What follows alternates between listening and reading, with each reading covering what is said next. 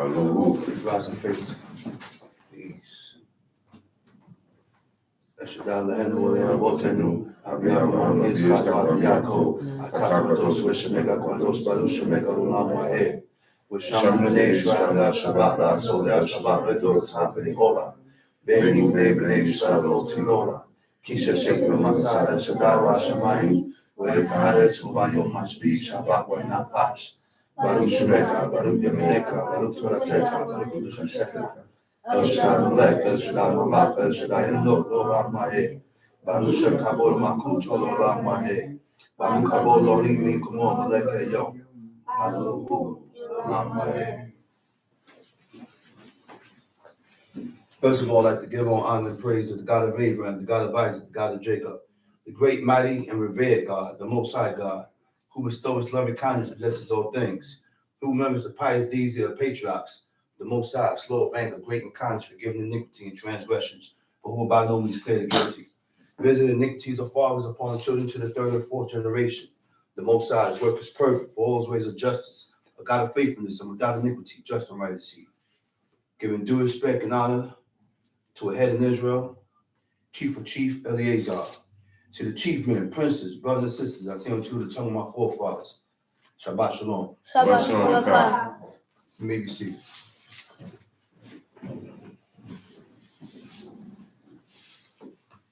You're either progressing or you're regressing.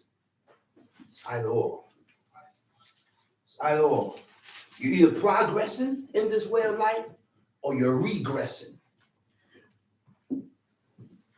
What are the things that we do that will cause you to progress with these laws? And what are the things that you can do to regress, to go back in these laws? And those are the keys and facts that a people who has a specific people who has the determination to serve God. Only a person that is determined to serve God and has made his mind up to serve God will lean on certain things. Like I just said, there are things that you can do to progress in this way of life. And there is things that you can do that you will regress and push yourself away from God.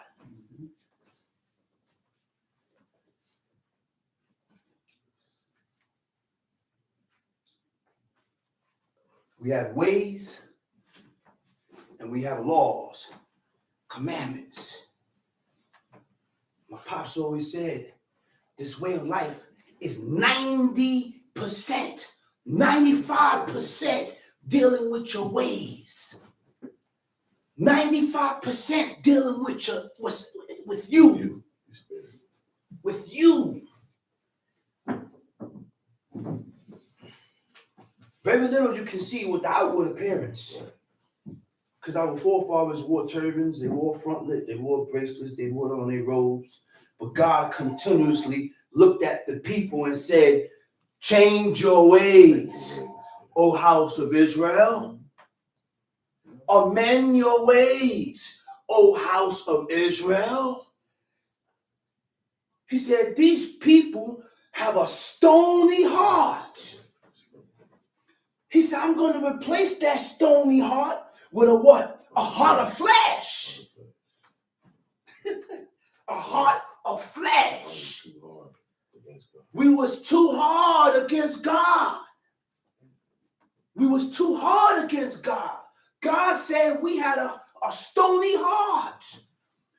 Kimoaksha, like today. Worse. The people today have a stony heart. But why? How can we replace that stony heart with a heart of flesh? The book teaches how we can do that? By reading this book. The book tells us how we should be. The book teaches us how we should walk. The book teaches us how to think. The book teaches us what ways should we take on to ourselves. The book teaches us that, and these ways and the way God tells us we should think is what God loves. Those are the things that God had pleasure and delight in. And you can only learn what God had delight in, or what are the things that God has delight in, by reading the book. Reading the book. Following the ways and the customs of our ancient forefathers. God said, hey, he said, follow the ancient path. He said, when you find it, walk therein. That's a key. God is throwing hints. He said, listen, man, why he said follow the ancient path? Because you're following a path of a people that God has chosen and elected. You're following the path of a people that God has chosen. Oh, King David did this. Maybe it'd be rightfully so if I do it. Oh, Abraham did this. It'll be good if I did this. There are the examples of what to be like, and they have also shown us examples of what not to be like. Because all these things you can retract. Retract means what? To pull. Retract, detract, which means what? You can detract or retract God. You could bring him to you and you could push him away. You could bring him to you and you could push him away. By doing these laws, commandments, and statutes, because the people, these so-called Israelites today, has done away with the laws of God. I'm sorry. But look around and see. They don't want nothing to do with the laws and the commandments of God. One person said we need to upgrade the law. One dude came on the pulpit and said we need to upgrade the law to the times. And these are people that they put up on the beamer to teach.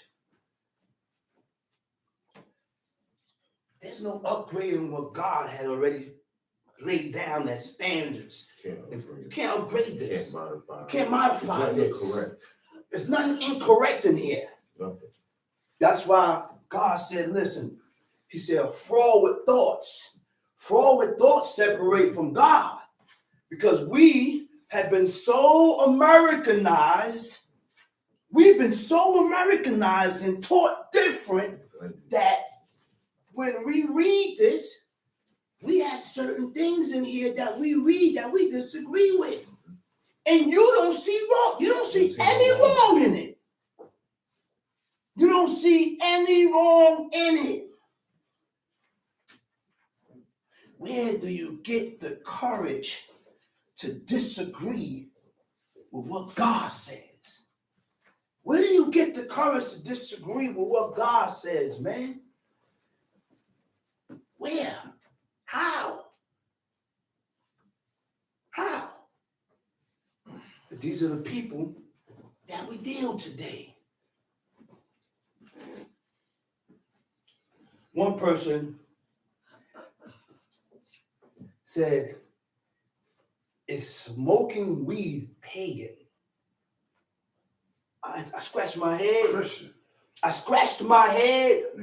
I said, where in the world did you find that in the book? Christianity. Smoking. Christianity. Where you found that at in the book? Smoking is wicked. Because it takes over your spirit, and it takes over your mind. Man, yo. It's Christianity. People like that I can't talk to. Even though you don't smoke. That's Christianity. People like that I can't talk to. The only thing God spoke about doing, he said, lo, he said they put the branch to their nose. So when you find out God is against that, those are the things that you pull away from. See, that's the things that these people don't understand. We read the book with a hedonistic mentality. People with this type of mentality cannot serve God. People with this type of mentality cannot serve God. When he told Joshua, he said, you can't serve this God. What Joshua said? He said, you cannot serve this God because he is a holy God. He's a holy God. Therefore, he gave us holy laws. It goes hand in hand. It goes together. A holy God, holy laws, which will make a holy people. Holy, separated, set apart, different. Different. This is what differentiates you. This is what makes you different. This is what makes you stick out like a sore thumb from amongst the neighboring people that we live amongst. Let's go into the law. Let's go into Deuteronomy chapter 8. But before I go there, I got to go into something here quick fast. Right? It said, read in one part of the book, I think it was the Psalms. He said, my God, oh Lord, my God, if I had done this, this is David now. He said, if I did this holds a lot of weight. David was a man that God said, he said, this guy is just like, has a heart like me. You know what that is? And this man, King David, was born with the heart of God in him. He was born with the heart of God in him. Everything that King David did, he said, man, if I was a man, I would move in the same pattern. I would think the same way. Merciful, compassionate, pitiful. He said, if I had done this, he said, if there be iniquity in my hands. What do you mean iniquity in my hands? If I had done, if I had committed iniquity, or if I had committed injustice or did any wrong, right? If I had rewarded evil unto him that was at peace with me.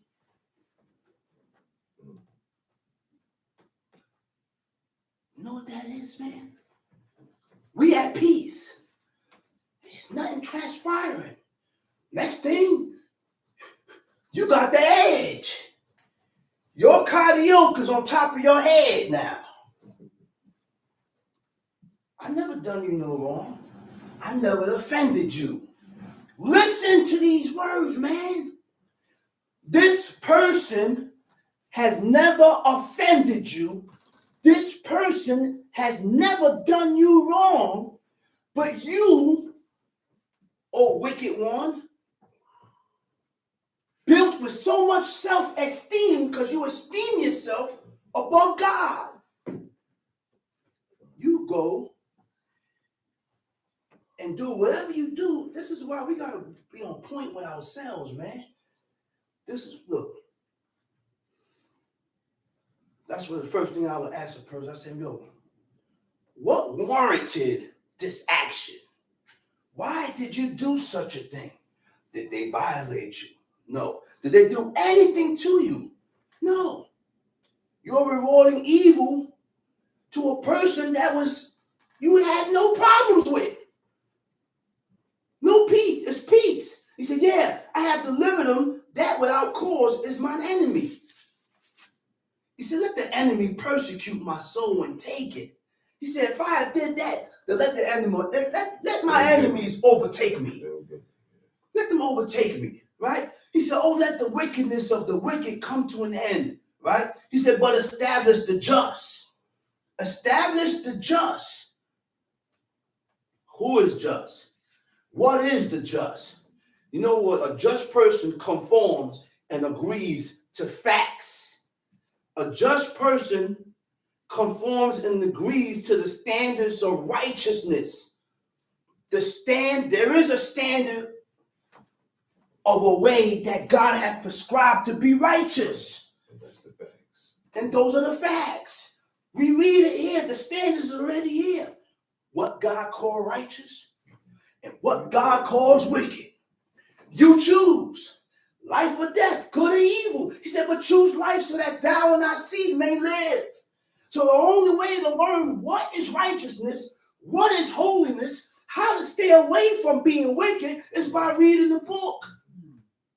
The book shows us what is righteousness. Righteousness tells us the things we should stay away from and not do. Right? It's now established. But establish the just. You know what establish means? To establish means to make firm. But God is not going to make you firm in his laws if you're not just. If you don't conform to his standard of righteousness. God will not prepare you. How do you prepare? Prepare. When you're prepared, you're getting ready for something. You're getting ready for something. I'm getting ready for what? I'm preparing myself from myself. That's what you're preparing yourself from. Why I say you're preparing yourself from yourself is because what we all have in us is evil. Evil dwells within evil and good. Good and evil dwells within each and every one of us. Mm-hmm. So therefore, we have choices to decide whether we're going to follow good or evil. To where in the beginning, when God created the heaven and earth, and the last of his creations was Adam, he said, listen here. He just put good in him. And he told him to stay away from a specific tree that was in the midst of the garden. He said, in the day that you eat from it, he said, thou shalt surely die. He said, you're going to die, man. Stay away from that tree. And Adam acknowledged the commandment of God until Eve gave it to him. Till Eve was beguiled and tricked into eating this tree of knowledge of good and evil. Gave it to Adam. Now we all must die. But God didn't create. Whatever God creates doesn't die. That's correct. Whatever God creates doesn't die. That's why when God bless you, you don't lose it. You don't lose it. Look at Solomon. Prime example. Solomon loaned his heart to folly. And even though he loaned his heart to folly and went into idol worshiping and built houses for all this women for their deities, he said, guess what? He said, during my folly, my wisdom remained with me. Yeah. You go ahead and try that and see if your wisdom remained with you. No, it's going to leave. Wisdom was commanded to stay with that man. She was commanded to stay with him. Regardless of what? Any circumstances. Right? He said, establish the just for the righteous. God, try it. The hearts and the reins. You see what God tries? God tries your heart. And this is leading up to Deuteronomy 8. And this is what God did to the nation of Israel. This was called the proving grounds.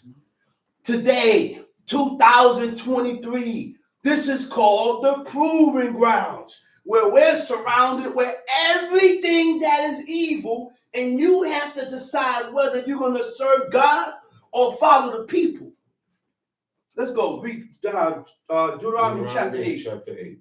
All the commandments which I command thee this day shall ye observe to do. Read that again. All the commandments which I command thee this day shall ye observe to do. Shall ye observe to do. Right? Observe to do. Read. That ye may live. That ye may live. He said, observe to do these laws, commandments, and statutes so that you can live. So that you can live. That's not no metaphor. People say, but why it says so you can live? We're living already. Exactly. Go ahead, read. And multiply. And multiply. And go in. And go And in. possess the land which the Lord sware unto your fathers. And thou shalt remember all the way which the Lord thy God led thee these 40 years in the wilderness. These are things we don't forget. We cannot forget the things that God has shown us. We can't forget the things that God has put us through and delivered us. These 40 years, God led us through a wilderness that no nation, no people was in that. It was not inhabitable. It wasn't a place to be inhabitable. It wasn't no place like that, man. You went in there, you ain't come out of there alive. But God was with this nation. God was with these people, and he put them through these rough terrains to prove their heart before God, to prove them to see whether they would serve God or not. Got to test them and prove them. Tom C. 40 years in the wilderness. 40 years inside this wilderness. To humble thee. Uh-oh. You see that? You see that? You see that? This is the way God deals then and now. God, the Creator, put you through certain things to humble you. To humble you. When we don't humble ourselves before God, then guess what? The situation gets worse. Right? Then it gets worse when you don't acknowledge. Then it comes a time where he pushes you away and don't bother with you ever again. It's a wrap. Tom C. And to prove thee. And to prove thee. To know what was in thine heart. To know what is in your heart. Whether thou wouldest keep his The word for prove is nasa, means to test, try, or prove. So when God tests you or prove you, observation, which means he's watching you. Evaluation, right? When you evaluate what? Your actions, the things that you do. The actions are your actions according to the ways and the actions of God. The trial and ordeals or path required as proof of conformity with a set of belief. To try, to examine, to subject a person to undue strains. What is undue strains? He put you through things, situations that you can't handle. That's right. Excessive hardship or provocation that tests your endurance with God to see how strong you are. Can you hold yourself then and hold yourself in the fear of God by not violating? And you see what God did to those children? The mother and her 7 sons. God put them through that to test their endurance for God, to see if they was going to break and eat that swine flesh to live. So what they chose? They chose to die rather than to conform to the king's commandment and break God's law. And that's the mentality that people don't have today. One person said, man, I'll eat anything for my life. I said, man, not me. You put a piece of swine flesh and say, man, if you don't eat this swine flesh, you're going to die. I said, well, you might as well kill me now. Do what you got to do, because I'm not eating it. I'm not eating anything that God has ordained to be unclean and unfit. And that's the mentality that people don't have. You don't just develop that mentality immediately. You don't develop those type of men to prove, right? It means to establish the truth or validity of by evidence or demonstration. To validate. Go ahead, read. To know what was in thine heart. To know what was in your heart. What's really in your heart? Why are you really here? Read. Know what's in your heart. Whether thou wouldest keep his commandment or no. That's right. Why are you here? Are you doing this because you truly want to learn who God is? You really truly want to learn about yourself, or you here because I'm being forced to do this? And the only reason why I'm doing this is because this ain't gonna happen, so I have to do it. You're not doing it because we're not doing this with a willing heart. And the only time we will know if we're doing these laws with a willing heart, we gotta wait till I gotta wait till my son get older. My son ain't doing this of his own will. I'm making him do this right now. I have to wait until this little man gets older. And then I'll step back and watch him. See if he turns towards this way. He turn, he don't turn. Either or. But God gave us a choice. Now, the only way you don't have a choice is you living underneath my roof. Now, you got to follow. You got to do this. You got to do this. You don't want to do this, you got to go off, go and go get your own crib. That's why God looked at Abraham and said, Abraham, I know Abraham will command this household after him. He said, God said, I know that. And guess what? Abraham didn't know God said that about him. He didn't even know God called him his friend. He wasn't even there for that conversation. He wasn't even there for that conversation. Because when this conversation went down with Moses, that man Moses was something else, man. God reiterated and told him everything from the beginning. That must have looked. We only know what was written. Could you even imagine the information that God gave him about the beginning? How all this started till now, till then? Total. Listen, man. Why you think God looked at Aaron and Miriam and said, listen, man. He said, yo. Yeah, come out, you three. Aaron, Miriam, those two brothers and sisters, called them out. Talk about God speaks with us too. He don't always speak by Moses. He said, yeah, you right. God speak with y'all too. But this guy here, I spoke to him face to face. I ain't never dealt with y'all in that manner. I spoke to this guy face to face. He said, in the image and the appearance of God that he behold. He said, and y'all wasn't afraid to talk about my man here. Look, God took him and put him in a certain section in the mountain, removed his hand, and passed by him. See, this is the God. This is why he's called God. You don't see how he described himself? He said, I'm the God of the spirit of all flesh. Right? God is a spirit.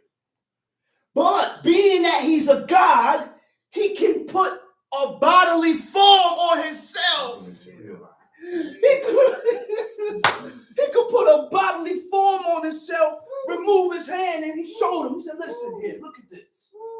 But he didn't see his face. Look, man, what more do we have to read and see and realize that this God is real? There's no deity out there with this type of qualification. Not even that type.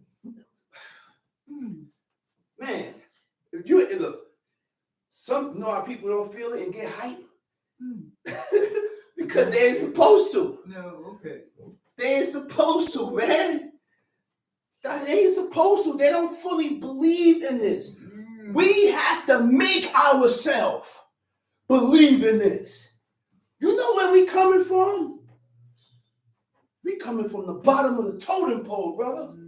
Yes, we are. This is the bottom right here. Like Paulie said, man, we all the way in the bottom. We like crabs in the barrel. We gotta climb that sandy hill. Sometimes you climb and you slide right back down. Brush it off, climb again. Climb again. Slide, keep climbing. Keep climbing, man. Because this is the only way. This is the only way, man. Yeah, it got a lot of restrictions. And the restriction from doing things that you like and desire. But you got to rule your spirit and tell yourself, I don't like this. I have to stay away from this. Go ahead, read. And he humbled thee. And he humbled thee. And he humbled thee and suffered thee to hunger, and fed thee with manna. And he humbled thee and suffered thee. Wait a minute. Are we hearing this, man? God made them hungry. You don't think the Creator knew by taking them in this wilderness, in this Sinai Peninsula, that there was nothing in there to eat? They couldn't eat the flocks and the cattle because those cattle was used to sacrifice to God. We stayed 40 years in the wilderness. All that time, they got the altar there. They got the altar right there. And they setting up them sacrifices. They setting up them sacrifices. Those cattle you can't mess with. It's dedicated to God. And God knew that there was no food in there to take these people, but I'm going to prove them. I'm going to prove them, prove their hearts so that they may know that I am God. That's why God took them through there, man. To strengthen their belief. To make them believe that, man, God did this. Man, there's no water nowhere. But God caused water to spring out of a mountain. To spring out of a mountain. That was up to you to believe that and ride on that belief. And push. And push. Go ahead. He said he suffered them with hunger. And all these people had the nerve to complain. They had the nerve to complain. But you know why the people complain? Because God didn't give them eyes to see or ears to understand what God wanted them to do. Let me tell you what God wanted them to do. You know what that's called? You know why God didn't give them eyes to hear, eyes to see, and ears to understand? Because he wanted them it's called blind allegiance. Forget about it if you don't understand. Forget about it if you don't understand or you don't see it your way. People don't have that. You gotta sit a monkey down and explain. Don't you see the ways you people like that can't serve God? Why does every little cotton picking thing gotta be explained to you? You read it in the book, just do what it says. That's it. Without question. Do what it says without question, man. Do what it says without question. I don't need to be explained and told me the reason why God said to put a quart of blue on your fringes. I don't need God to tell me that. Just do what God says. Do what the Lord says and do it. That's it. I'm still going through my little unbelief. You still going through what? What you still going through? But guess what? I can't make you have the same mentality as I have. No. It's up to you to discern and see that. That's right. It's up to you as the person to discern and see that. Now, why you can't discern and see that? Because you don't have as much good in you to see that. You don't have good in you to perceive that. That's why you're still in here with disbeliefs. That's why you still have doubts. That's why you still got to be explained every cotton picking thing. Because you don't have no good in you. And you can't serve God. And guess what? Sooner or later, you're going to be on the outside looking in. And I'm going to leave you right there. I'm going to leave you right there. I'm going to leave you right there. You don't have good in you to perceive that. You don't have good in you to acknowledge these things. Go ahead. And suffered thee to hunger and fed thee with manna, which thou knewest not. Suffered thee to hunger, made them hungry. He said, next thing, fed them manna. in the Psalms, he said he fed them manna. He said, which was angels' food. Now people read that. They say, oh, so the angels eat? No, the angels don't eat. So why it says angels' food? You know why it says that? That was just that's called because it came from heaven. And guess what? It's a metaphor. It's just a term. It's just a term. You know why I say that? Because remember the angel that approached Tobit and Tobias and Sarah? He said, I sat and I ate. That was a vision, and you thought I was eating. You saw that. You saw that. I wasn't really eating. I'm an angel of God. I don't need to be. I made it appear to He said, I made it appear to you that I was eating. Manoah's wife was another example. The angel came. She said the man had a terrible countenance. Came to the man and wife. The wife ran, went and got her husband. He said, allow her to do this. You can't do this of your own woman. You can't say, well, I'm my own woman. No, women ain't think that way. Women ain't look and say, well, I'm my own woman. We are equal. Women ain't say we're equal. They knew they wasn't equal. I'm a woman. Look. No. They knew they was opposite to man. So if we're opposite, why are we dressed the same? Why are we dressed the same? Why in the world we both got on jeans? There ain't nothing opposite about that. No. True. That's right. That's why Paulie said it before, and I see Bram, like Uncle Josh said, Bram doing it. Bram said, man, my kids don't wear stockings. I said, facts. You know what he do with the stockings? Like Abba showed him. Yeah. Take the stockings, split it in half, and use it for leg warmers. Stockings, tights, all that stuff is restricted from a woman that's claimed the heritage of Israel.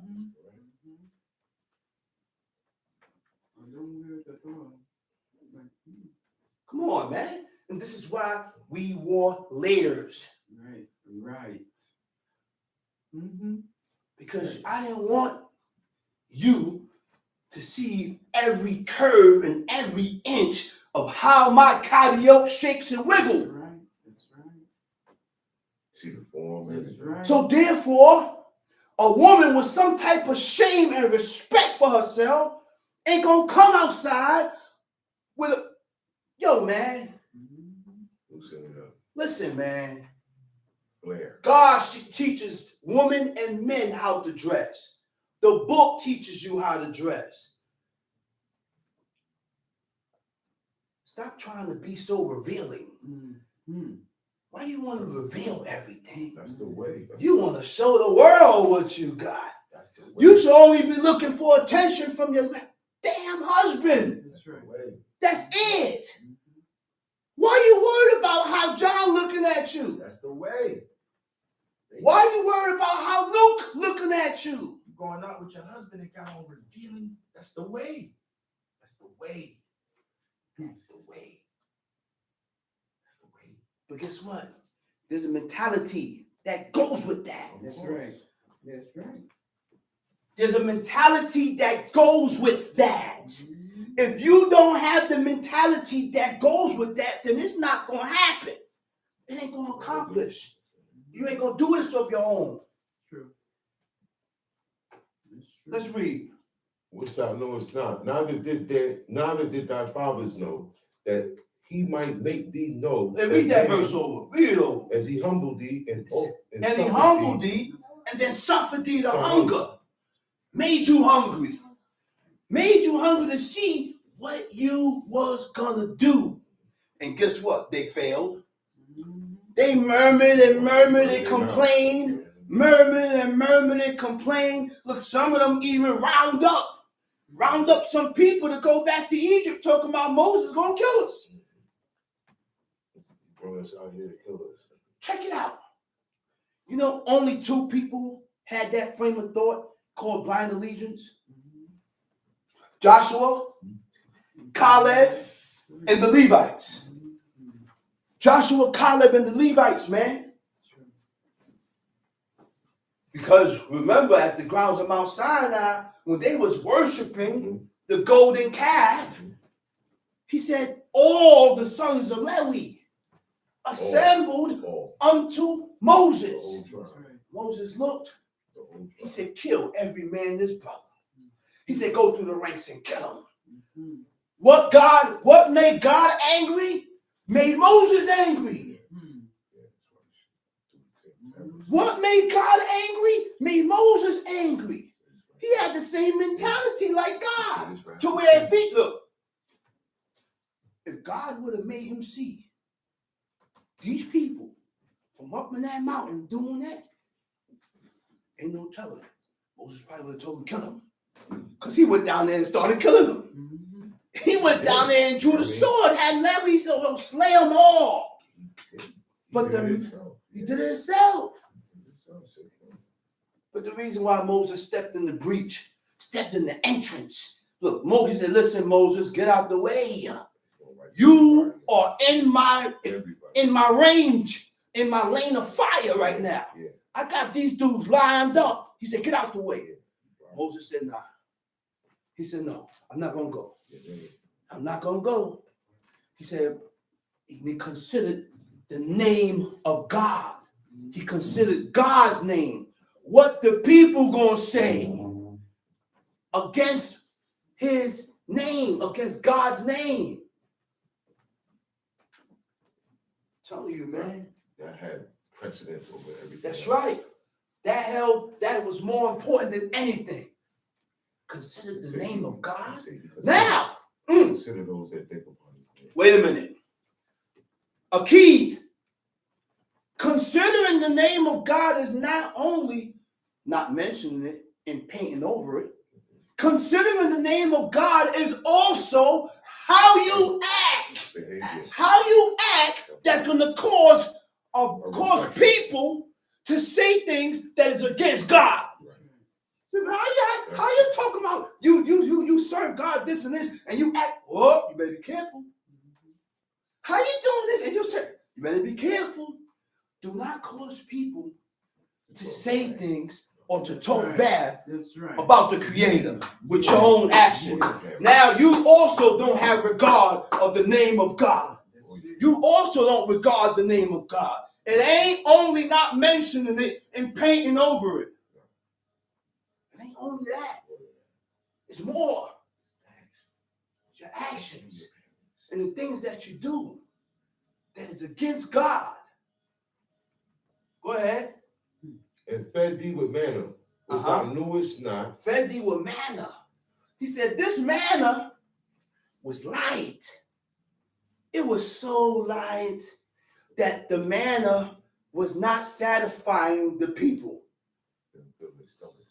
It wasn't satisfied. They started to loaf the manna and hate it. He said, man, this light bread. This light bread. They started to hate and despise it. They hated it. Later on in the same chapter, God brought quails down. And they ate and they ate and they gorged themselves. He said, it was chewed, which means they was gulping it and swallowing it all between their teeth. He said, the Creator slew the fattest ones. The fattest ones, God slew them. These niggas walking around here fat. That's cool. He slew the fattest ones. You know what? The fattest ones are the ones that gorge themselves with everything and anything. Go ahead. Neither did thy fathers know, that he might make thee know that man doth not live by bread only. But man do not live by bread only, but what? But by every word that proceeded out of the mouth of the Lord. I don't live only by bread. He said, we don't live only by bread. We don't live only by food, but we also live by every word that come out of God's mouth. Genesis to Deuteronomy, came straight out the mouth of God. When you read it, it has an effect on your spirit. This is why we must read these laws every day, so that we may learn to fear God, so that our hearts will not be lifted and uplifted above our brethren. You know what uplift means? You know what uplift? When my heart is uplifted over you, I think I'm better than you. That's why I come and I say, you step into a zone that you ain't supposed to step into. Believe me, I'm on myself. The brother said I'm constipated, and I said, hey, let's go jog. I'm not supposed to tell that man that. What in the world I'm telling let's go? Now I want to go into a competition with my brother because I think I'm better than him. I ain't doing it. Believe me, I read the book and I correct myself. I read the book and I correct myself because you begin, ain't no challenge. You slip into a zone. You slip into a zone, and if God is with you, he ain't gonna allow you to get into that. You keep reading and keep reading. Before you get into the zone, bing! Say, hey, what are you doing? So what you doing, man? Why are you challenging your brother like that? He said, why are you exalting yourself above your brother? That's exaltation. That's exaltation above my brother. I challenged the man to go jog because he told me I was constipated. I was only joking. And he was only joking. I was only kidding. Who said that again? I was only kidding.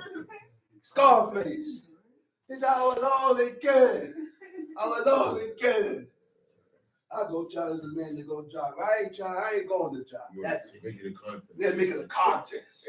Nah. What's wrong? It's true. That's the law, man. The book teaches us. And that's how not to be, man. The book teaches us how not to be.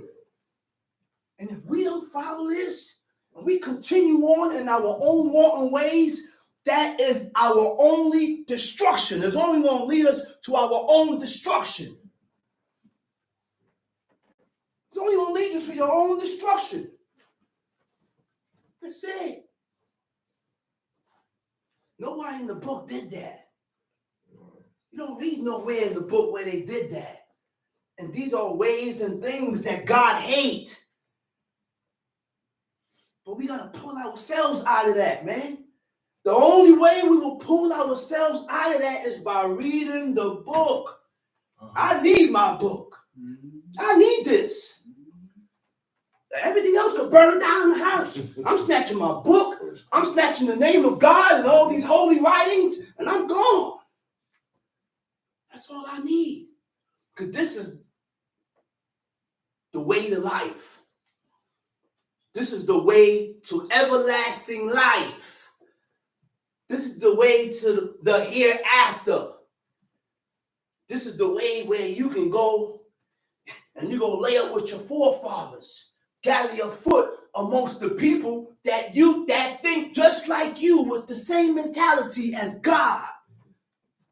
I don't want to lay up with the wicked. It said the lot of the righteous shall not rest upon the lot of the wicked, which means it is separate lots, separate portion. A righteous man portion is not the same as a wicked man portion.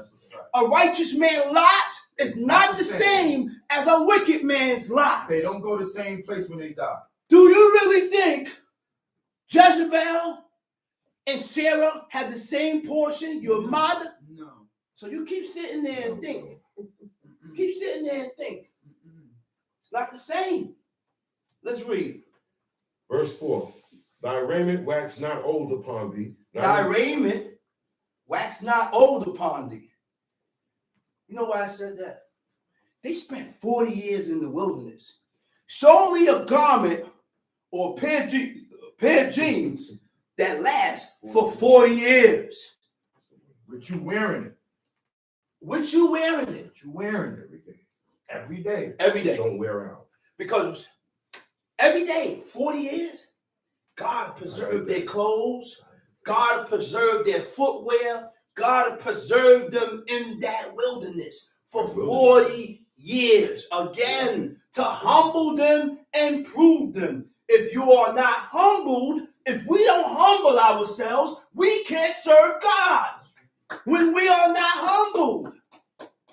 That's why God put you through certain situations to humble you.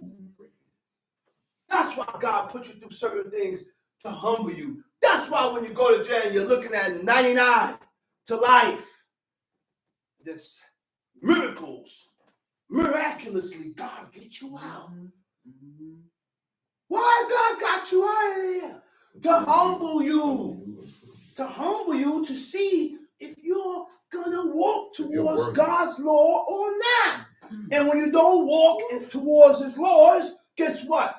Bam! He put you back in trouble. He put you back in trouble. Put you back in certain troubles that it's harder for you to get out. Harder for you to get out of. There was a brother that was locked up. Before he got double life, the last thing my Abba told him, he said, yo, man. He said, you gotta make vows. The man looking at it, they gave that man double life. He didn't make no vows. They gave him double life. Why? Because he refused to make vows and bend to the will of God. He said, okay, you ain't gonna bend. Judge took the hammer, boom, double life. He ain't never coming out, man. Double life. For doing what? He was human trafficking. Prostitution. Safe to stay. Yeah. And then the brother said there, listening to his music. I said, man, I said, that bro was real talented. He said, yeah, but he's wicked. I said, you wicked too. Golly, man. Yo, man. Yo, man. Why are we like this? The first thing up, because he's wicked. Oh, and you wicked too. We all wicked. My goodness. What's wrong with you, man?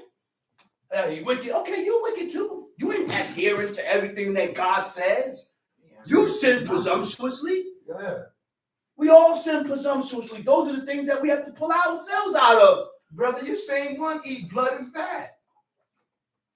The same one. The first thing he said, brother, because you're wicked. But you won't tell him that to his face if he was out. No, he wasn't. No, he wasn't. No, he wasn't. Okay. If he was out, you wouldn't have told him say that. Okay. You've been Straight asking, gunman. you've been asking him for money. Yeah. That's what you've been asking for. Time sheet. Thy raiment wax not old. The upon raiment thee, wax not old. neither did thy foot swell. Neither did your foot swell. These 40 years. These 40 years, they're in the wilderness. Most of the time, the only time they rested was on Shabbat and when it got dark. Time to rest up and get some rest. That's the only time they rested. They didn't continue traveling. They didn't continue traveling. No. Once again, I thought that was it. That's another key right there. Why I don't travel. They didn't continue walking. There was only a specific distance where we was required to walk. They didn't travel on the horses on Shabbat because God has required that the animals and the horses and the cattle must rest. And if you're riding on the horseback, the animals are not rested. It was walking distance between the tabernacle, between the tents where the people resided at, to the tabernacle. That was the only walking distance that God has required. So, if your camp is in Queens, and I live in Brooklyn, the only way I'll be in your camp in Queens is if I rent a hotel close by.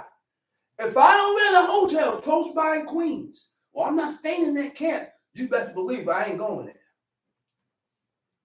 I best believe I'm not going there. I'm not going. It's too far. There, read. Verse 5.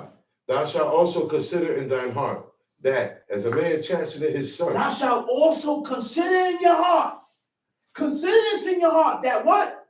As a man chasteneth his son. As a man chastises his son. So the Right? Lord, As a man chastises his son, you talk to your son over and over because you don't want to hit him. And when he starts to cry and cry and cry and he's hurt, you're hurt. Because I love you. The same way God is. He said, yeah, they're hurt, they're messed up. He said, but turn towards me, O house of Israel. He said, my arms is stretched out all day long. You done went off and gave my praises to idols and deities. And another thing we're going to get into is the celebration of Easter. Because it's all the same name. Semiramis, Ashtoreth, Ishtar, all that stuff is the same. And people will allow their children to celebrate these pagan holidays because they don't want to change them. They want them to enjoy their childhood. That was the right thing. It's best to come from the fathers and the mothers to sit the child down and explain to them the origin of these things. That's why children at 9, 8, and 10 years old will walk up to a grown-up and say, we don't celebrate birthdays. Because you have instilled in them the origin of these things. They will walk up to a grown-up and say, we don't celebrate Christmas. Because they have instilled in them the origin of these things. They will walk up to you and say, we don't celebrate Thanksgiving. It's an abomination. Then the teacher look at him and say, where did this child learn that word? That word, abomination. Because children and people today don't use that. Word. The word abomination, it means detestable by God, which means God hated. God hated. God hated. That's right. That's what abomination. That's what abomination means, man. And you're only going to know what is detestable by God is by reading the book. That's it. It is detestable by God to sit home talking about your viewing and not congregating. You only view if you're in the land or in a place afar off. Or you're sick. Bad. Sick where you're bedridden or in the hospital. Right. There have been a lot of times that certain men that I've seen were sick, throwing up. And guess what? He still didn't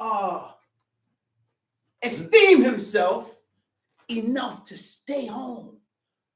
been a little sick, stay home. Got a little sick when the throwing up and everything eased up. I'm coming out.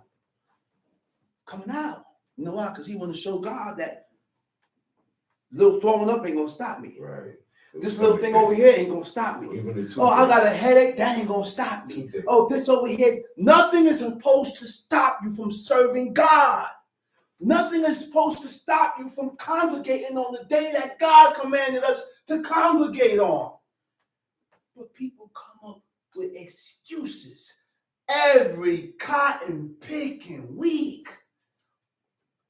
If you are not in Australia, then if you're in Brooklyn, you're in Australia, by all means, view. Stay home and view. Okay, no problem. But if you're right here, close by, neck to neck in Brooklyn, where a congregation is at, or in Queens, where a congregation is at, don't decide to stay home and view. Get your butt up and go congregate, man. Congregating means an assembly of people, a gathering of people. Gotta congregate. Let's go. Let's read. As a man chasteneth his son, so the Lord thy God chasteneth thee. As a man chasteneth his son, so the Lord chasteneth thee. Yeah, like I said, you chastise your son over and over and over. And you talk to him because I don't want to hear them. But then he does it again. You say, listen, son, let me explain something to you, man. I've been talking to you about the same thing over and over. Now, I got to put hands on you now, right? So that you can understand the severity of what I am telling you. I am serious. I'm not joking. And guess what? When you lash them, then he'll understand not to do that again. That's when they understand. Not to do that again. You be literally saying everything, man. And that's how God deals. That's how God deals, man. Tom She. Thou shalt therefore keep the commandment of the Thou Lord shalt thy God. therefore keep the commandments of who? Of the Lord thy God. Also means to fulfill them. Keep the commandments, fulfill the commandments of God. Fulfill the commandments of God. No, you don't fear God right now. No, this is not your desire. In time, you will learn to fear him. In time, you will desire this. Just do what I said. Just follow my commands. Just follow the rules. Just follow the rules. And this is what God was trying to show the people. Just follow and do what I command you. In time, you will see, you will understand, you'll fear, you'll desire this, you'll develop all these things. And this is what I tell women that don't know who God is. This is what I tell women and men that don't know God.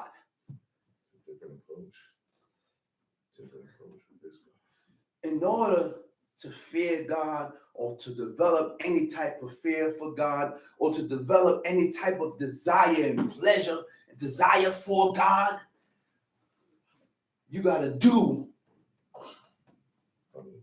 follow without questioning, without needing explanation and questions, asking, and just do it. I go get it. See, you don't get everything one time. You explain, we read, you don't get everything one time. God don't deal that way. God don't give you everything one time. He give you little by little. A drop. See what you do with it. See what you do with it. Then you give you another drop. See what you do with it. Then you keep dropping it little by little on you. Little by little. You progress, you can regress. Go ahead, read. Therefore, thou shalt keep the commandments of the Lord thy God, to walk in his ways. Therefore, thou shalt keep the commandments of the Lord thy God to do what? To walk in his ways. To walk in his ways. To walk in his ways. Read. And to fear him. And to fear him. For the Lord thy God bringeth thee into a good land. Verse what? Verse 7. Okay. Therefore, thou shalt keep the commandments of the Lord thy God, to walk in his ways. And to fear him. Ways, the path, ways, it also includes your behavior, your mannerism, how you think, your treatment. Why I treat this person like that? Because you got filthy ways. Why I acted in this manner? Because you got filthy ways. And if I had good ways before God, there's a certain way you will be in all aspects. In every aspect, there's a certain way how you'll carry yourself. In everything. One way.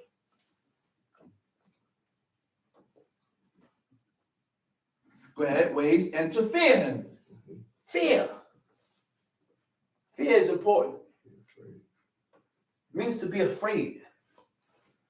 Why we need fear and why we need to develop this fear is because fear is the only thing that will keep you from violating the commandments of God. That's the catalyst. Fear will keep you from violating the laws and the commandments of God. We forgot to put the burners on. And the first thing came in my head was to hurry up and turn the fire on. Instinct. Instinct. It comes to you that quick without even thinking about it. And then I had to stop myself and say, oh, I ain't doing that. You have to pull back real quick. That's why I said be circumspect. I ain't doing that. That's why I said be circumspect. Be of good courage. Be of good courage and be circumspect. With the people. With yourself. I got to be circumspect with myself, watching myself, being on point with myself so I don't violate God. Right. So I don't violate his laws and his commandments and his statutes. I got to analyze my thoughts. I got to watch myself. Now I have to be on point with myself. What if I didn't stop myself? What if God allowed me to turn that fire off? I'm on the brink and I'm on the road for destruction. Why did God allow me to do this? What am I doing in my life that caused me to do this action here? Because it's all a domino effect. It's all a domino effect. I did this, and that's what's causing me to move in this manner. Go ahead, read. For the Lord thy God bringeth thee into a good land, a land of The brooks Lord of water. thy God bringeth thee into a good land. We spent 430 years serving the Egyptians, not knowing who God is. We spent 430 years serving the Egyptians, not knowing who God is. We spent 430 years following after the ways and the customs of Egyptians. And when they left Egypt, their ways, the Egyptian ways and customs left with them. They didn't leave it. They didn't leave it behind them. Because when you come to serve this God, you got to leave certain ways, certain heathenistic ways and mentality behind you, ideas and opinions. You got to leave that behind you. You got to leave all that behind you. We didn't wear pants. Why I keep saying that? Because these so-called women that call themselves the daughters of Zion has flipped. And they want to incorporate pagan customs into the customs of God. I see sisters wearing sweatpants. Uh-oh. I see sisters wearing sweatpants. Uh-oh. Talking about I'm in the gym. Uh-oh. I'm in the gym, sweatpants. But yet, when I go to the gym, I see Jews in little black dresses, skirts. That's right. Yeah, they in the gym with dresses. That's right. These white Jews, and you call them white, That's and right. you show hatred, but the white Jews, these little white little girls, They have show more respect for God Respect for God. That's right. than you black so-called daughters of Zion, And you black queens. and you so-called black queens. Yeah. Listen, I'm tired of hearing that, man. Yeah. Oh, hey, black queen. Hey, king. You are only considered a king or a queen, and what determines that is how your lifestyle. Right. Your lifestyle determines that. If you ain't serving God, you just a ragamuffin. You're a rag that's took, used, and tossed. Left there for somebody else to pick up and use. Use it for a while and toss. Oh, black man, black woman. I met a sister this week Uh-huh. that asked me, how do you say how do you say a princess from a queen? How do you distinguish a sister from a queen? You know. She's slow. How would you distinguish? In Israel. There's no distinguishing. Let me explain that. Women were only princesses when they were daughters of a king.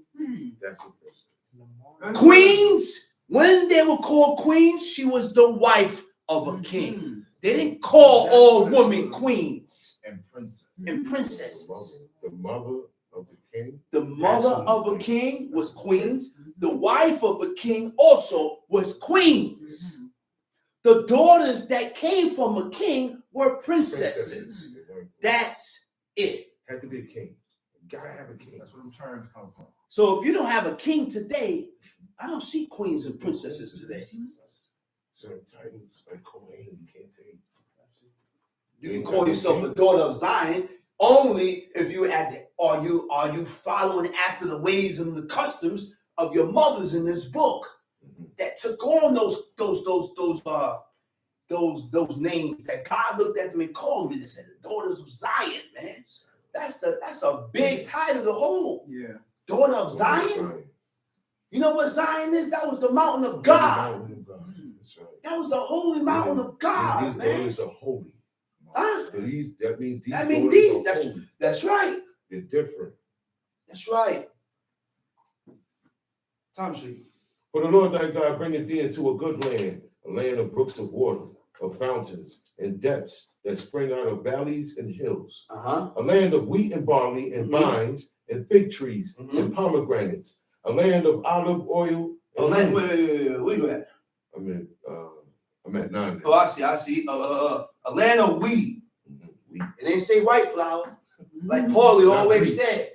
White flour. They didn't say that. He said barley, vines, things that grew off the vines, fig trees, pomegranates, a land of olive oil and honey, not turbinado sugar. He said honey. These are the things. See, we had a diet too, man. We didn't read nowhere where our forefathers used sugar. And guess what?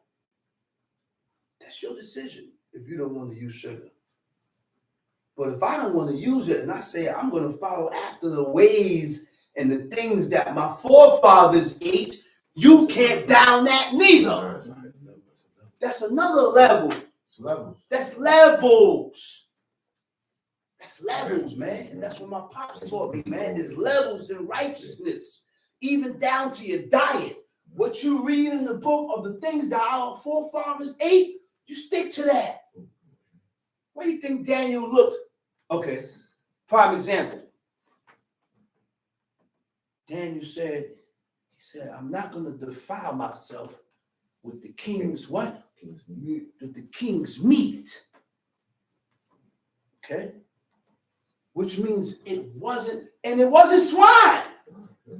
You hear me? It wasn't swine. It wasn't unclean. It came from the king. It came from them. And this is why people look and say, and ask questions. Why the chief of chief did what he did. And they question it. Why? Because you don't have the understanding of the heights of these laws. You're not on that level. You're not on that level. You're not on that level. That's why he went in that realm and stepped in that realm where there came a time where this man only ate fruits, vegetables, grains. That's right. He didn't eat rice. He said, I ain't eating no rice because rice ain't growing in Israel. You're right. Rice didn't grow in Israel. He stayed away from pasta. I don't care if it's spinach pasta. I stayed away from pasta. Because he went a level higher. He stopped eating cooked food. Yeah. Not cooked. He was just eating raw. But people question it and say, people question that because you're not there. You would never get there. You'll never get there. You would never get there. That man is on a different level. That's why you're not going to get there. Understand. Because you question your teachers and your leaders about the things that they did. Yes. And that's the problem. That's the problem. That's the problem. You can't question your teacher. You can't question the one who showed you who God is. Yeah. Rock with it. Rock with it. That's it. He's showing you the way.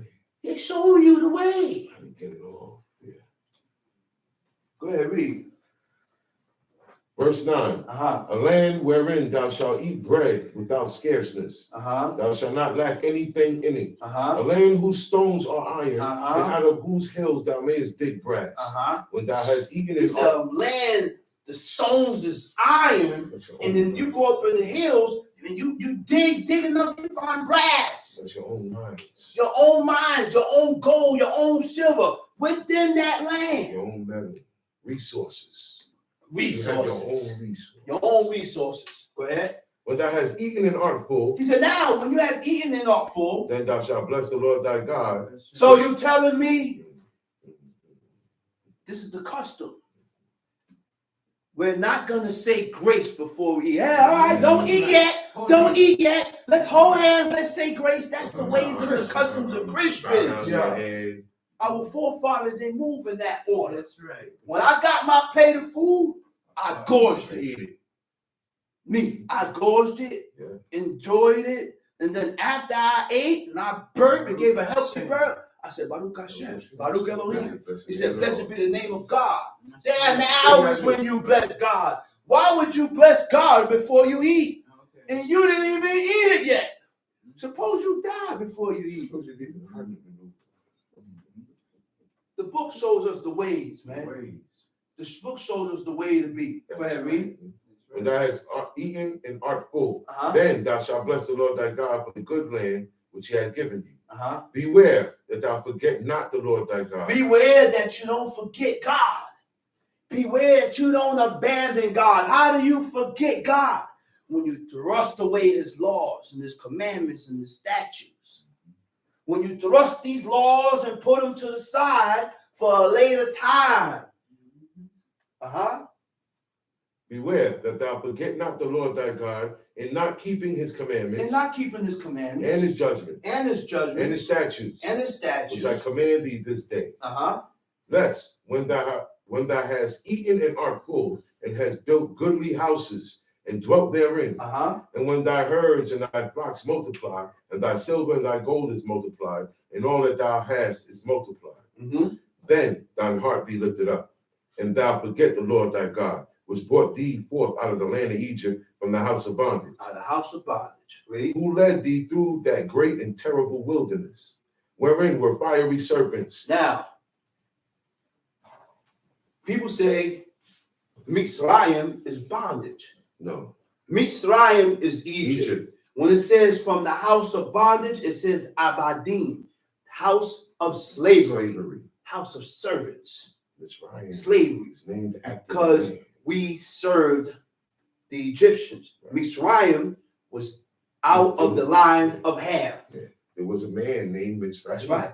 That was one of his sons. Mitzrayim. Out of his son. That's right. That's why we call Egypt Mitzrayim. That's right. Tamshi. Who led thee through the great and terrible wilderness, Uh-huh. wherein Who led you through the great and terrible wilderness, were fiery serpents fiery serpents and scorpions. and scorpions, cold-blooded creatures inhabiting Egypt. I mean, the wilderness, Sinai Peninsula.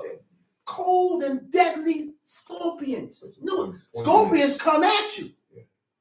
They come at you, they're poisonous. And God protected these people for 40 years in that wilderness, not allowing them to get attacked by none of these cold-blooded creatures. Read. Fiery serpents and Fiery scorpions serpents and drought. drought And means there no water. And there was no water.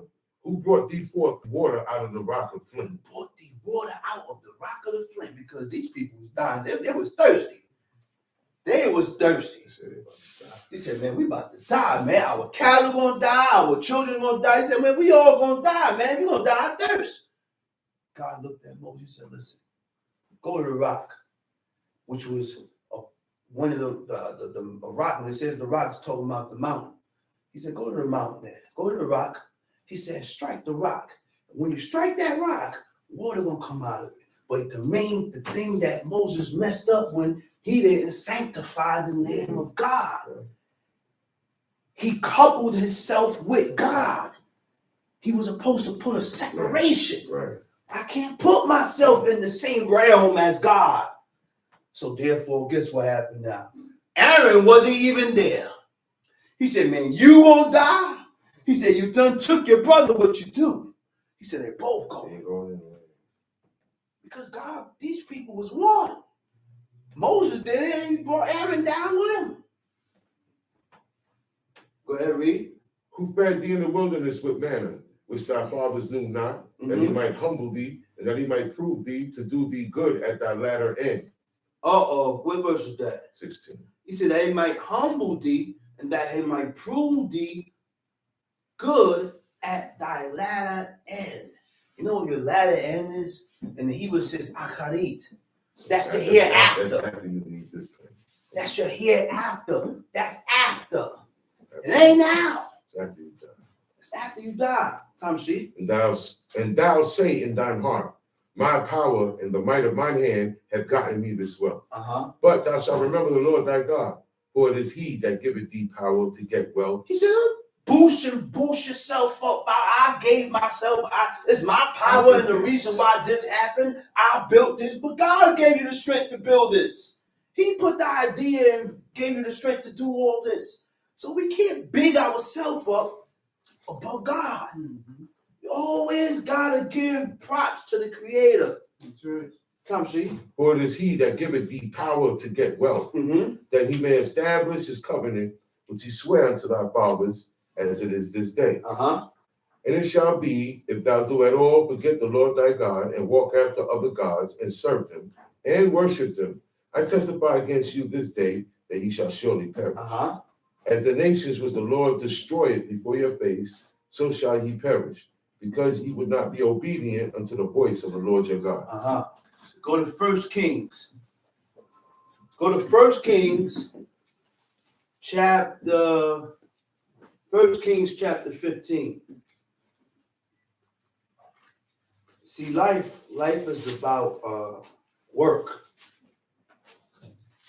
Work on who? Work on yourself. Me working on me.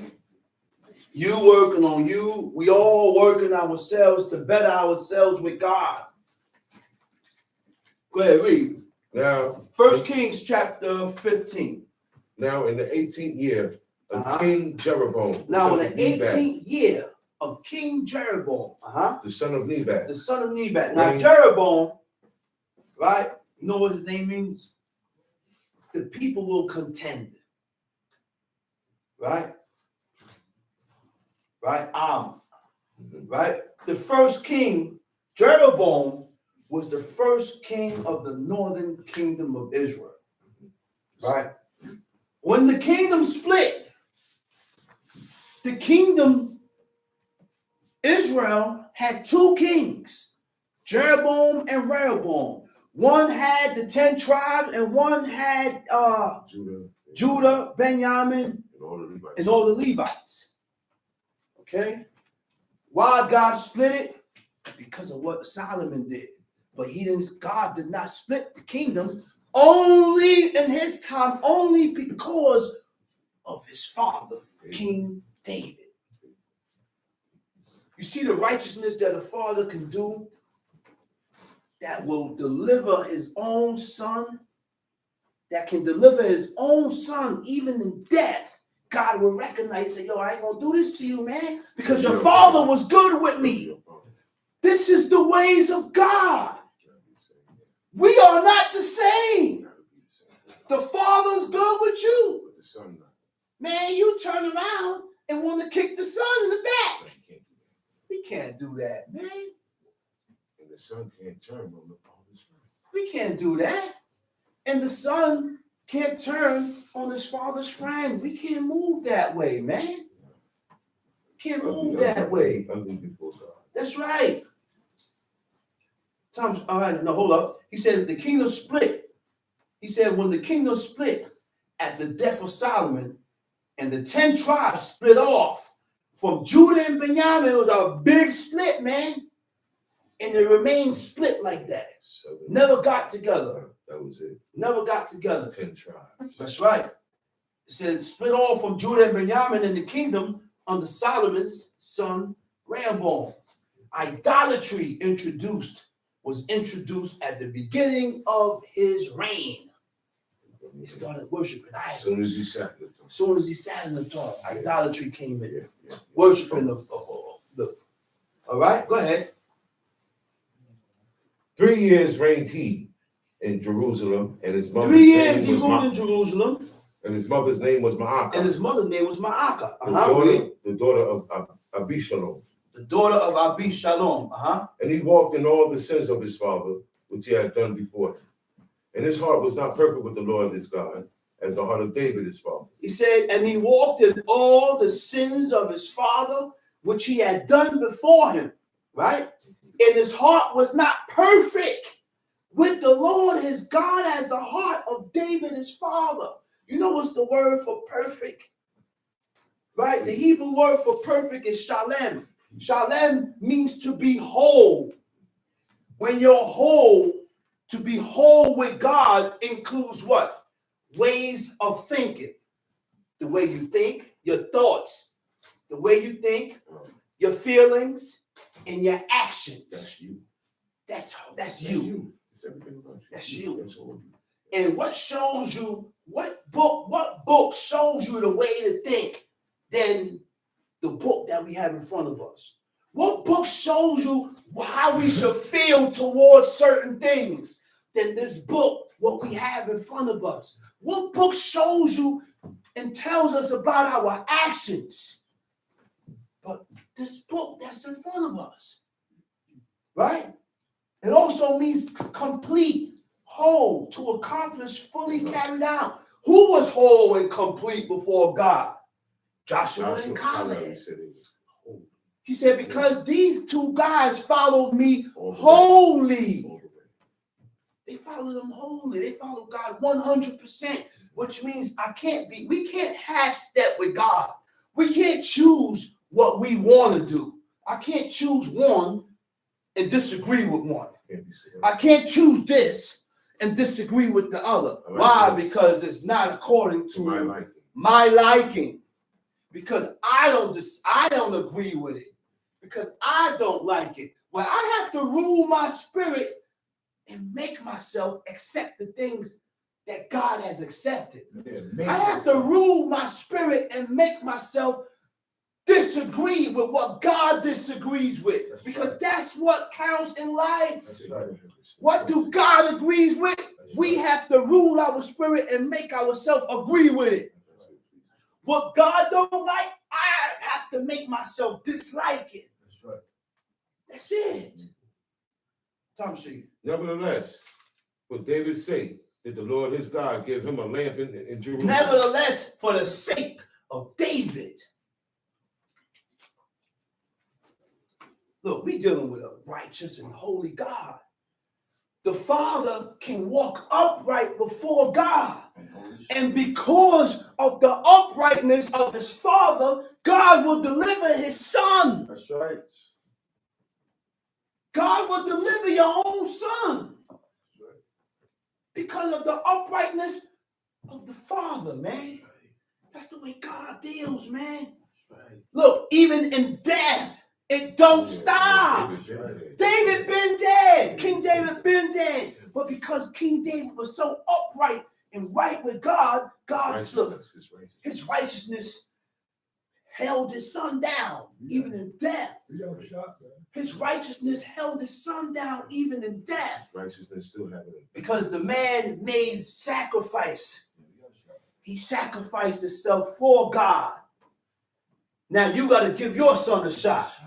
Now I got to give my son a shot. By me or by you walking upright with God so God can deliver my son. So God can deliver my son and keep my son in the way. My father looked at the dude. He said, man, look at your, I ain't gonna call his name. He said, but look at this boy here, man. He said, look at the path that he chose. He said, it's because of his father and how his father lived, why his son chose that path. And he right. He right. He 100% correct. Right. Yeah. But the son can draw the line. Yeah. You can draw the line and stop. It can stop with you. The book said that. But he right. Tom Sheet. Nevertheless, for David's sake, did the Lord his God give him a lamp in Jerusalem to set up his son after him and to establish Jerusalem. Because David did that which was right. Because David did that which was what? Right in the eyes of God. And turned not aside. Turned not aside for anything which means there was nothing that can turn David away. Nothing and nobody could turn that man away from God. You don't see when Shimei came through, he started kicking dust and spitting on him and kicking dust on him. Saying a lot of grievous. Yeah, a lot of grievous words. Abishai said, man, let me kill this dead dog. One thing with these men, they didn't move without order. Yeah. It's a permission to they kill. Didn't move without order. Permission to kill, son. They didn't get the order. They ain't doing it. They ain't moving. You know what King David said? He said, nah, leave him alone. Let him alone. He said, maybe God told him curse David. He said, God told him curse David. He said, God said curse David.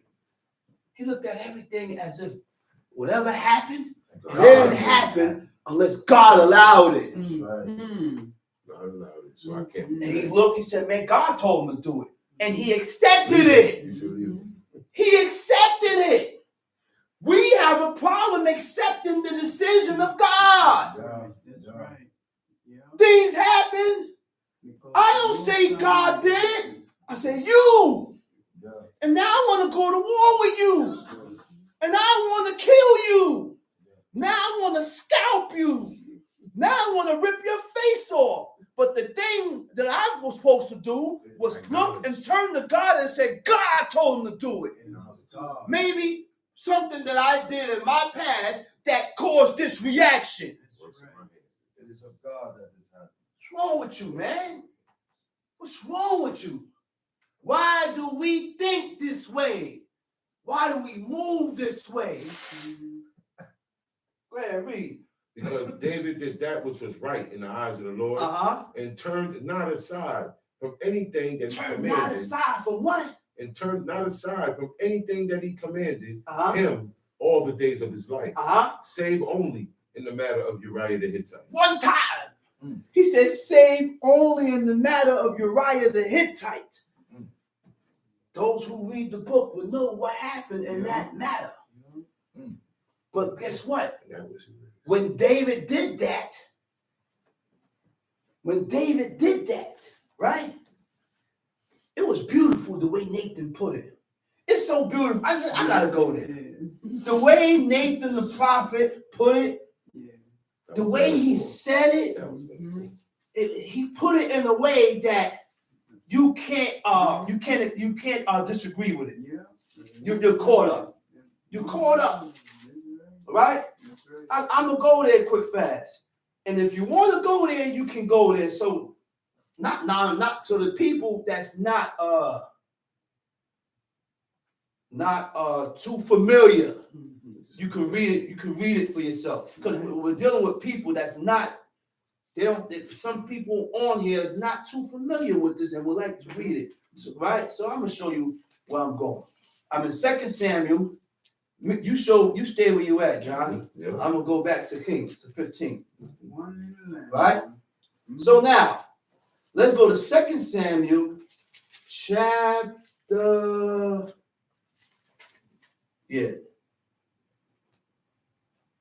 7. No. After that. 1 little lamb.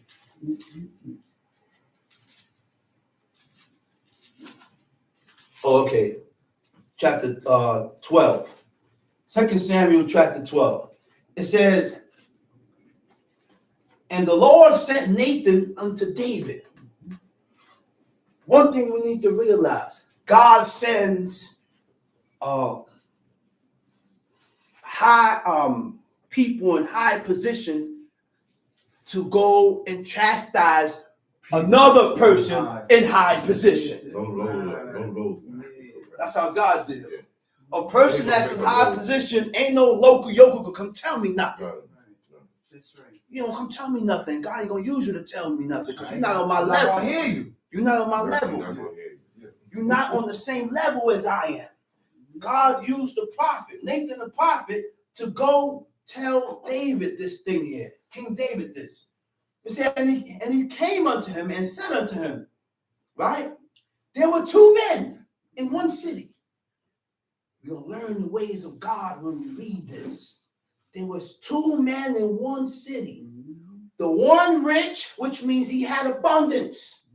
And the other one was poor, which means he didn't have nothing. One rich, one poor.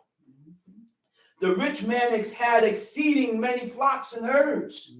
Had a lot of flocks, had a lot of herds, right? He said, but the poor man had nothing save one little ewe lamb. The poor man had one lamb. But I had abundance of sheep and flocks and herds.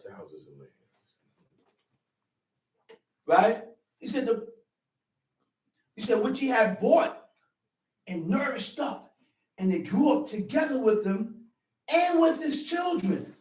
It did eat of his own meat and drank of his own cup and laid in his own bosom. It was unto him as a daughter. That right there struck him. That.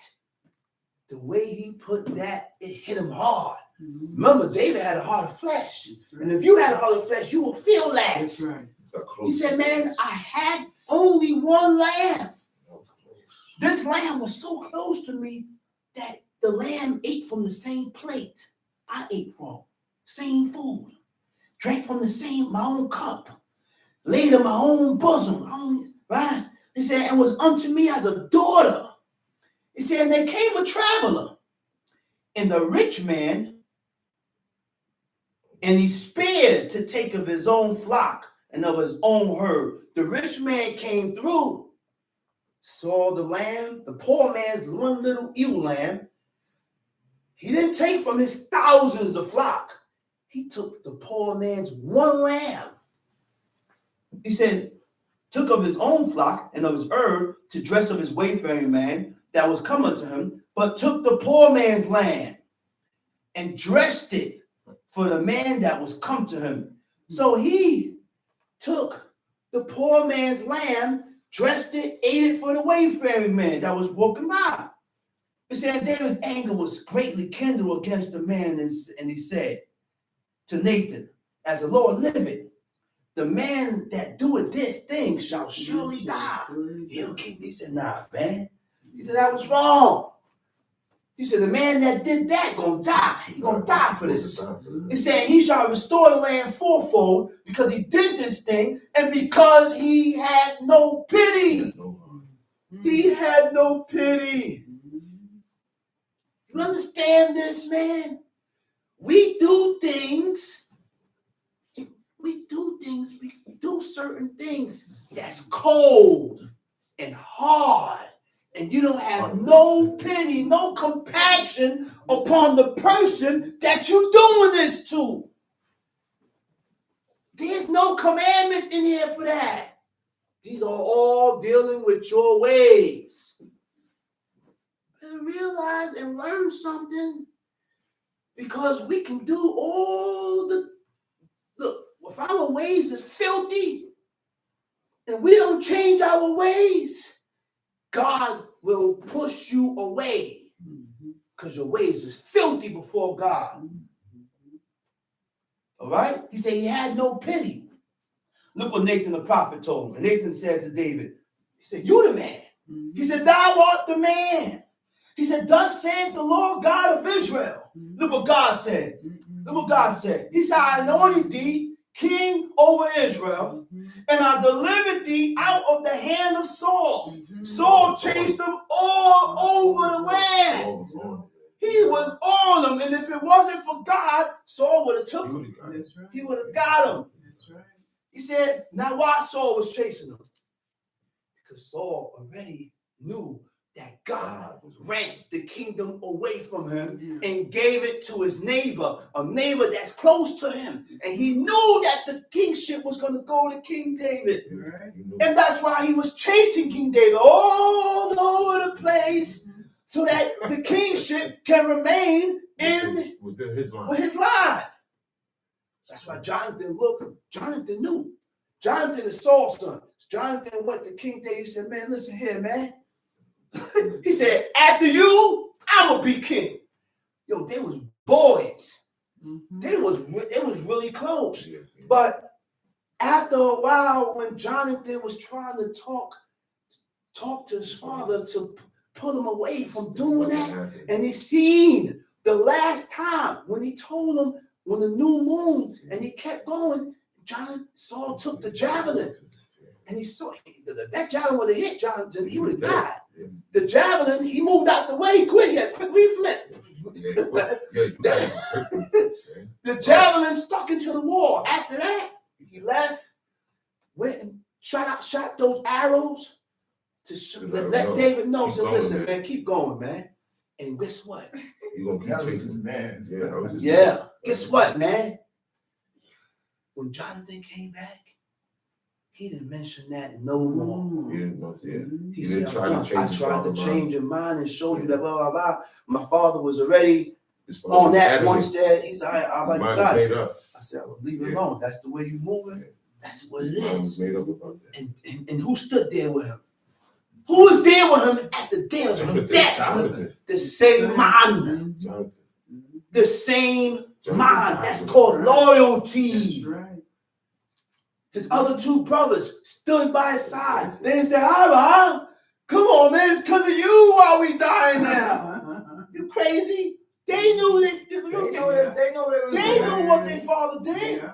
And They knew that he went and sought out that witch of Endor, and people think it's a game, seeking out witches and checking out your palm readers and going to witches and divining. Leave that foolishness alone because it defiles your spirit. And once your spirit becomes defiled, God, there's no connection between you and God. You got a death sentence on you.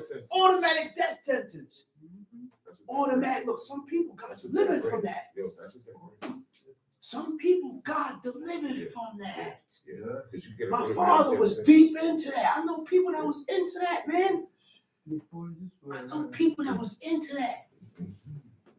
But God must care for you that much to pull you out of that lifestyle.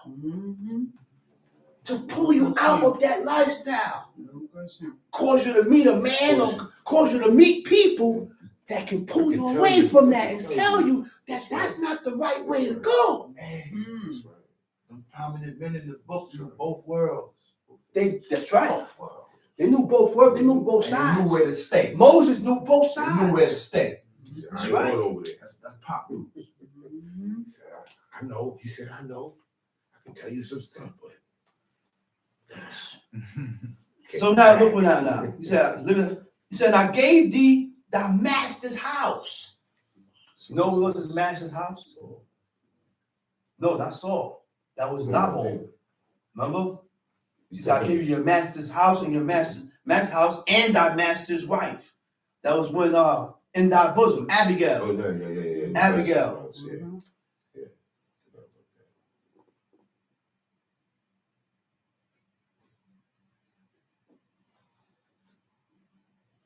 And gave thee the house of Israel and of Judah. And if that been too little, I would have gave you more and more. He said, if you wanted more, all you had to do was come to me, and I'll give you more. You didn't have to do what you did. He said, wherefore hast thou despised the commandment of the Lord to do evil in his sight? He said, why you despise God, man? Why you despise my commandments? See, we despise God and we despise his commandments when we sin and go against his laws. Okay? He said, thou hast killed Uriah the Hittite with the sword, and hast taken his wife to be thy wife, and hast slain him with the sword of the children of Ammon. That held high, that held a lot, man. That held in high regards with God. For to allow your brother to be killed by the hands of these strange people. To set him up. You don't set the man up. That was a setup. Set up. He said, now therefore the sword shall never depart from thine house, because thou hast despised me, and hast taken the wife of Uriah the Hittite to be thy wife. Now that explains why Amnon, out of the clear blue, desired his sister. Now that explains why Absalom chased his father all over the place. Now that explains why Adoniah wanted to get the kingship during the life while his father was alive. He looking at the three elders. They didn't do that of their own accord. They didn't do that of their own mind. That spirit came upon them because of what their father did. Right. Okay? That spirit came upon them because of what their father did. And that's why what my pop said holds weight. He said, look at this guy here. He refused to do the things that is lawful and right. He don't want to come in and sit. He said, but hey, you know who I blame? I blame his father. Yeah, you're right. You're right. You're right. Because God will put the wicked spirit on your son and push him away too, because you're already away. You're already gone.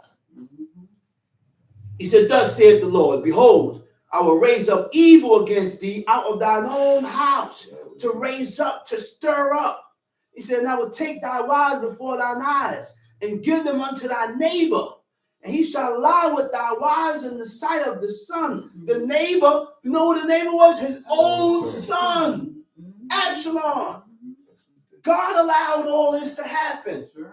He said, for thou didst in secret, but I will do this thing before all Israel and before the sun. And David said unto Nathan, look what David told Nathan. He said, I have sinned. I have sinned. He didn't have no explanation. Right. He didn't have no explanation. I did this because. Or people come up with explanation too. True. I did this because they did this and that. Ain't none of that happened. The only reason why. Everything you saying did not happen. But people come up with an explanation to justify their wrongdoing. The only reason why. It's only one reason. Not two. One reason why. To justify their wrongdoing. Just acknowledge. Yeah. The only way to get better with God is to acknowledge your fault with God. Okay. That's called conscientious. I gotta be able to make amends for my wrongdoing. You don't got that in you. You don't got that in you. You don't got that in you. That's the problem. We gotta make amends. Right? And David said to Nathan, he said, I have sinned against the Lord. And Nathan said to David, what Nathan told him? He said, the Lord also had put away thy sin. He said, thou shalt not die. That's a key point right there. Yeah.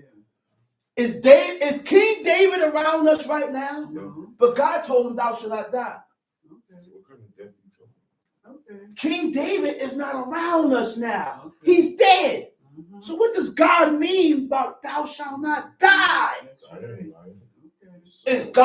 Do God speak in metaphors? You think that was a metaphor? But people say, oh, I don't speak on that. You ain't got to speak on that because God got your eyes shut. And you want to continue living in your own wanton ways so that you can just say, well, hey, after this, that's it. No, it ain't. After this, ain't it? It's just the beginning. That's right. It is just the beginning. When you start to change, like you say, he said, hey, listen here, man. He said, we don't die. Change planes. He said, we just change planes. That's correct. We just change from the physical to the spiritual. Huh? That's it. You're in another dimension. That's why the spirits of the righteous is resting in their chambers. They're resting in their spot. He said, man, like Samuel. He said, man, how long shall I hope on this fashion, man? How long I'm going to be down here, man? He said, man, I've been here for a while, man. You got me here. When is my reward? When am I going to get my reward? When is my reward? See, the reward of the righteous, they got something to look for. He said the righteous. The hope of the righteous. They wait on it. Yeah, they waiting. A person or a man that has lived righteously before God is looking forward to that reward. I completed my task. Yeah, God got us here with a task. Our task is to follow God.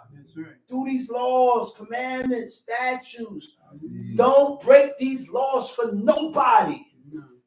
Don't break these laws for nobody, man. One of the laws and the commandments of God is to what? Congregate.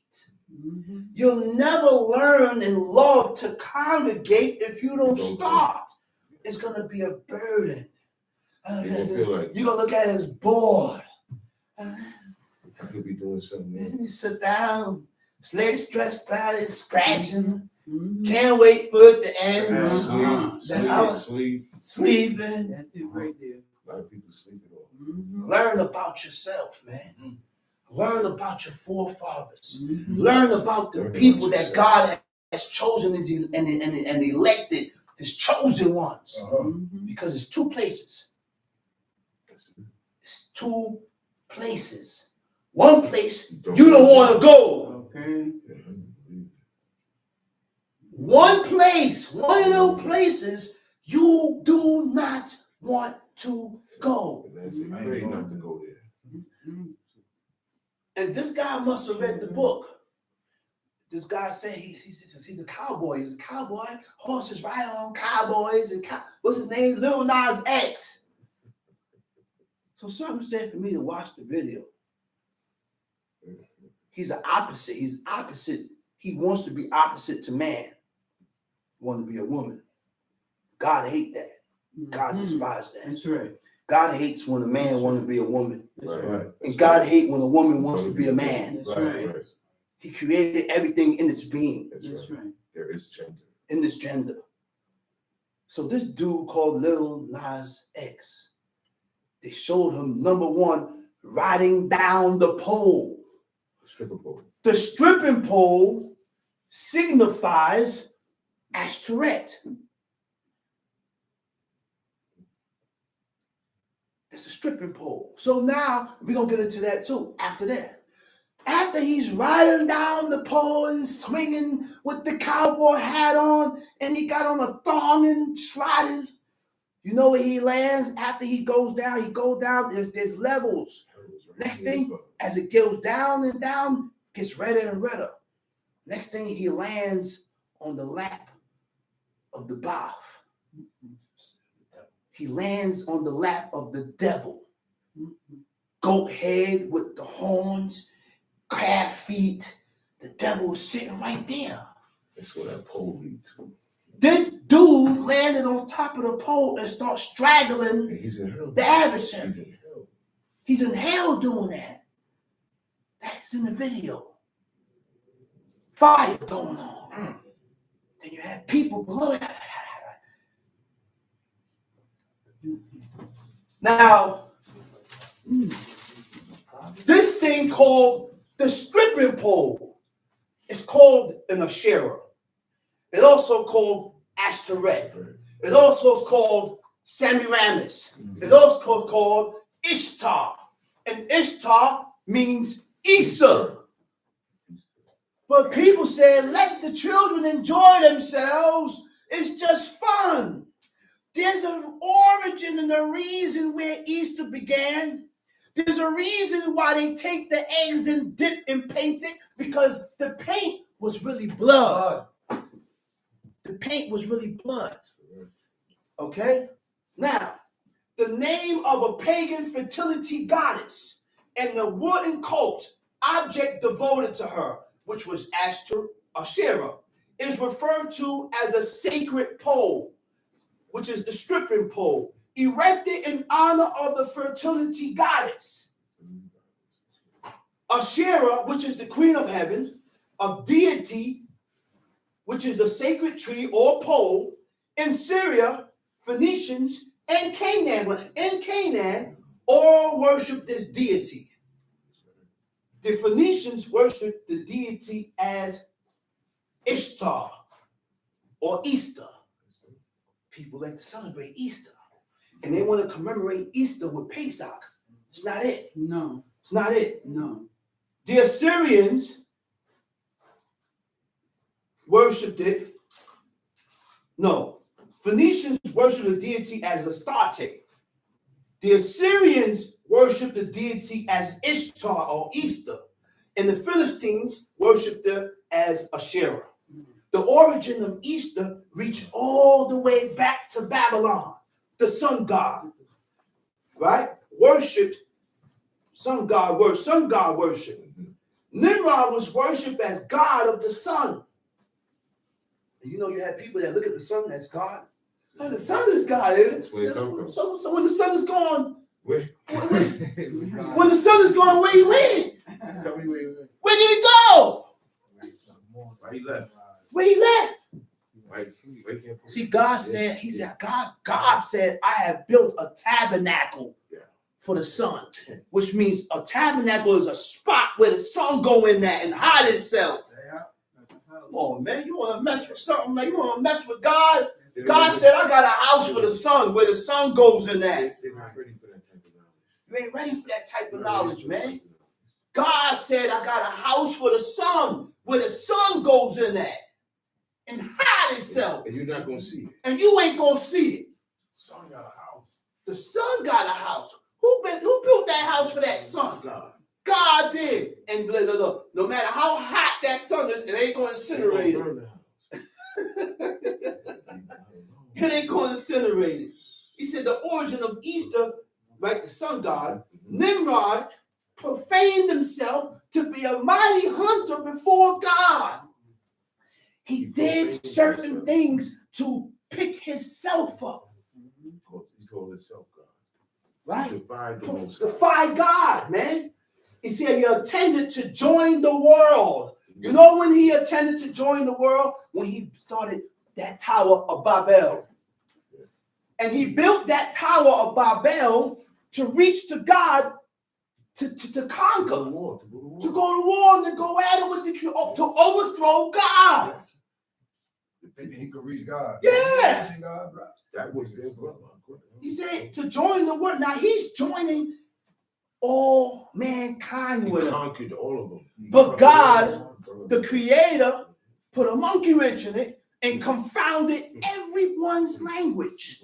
Everybody's language was confounded. I couldn't understand you. You couldn't understand him. That was the first time no one spoke the same language. There was no translator. Now, after everybody is, and they stay that way, what's called what?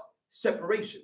You go that way, this gonna go that way, you go there, go here, go here, go here, go here. Yep. You people that speak that go over there. Right?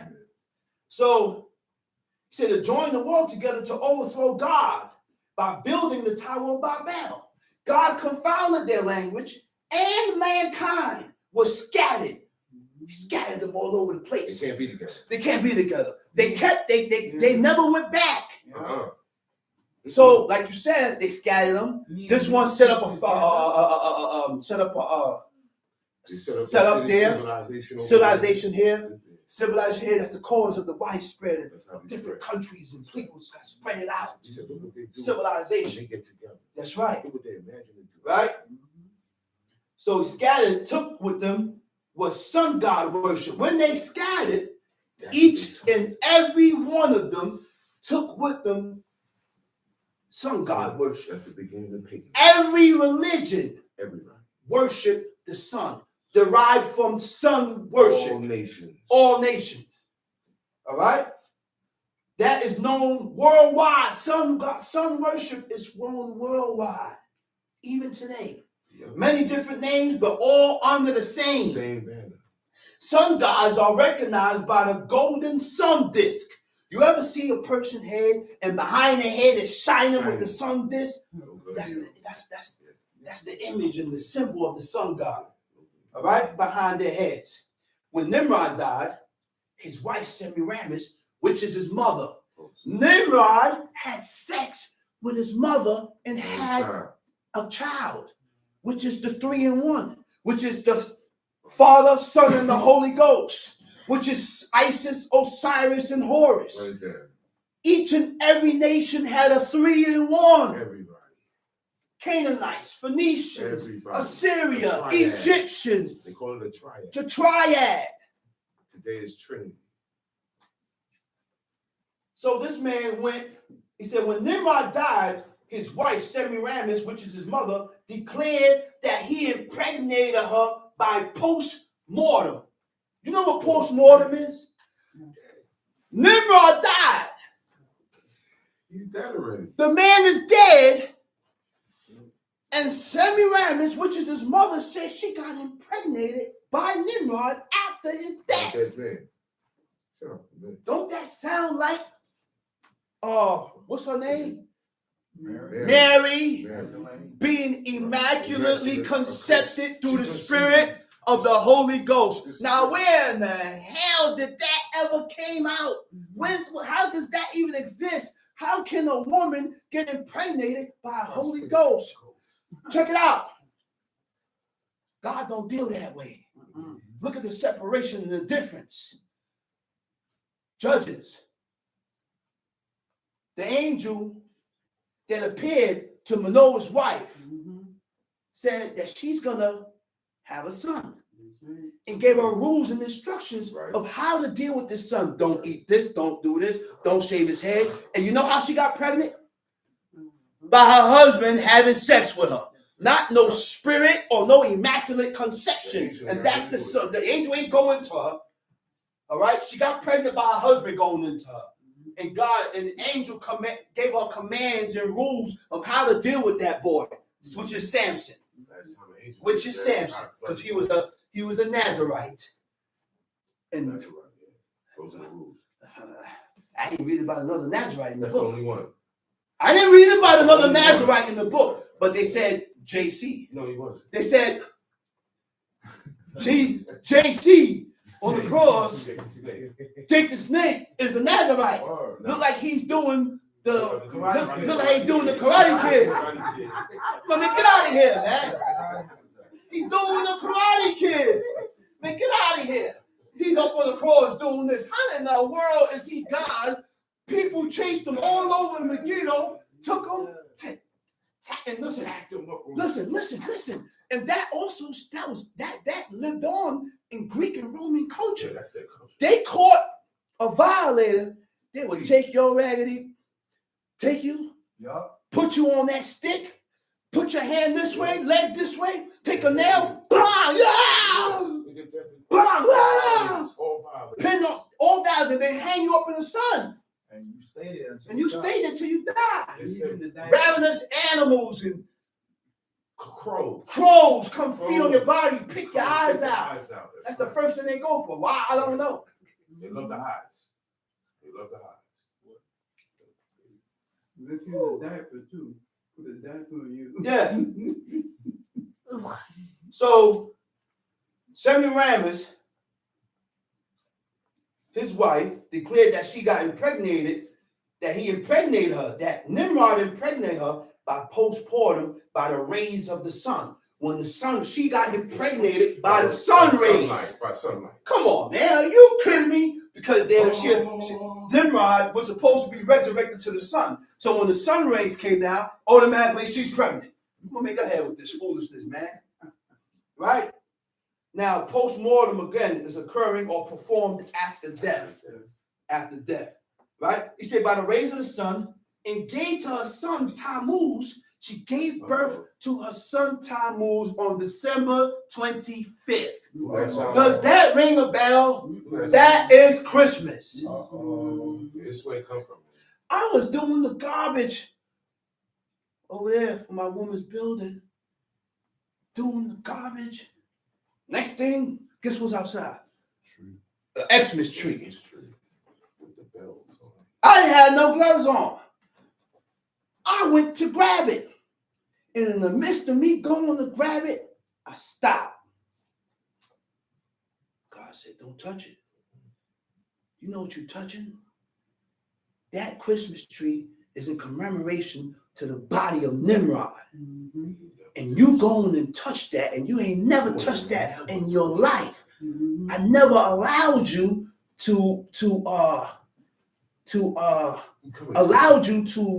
what's the word? I never allowed you to be in such type of. I never suffered you to be in this type. And here you go again, touching these things. Talk about it. I stop. Pulled you back. Stop. That's not me. So that tree is a cursed thing, huh? That tree is a cursed thing. To have that tree in your house is a cursed thing, huh? Because it symbolizes the body of Nimrod. It symbolizes the body of Nimrod. Okay? Come on, man. So, and you know better, man. So you know what I did? I took gloves, took a plastic bag. Uh-huh. I put not only the gloves, took gloves on, took a big white plastic bag, took it on top. Guess what I did after that? I even picked it up, kicked it, blam, let it fall, dragged the plastic bag on the thing, and dragged that monkey to the curb. Let them deal with it. Yeah, let them deal with it. It's a curse. I ain't touching it. To have that tree in your house is a curse. Christmas tree. If you could, you would have set it on fire, right or wrong. If I could, I would set it You on could, you would fire. have set it on fire. Exactly. I know you would. Come on, man. Destroy them. Idiot. Right? So, Tammuz was supposed to be immortal. Uh-oh. Uh-oh. Immortal. You know what immortal is? You live forever. He lived Don't forever. die. He lived forever. He didn't die. But he died at the age of 40. Yeah, laugh. Laugh, John. It's supposed to be funny. He died at the age of 40 by being gored by a bull. How are you supposed to be God and a bull gored you? So now check it out. Listen. Gored by a bull. His death was commemorated by 40 days of weeping for Tammuz. Remember in Ezekiel 8. Remember in Ezekiel chapter 8. It was handed right. Right? Let's go to Ezekiel 8 now. That's where it was handed. Let's go. You can stay where you at, John. I'm gonna go. Let's go to Ezekiel 8. That's just my way of just calling people. Not the man name ain't John. I just call him John. All right? Let's go to Ezekiel 8 now. It said, and it came to pass in the 6th year, in the 6th month, in the 5th day of the month, as I sat in my house, and the elders of Judah sat before me. Ezekiel sitting in his house. The only ones that surround him and concern is the elders of Israel that thought with the same mentality as him. They both with the same mentality. They both sitting here grieved of soul. Right? It said, and the hand of the Lord God fell there upon me. One man, Ezekiel. Yes, Ezekiel. God's hands fell upon him, touched him. He's connected. God touched you. If God ever touched one of you inside here, believe me, you'd be a changed man. Yeah. A changed man. And if you don't die. If you don't, exactly. Right? So he said, then I beheld, and lo, a likeness as the appearance of fire. He's sitting down, and he sees a vision of fire, a likeness of fire, from the appearance of his loins. His loin area is this area. Fire is incinerating from his loin area, even downward, fire, and from his loins, even upward, as the appearance of brightness. Listen now, he's given a description. He's given a description. Fire down, and from his waist up, bright. It's some type of a brightness, like the brightness of God. It's a different type of brightness. It ain't no brightness, a brightness that you can't look upon. You can't see. Right? That's what he's describing. He said, as the color of amber. Have you ever seen what the color of amber is? I don't think so.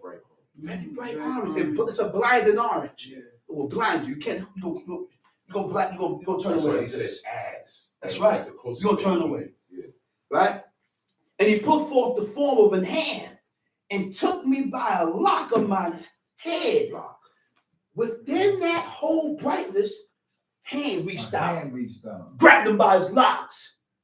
Ezekiel grabbed him by his locks. It said, and the spirit lifted me up between the earth and the heavens. Not the body. His spirit came up between the heavens. The body's sitting right there. But Ezekiel is not there no more. The mountain spirit is in the heavens. God did that. Not no astral, no, man. God did that. You see what witches and warlocks have to go through to do, but God does it naturally. They have to do abomination. They got to do abomination and profane themselves and defile themselves to allow my spirit. Look, that stuff is real. Look, man. Look, man. My father was in that witchcraft. My father said he was in Japan. And he took, I just told you too, he took his spirit, traveled to Brooklyn, and sat on a woman's bed and pinched her thigh. Pinched her thigh. Spirit came back, went all the way back to Japan. He called her, he's speaking to her. She said, yo. She said, look at my bruise. She said, you did this. She said, why you pinching her? They said, you did this. She knew. So that stuff is real. Witchcraft and divination and warlock, that stuff is real. Mm-hmm. So God took the spirit of Ezekiel and picked him up. Took his spirit out of his body. His spirit is in the midst of mid-heavens. Mid-heavens. Right? Between the earth and heavens. And brought me in the visions of God to Jerusalem. Spirit went traveling. Took his spirit and took him into Jerusalem. He said to show him what the people was doing in Jerusalem. He said he took him to the door of the inner gate, looked towards the north, where was the seat of the image of jealousy, which provoked it to jealousy. You know what that is? He said the seat of the image of jealousy. That's God. God said, he said, I am jealous. He said, my name is jealous. That's one of God's name. Jealous. So we make God jealous every time we go against his word and give his honor and his worship and his glorification to deities and idols. In science. In science. It is. Right? It said, and behold, the glory of God of Israel was there. He said God's glory was there. Right? According to the vision that I saw. Then said he unto me, Son of man, lift up thine eyes now the way towards the north. So I lifted up mine eyes the way towards the north, and behold, northward at the gate of the altar, this image of jealousy in the entry. He said, furthermore unto me, Son of man, seest thou what to do? He went to Ezekiel and said, man, you see what you see what these people is doing? He said, do you see what these people is doing? He said, even the great abomination that the house of Israel committed here, that I should go far off from my sanctuary. We pushed God away. We pushed God all the way. Because of the things that we did. Look what we did. He said, but turn thee yet again. And that's how she greater abominations. Right? He said, and he brought me to the door of the courts. This is the temples. You have an inner court. You have an outer court, right? The inner court, we are not allowed in the inner court. Can't go in there. You got to stay in the outer court. People is all in the inner court. They committing abomination. They doing whatsoever they feel like doing. They're all over, right? He said, but turn thee yet again, and thou shalt see greater abominations. And he brought me to the door of the court, and when I looked, behold, a hole in the wall. Then he said unto me, Son of man, dig down the wall. And when I had digged the wall, behold, a door. And he said unto me, go in and behold the wicked abominations that they do. So I went in and saw, and behold, every likeness of creeping things.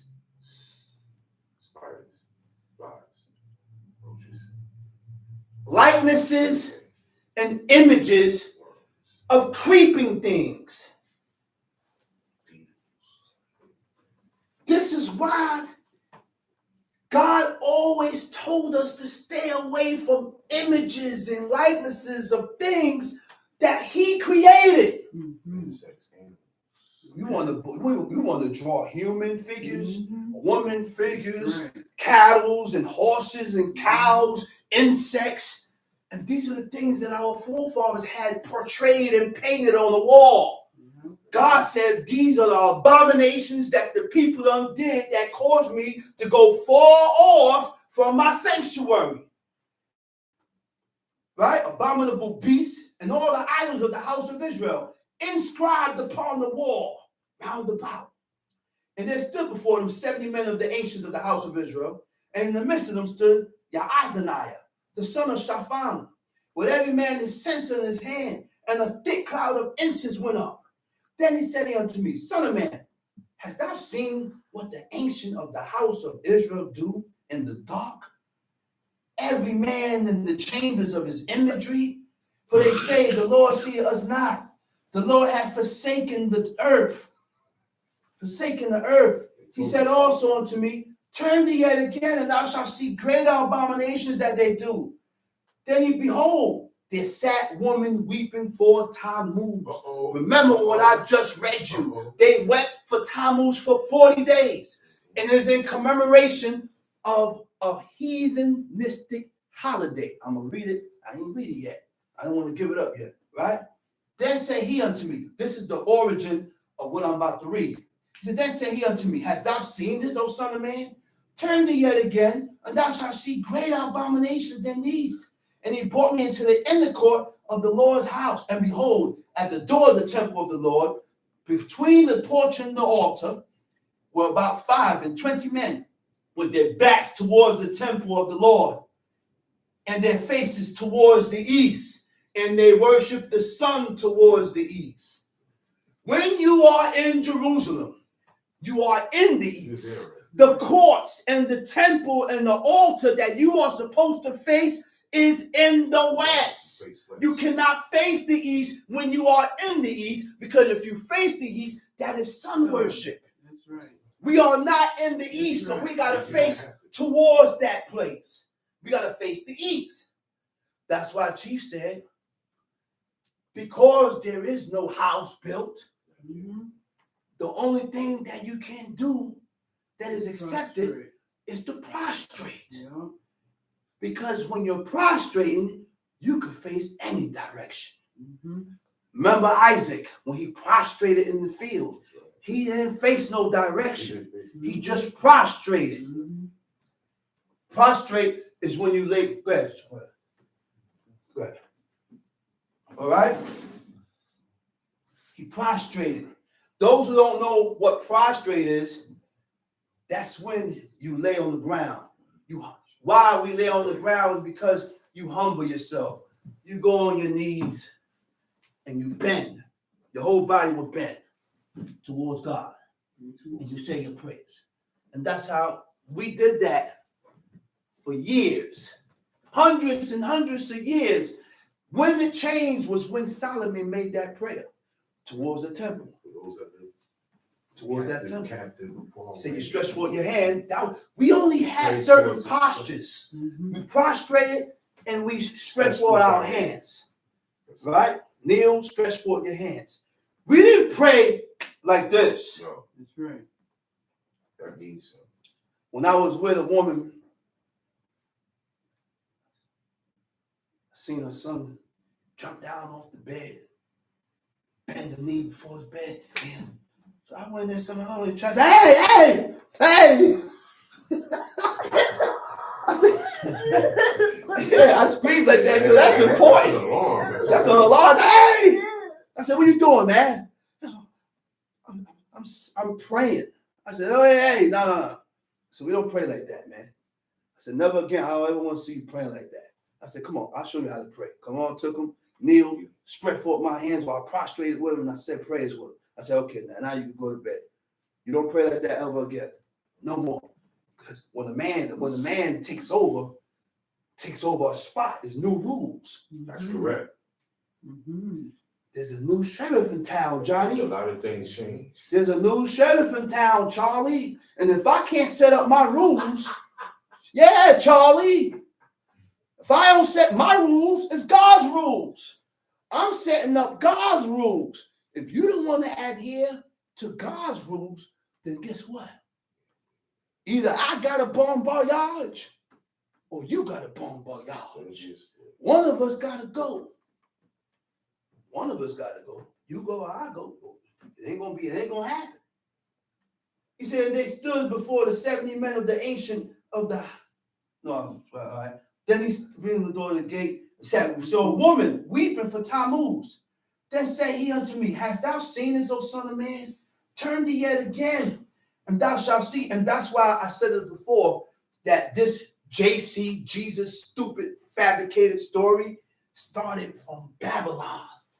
This story was of old, ancient Babylon. Started with Nimrod, turned into astrology worship. Mm-hmm. Listen, he said, thou shalt see great abomination. And he brought me into the inner court of the Lord's house. And behold, at the door of the temple of the Lord, between the porch and the altar. He said, temple of the Lord, and their face was towards the east. I read that, and worship the sun towards the east. Then he said to me, hast thou seen this, O son of man? Is it a light thing to the house of Judah that they commit the abominations which they commit here? For they have filled the land with violence, and have provoked, and have returned to provoke me to anger. And lo, he said, they put the branch to their nose. Ain't nothing new under the sun, which means what? They were sniffing. Sniffing from back. He said they had the branch to their nose. They'll take the branch and sniff. It wasn't smelling. God don't like Somebody that. said it was smelling. God don't like that. So now, now let me back up. Tammuz was supposed to be immortal. Died at the age of 40 by being gored by a bull. His death was commemorated by 40 days of weeping for Tammuz. It's the practice. Its practice today is Lent. You ever heard that? Yes. Lent. When people celebrate Lent, 40 days, and they put the ash on there, and it's Lent, and they don't eat meat on Friday and all that foolishness. It's all in commemoration to that pagan god Tammuz. All right? Now, when Semiramis died, she returned to earth as an egg. This is the history and the pagan history of this so-called thing called Easter eggs, where the Easter egg came from and how it came about. And Mom, you go to Easter, it's Easter. You walk around with a damn basket, little foolish child, walking around with a basket with a bunch of eggs, and let's say you got the child in the house with a carton of eggs and you're painting it. Yeah. You got them flipping it with spoons on the grass at the president's house.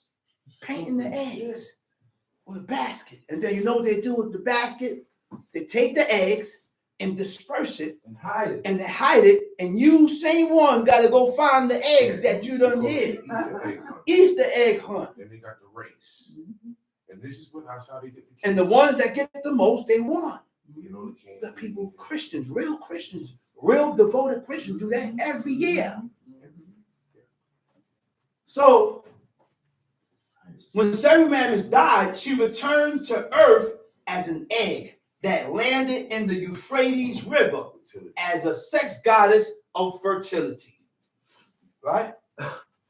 Known as Ashtoreth, she proved her divinity as an egg-laying rabbit. There you go. That's where the rabbit laying eggs. Since when in the world do a rabbit lay eggs? Rabbits don't lay eggs, man. He said, known as Easter. The priests, now listen there, listen. The priests will impregnate virgins. Then a year later, the priest sacrificed the 3-month-old babies, dipping the eggs into their blood. That's where it came from, painting the eggs. The eggs was originally dipped in blood. Yoga is a form of sun god worship. We don't do yoga. We do not do yoga. When you do yoga, those forms and positions is in honor of the sun god, Ishtar or Astarte, who is called Mother Nature. But we like to follow the ways and the customs of people. Man, Mother Nature. I don't want to hear that. Mother Nature. Have you ever read about Mother Nature in the book? Then please, man, leave all that stuff away. We talk about the things only about what God says. Everything else, leave it alone. Leave it alone. Now we're going to go back. We're going to go back to where we was with 1 Kings. 1 Kings 15, verse 6. It said there was a war between Rehoboam and Jeroboam all the days of his life. You know why? Because of what Solomon did. And God said, after your death, I'm going to split the kingdom in half, and they're going to go at each other. Rehoboam and Jeroboam. It's never going to be peace. They're never going to unite. There's no unison. You see, now the rest of the acts of Abiam and all that he did, are they not written in the book of the Chronicles of the Kings of Judah? And there was war between Abiam and Jeroboam.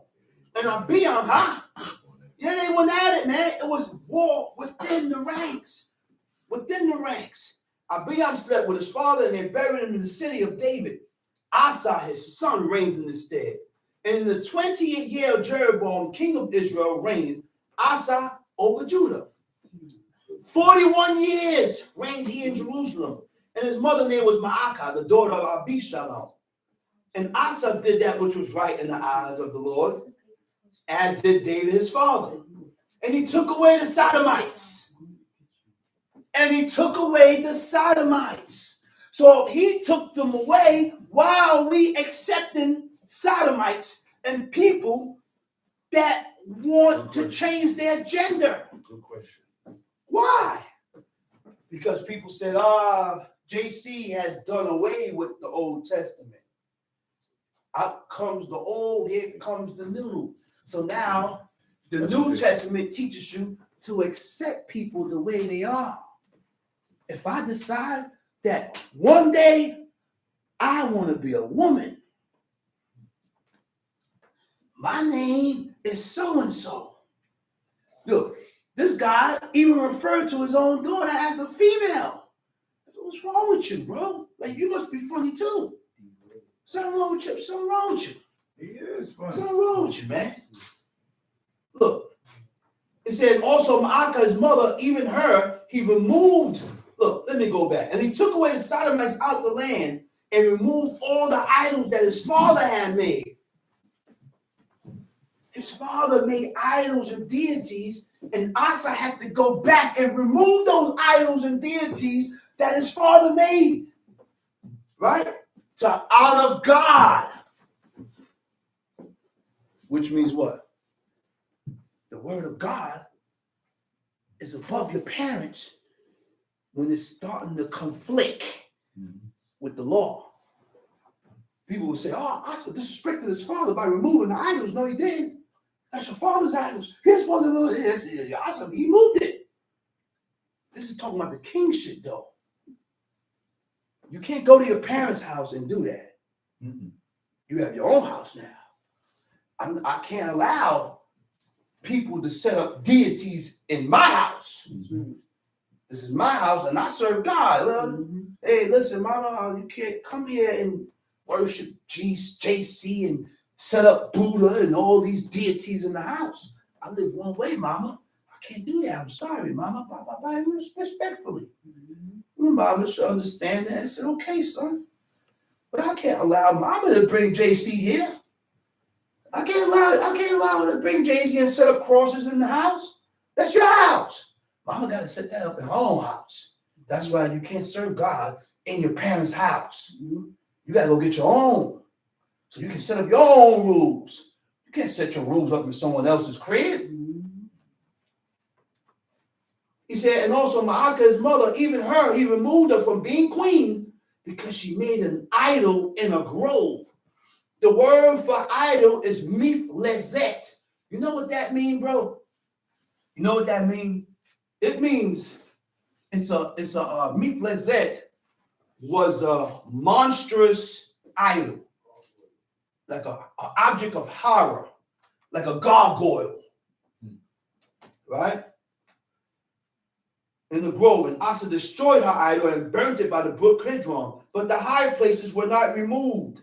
The high places were places where they went to worship idols on high and deities, right? Nevertheless, Asa's heart was perfect with God all his days. His heart was perfect with the Most High all his days, man. Asa. And the things which his father had dedicated, and the things which himself had dedicated into the house of the Lord, silver and gold and vessels. And there was war between Asa and Baasha, king of Israel, all their days. And Baasha, king of Israel, went up against Judah and built Ramah, that he might not suffer any to go out or to come in. Siege went up, built Ramah, built forces around. No one come out, no one could come in now. Right? So, and Asa took all the silver and the gold that were left in the treasures of the house of the Lord and the treasures of the king's house and delivered them in the hands of his servant. And King Asa sent them to Ben-Hadad, the son of Tabimon, the son of Hezion. Now listen to this. There is a league between me and thee. A league is an agreement, a pact, a covenant, right? Between my father and thy father. These two guys didn't have no agreement, but they respected the agreement that their fathers had between them. So because the agreement between these two guys, there can never be nothing between me and you. I can't be at your neck. You can't be at my neck because our fathers, my father and your father, went into covenant. Okay? It said, behold, I have sent unto thee presents of silver and gold, right? Come and break thy league with Baasha, right? Now, wait a minute. Okay, let's cut that. No, let's cut that. Let's go to Psalms 12. Just wanted to show you that part there. Let's go to Psalms chapter 12. Help, Lord, for the godly man ceaseth, for the faithful man. Now, he said, help. He said, help. Save. Deliver me, my God. He said, deliver me. He said, for the godly man ceaseth. Godly. You know, when I looked up the word godly, it says kasid. Kasid means godly.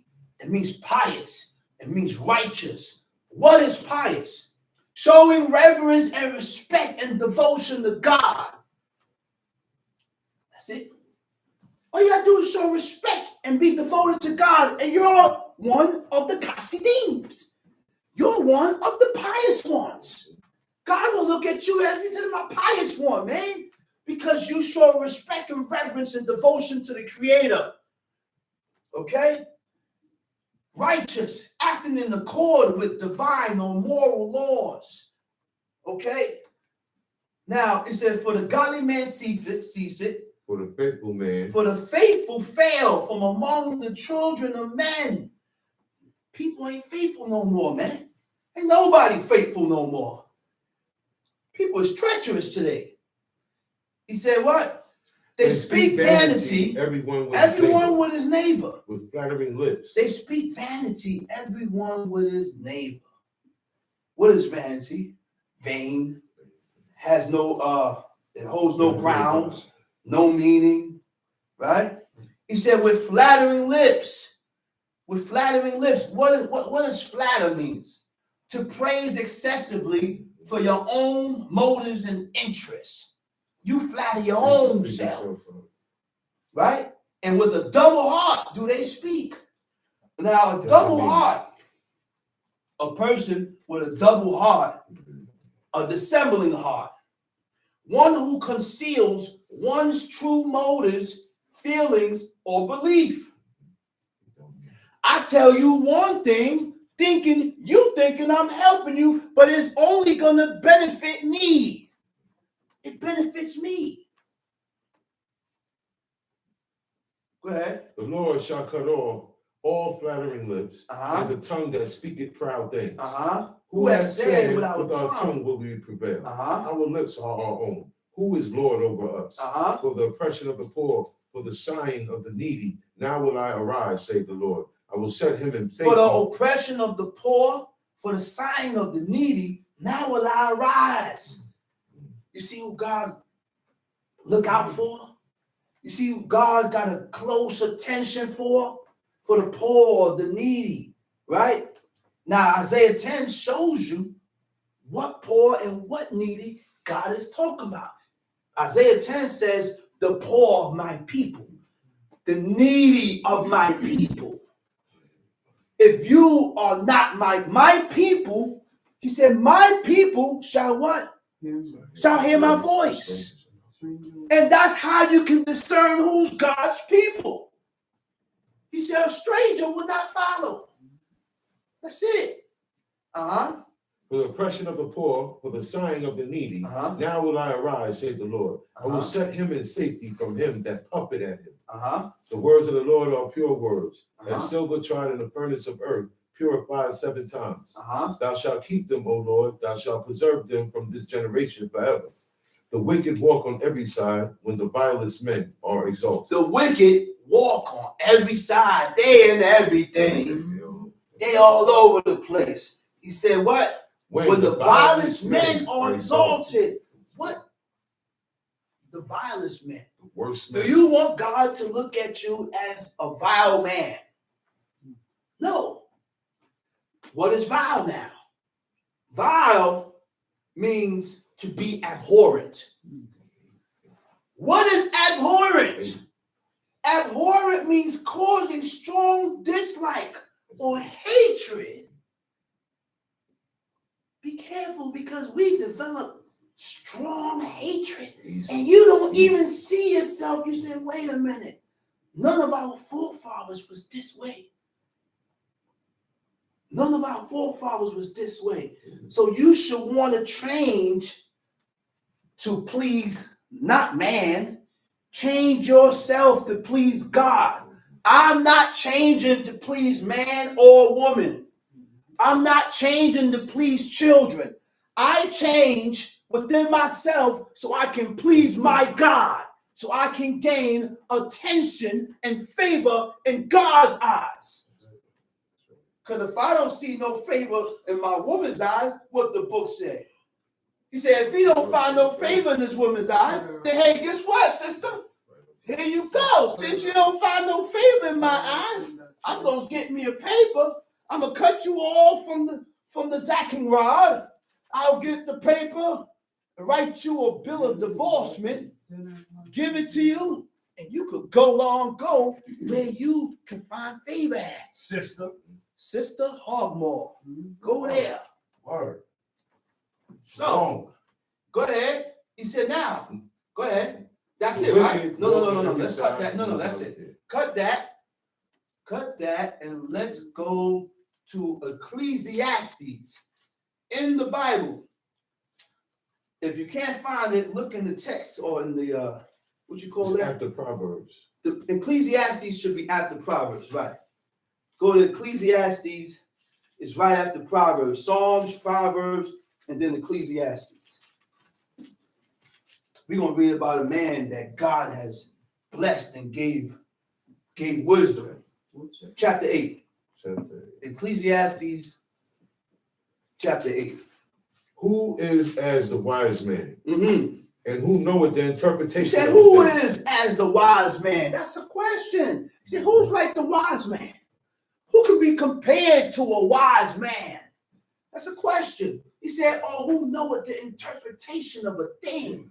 You know what the word for interpretation is? It says peshev, pe, shin, resh. It means interpretation or solution. Who knows the solution or the interpretation of a thing? You know what solution is? A means of solving a problem or dealing with a difficult situation.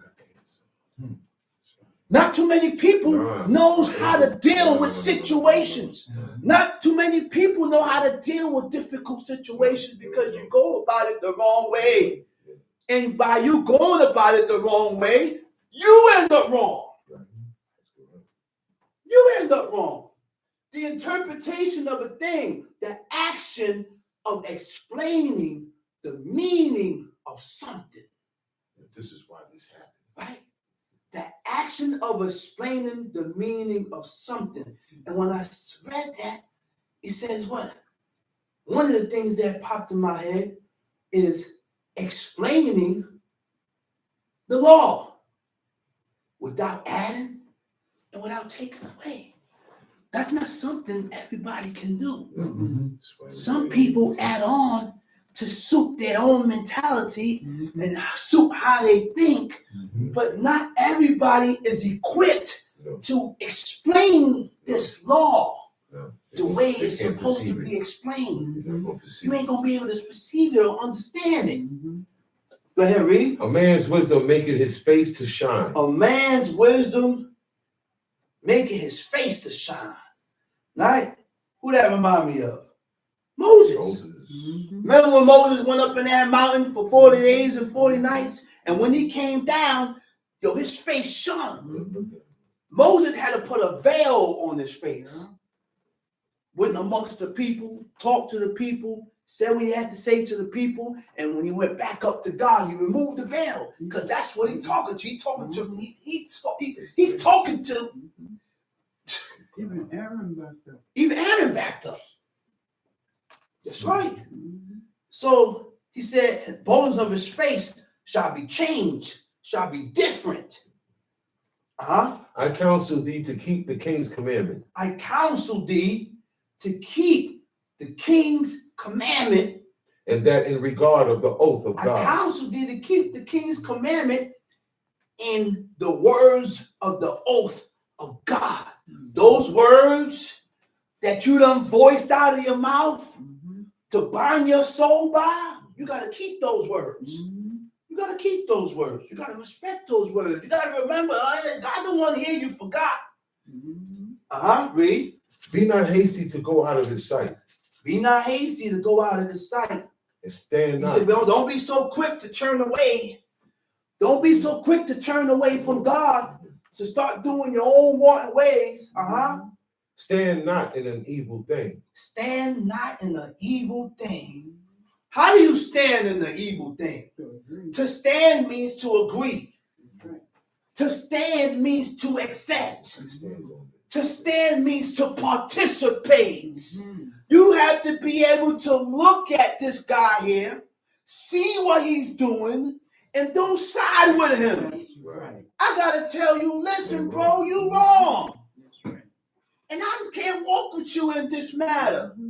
Because if you walk with him in that matter, then you're the same just like him. You know what you stand on? Righteousness. You know what you stand on? Stand on God's side. Don't stand on man's side. And don't join sides with people that is wrong.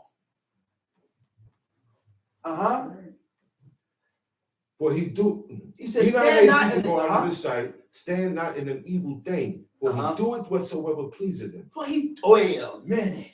He said, don't stand or agree or participate in the evil thing. This is what evil people do. He said, for he do it whatsoever pleaseth him. If I feel I'm right, I'm going to do it anyway. If it please me and I feel that this is the right way, it's not considering you. I ain't considering you. I ain't considering how this person feel. I'm right. I'm doing it anyway. You can't do that. You can't move that way, you know. You can't move so. This is not godly. Again, the book teaches you the ways of godly men. The book teaches you the ways of righteous men. The book teaches you the ways of men that God has chosen. How you going to do what's well pleasing you? Not considering nobody else. Not considering how this person feels. Not considering how that person may feel. It's my way or the highway. You can't serve God. You can't serve God like that. Read. Where the word of a king is, there is power. Where the word of a king is, there is power. 100% correct. Whatever the king says stands. Whatever the king says stands. Read. And who may say unto him, what doest thou? Who won't tell him he's wrong? Nobody. Nobody gonna question it. You can't tell him. The only one that can tell him and tell him he's wrong, God, or God sent a prophet. That's it. Read. Whoso keepeth the commandment shall feel no evil thing. Whoso keepeth the commandment shall feel. The word for feel is yada, means to know. Right? Means to know. Able to perceive when this matter is evil. Able to perceive. That's what it means. But you can't perceive when this matter is evil because you don't keep the commandments of God. The only way I can perceive and discern when I'm wrong in a certain matter, you got to be up in a certain level with God.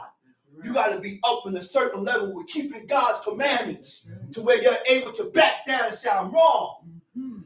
But you ain't on that level. There's levels to this why people can't acknowledge their faults. There's levels to this why people can't acknowledge their faults. Read that over, man. Whoso keepeth the commandment shall feel no evil thing. Whoso keepeth the commandment shall know no evil thing, no evil matter or word. To know means able to perceive when a matter is evil. And the wise man's heart discerneth both time. And the wise man's heart knows both time and judgment. They know. They know the difference. Tom, see? Because to every purpose there is time and judgment. Therefore, because from every purpose, the word for purpose is kapets. From every desire. Because for every desire, there is a time and judgment. God deals with time. In return, if God deals with time, we got to deal with time. You see what Solomon said? There's a time for this. There's a time for that. There's a time for this. There's a time for that. It's always a time for something. If it ain't time for it, we got to leave, back up. He said, for he knoweth not that which shall be, for who can tell him when it shall be? Wait, hold up. Yeah, okay. Go ahead, because to every purpose there is time and judgment. Therefore the misery of man is great upon him. Therefore the misery of man, the evil of man is great upon him. He said, what? For he knoweth not that which shall be. He don't, he says, when the word for shall be is hayah. He said, for he knoweth that which shall come to pass.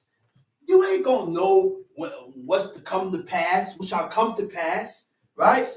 For who can tell him when it shall be? For who can tell him? Who can make known to him that which shall be? Nobody. There is no man that has power over the spirit to retain the spirit. There is no man that has power over the spirit to hold it. When you get shot in your dome, that spirit is gone. Spirit gonna leave that body. You can't hold that spirit no more because the corpse is damaged. It's too damaged. It's too damaged to survive. It's on the command. So because the corpse is so damaged, the spirit gotta go. Neither hath he power in the day of death. Then there is no discharge in that war. Neither shall wickedness deliver those that are given to it. Hold up. Go back to let me see. Oh, hold up. Let me see. Boom. Okay, read that verse over. Verse 8. There is no man that hath power over the spirit. No, verse 9. What verse 9? Verse 9. All this have I seen, and applied my heart unto every work. He said, all this have I seen, and I applied my heart unto every work which is done under the sun. There is a time wherein one man ruleth over another to his own hurt. He said, there's a time where a man ruleth over another to his own hurt, to his own evil. You hurt yourself. Go ahead, read. And so I saw the wicked buried, who had come and gone from the place of the holy, and they were forgotten in the city where they had so done. This is also vanity, because sentence against an evil work. Because sentence against evil work, sentence against things that we do that is against God is not executed speedily. Therefore, the heart of the sons of men is fully set in them to do evil. So because there's no chastening of God going on, I continue to walk in my own evil ways because there's nothing happening to me. There's no penalties going on. Go ahead. Though a sinner do evil 100 times and his days be prolonged, yet surely I know that it shall be well with them that fear God. He said, though a sinner do evil 100 times and his days be prolonged, the sinner does evil and he live long, live a long, healthy life. He said, yes, surely I know that it shall be well with him that fear God, which fear before him. But it shall not be well with the wicked. But it's not going to be good with the wicked. Neither shall he prolong his days, which are as a shadow, because he feareth not before God. There is a vanity which is done upon the earth, that there be just men. That there be just men. Unto whom it happeneth. Unto whom it happeneth. According to the work of the wicked. According to, well, we understand that. He said, there be just men. That there be just men. Just men, pious men, righteous men. Unto whom it happeneth. Unto whom it toucheth. The same thing that touched the righteous. According to the work of the wicked. The same thing that touched the righteous happens to the wicked. And the same thing happened to the wicked happens to the righteous. That don't mean, that don't mean I'm wicked because of this because of what I'm going through. Oh, he must be wicked. That's me. He must be wicked. Look what happened to him. That don't mean you're wicked. Right? He said again, there be wicked men to whom it happeneth according to the work of the righteous. I said this also is vanity. Tamshi. Then I commended mirth. Because you know what mirth is? He said, I commended mirth. You see what he commended? He said, man, I'm going to commend mirth. The word for mirth is simcha, means gladness and happiness. He said, I commended to be happy and gladness. He said, I commend mirth. Because a man hath no better thing under the sun than to eat, drink, and to be merry. Eat, drink, enjoy your life, and be happy. And serve God. That's it. That's right. Tamshi. For that shall abide with him of his labor the days of his life, which God giveth him under the sun. When I applied mine heart to know wisdom and to see the business that is done upon the earth, but also there is that neither day nor night seeth sleep with his eyes. Then I beheld all the work of God, that a man cannot find out the work that is done under the sun, because though a man labor to seek it out, yet he shall not find it. Yea, further, though a wise man think to know it, yet shall he not be able to find it. Okay, cut that. Now I'm going for something quick, fast, and then come down. He said, remember now thy creator in the days of thy youth.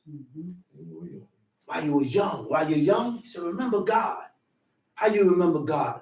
By following after his rules, his commandments, his statutes, his judgments, right? He said, before the evil days come nigh, right?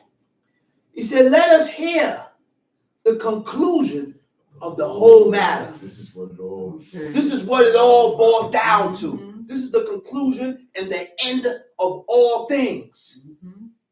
Number one, fear God. That's right. If I don't fear God, I'm not going to keep his commandments. This is the conclusion. He said, fear God, keep his commandments, for this is the whole duty of man.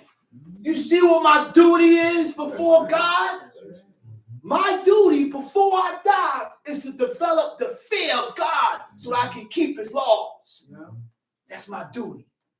I need to accomplish that before I die. Me personally gotta accomplish fearing God 1,000% before I die, so I can keep God's laws 1,000% before I die. He said what? He said, for God shall bring every work, everything that you do will be brought into judgment with every secret thing, whether it be good or whether it be evil. And with that, I already got what was bought. And I'm going to say Shabbat Shalom. Shabbat Shalom. And I'm going to call up the next speaker, teacher indeed, Chief Mika Ben Levi.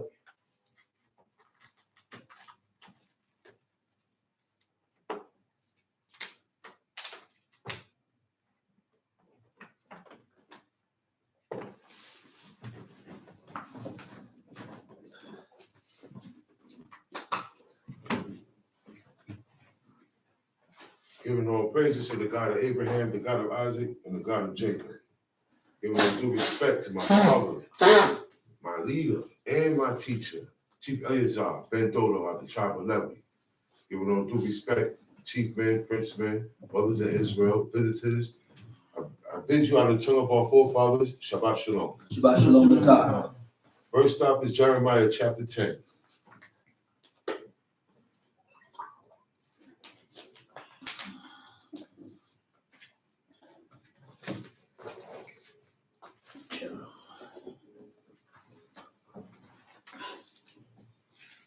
Jeremiah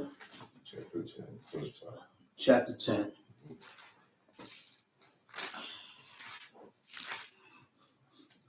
Hear ye the word which the Lord speaketh unto you, O house of Israel. O house of Israel. This is God talking to Israel, not the world.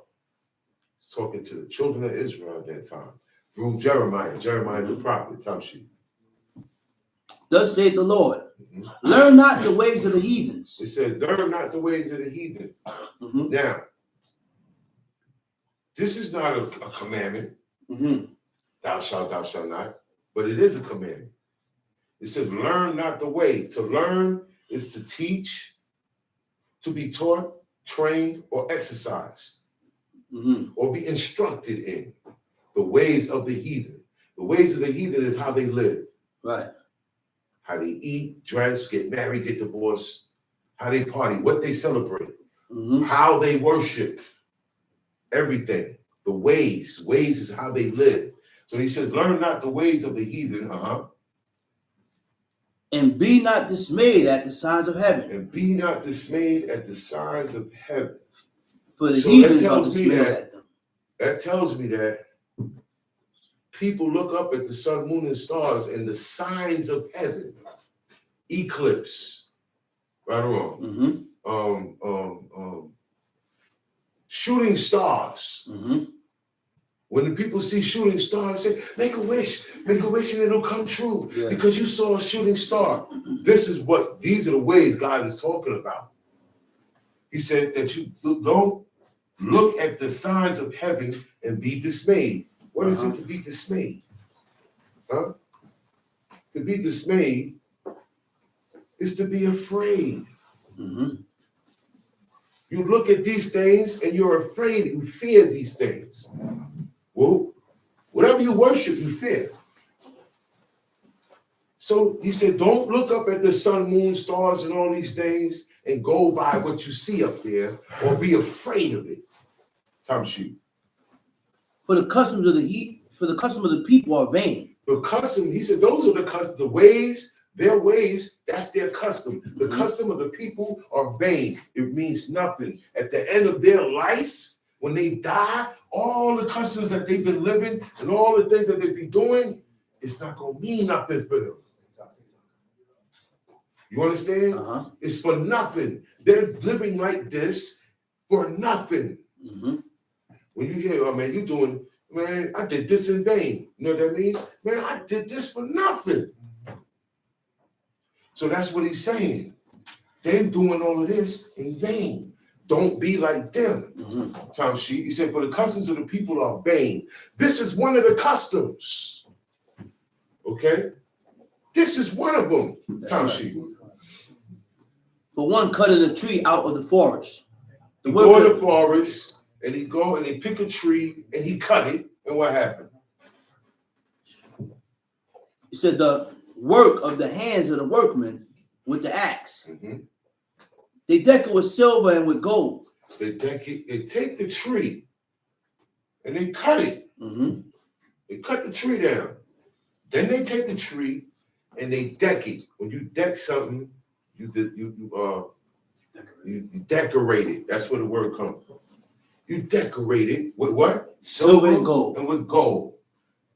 We know what that is. Tamshi. They fasten it with nails and with hammers that it move not. So now I don't cut the tree so it don't have its roots. So in order for it to stand up, I have to make a stand for it. Put it there and then a stand for it to bore. Say a stand to make it stand upright. If not, it's not going to be up. I got to set it up against the wall and it's going to lean. It's going to lean. Okay, and if I don't set it up right, it's going to do a slide and fall. This is their God. He said, people go and cut a tree. Trees that were made for our service. The whole planet was made for our service.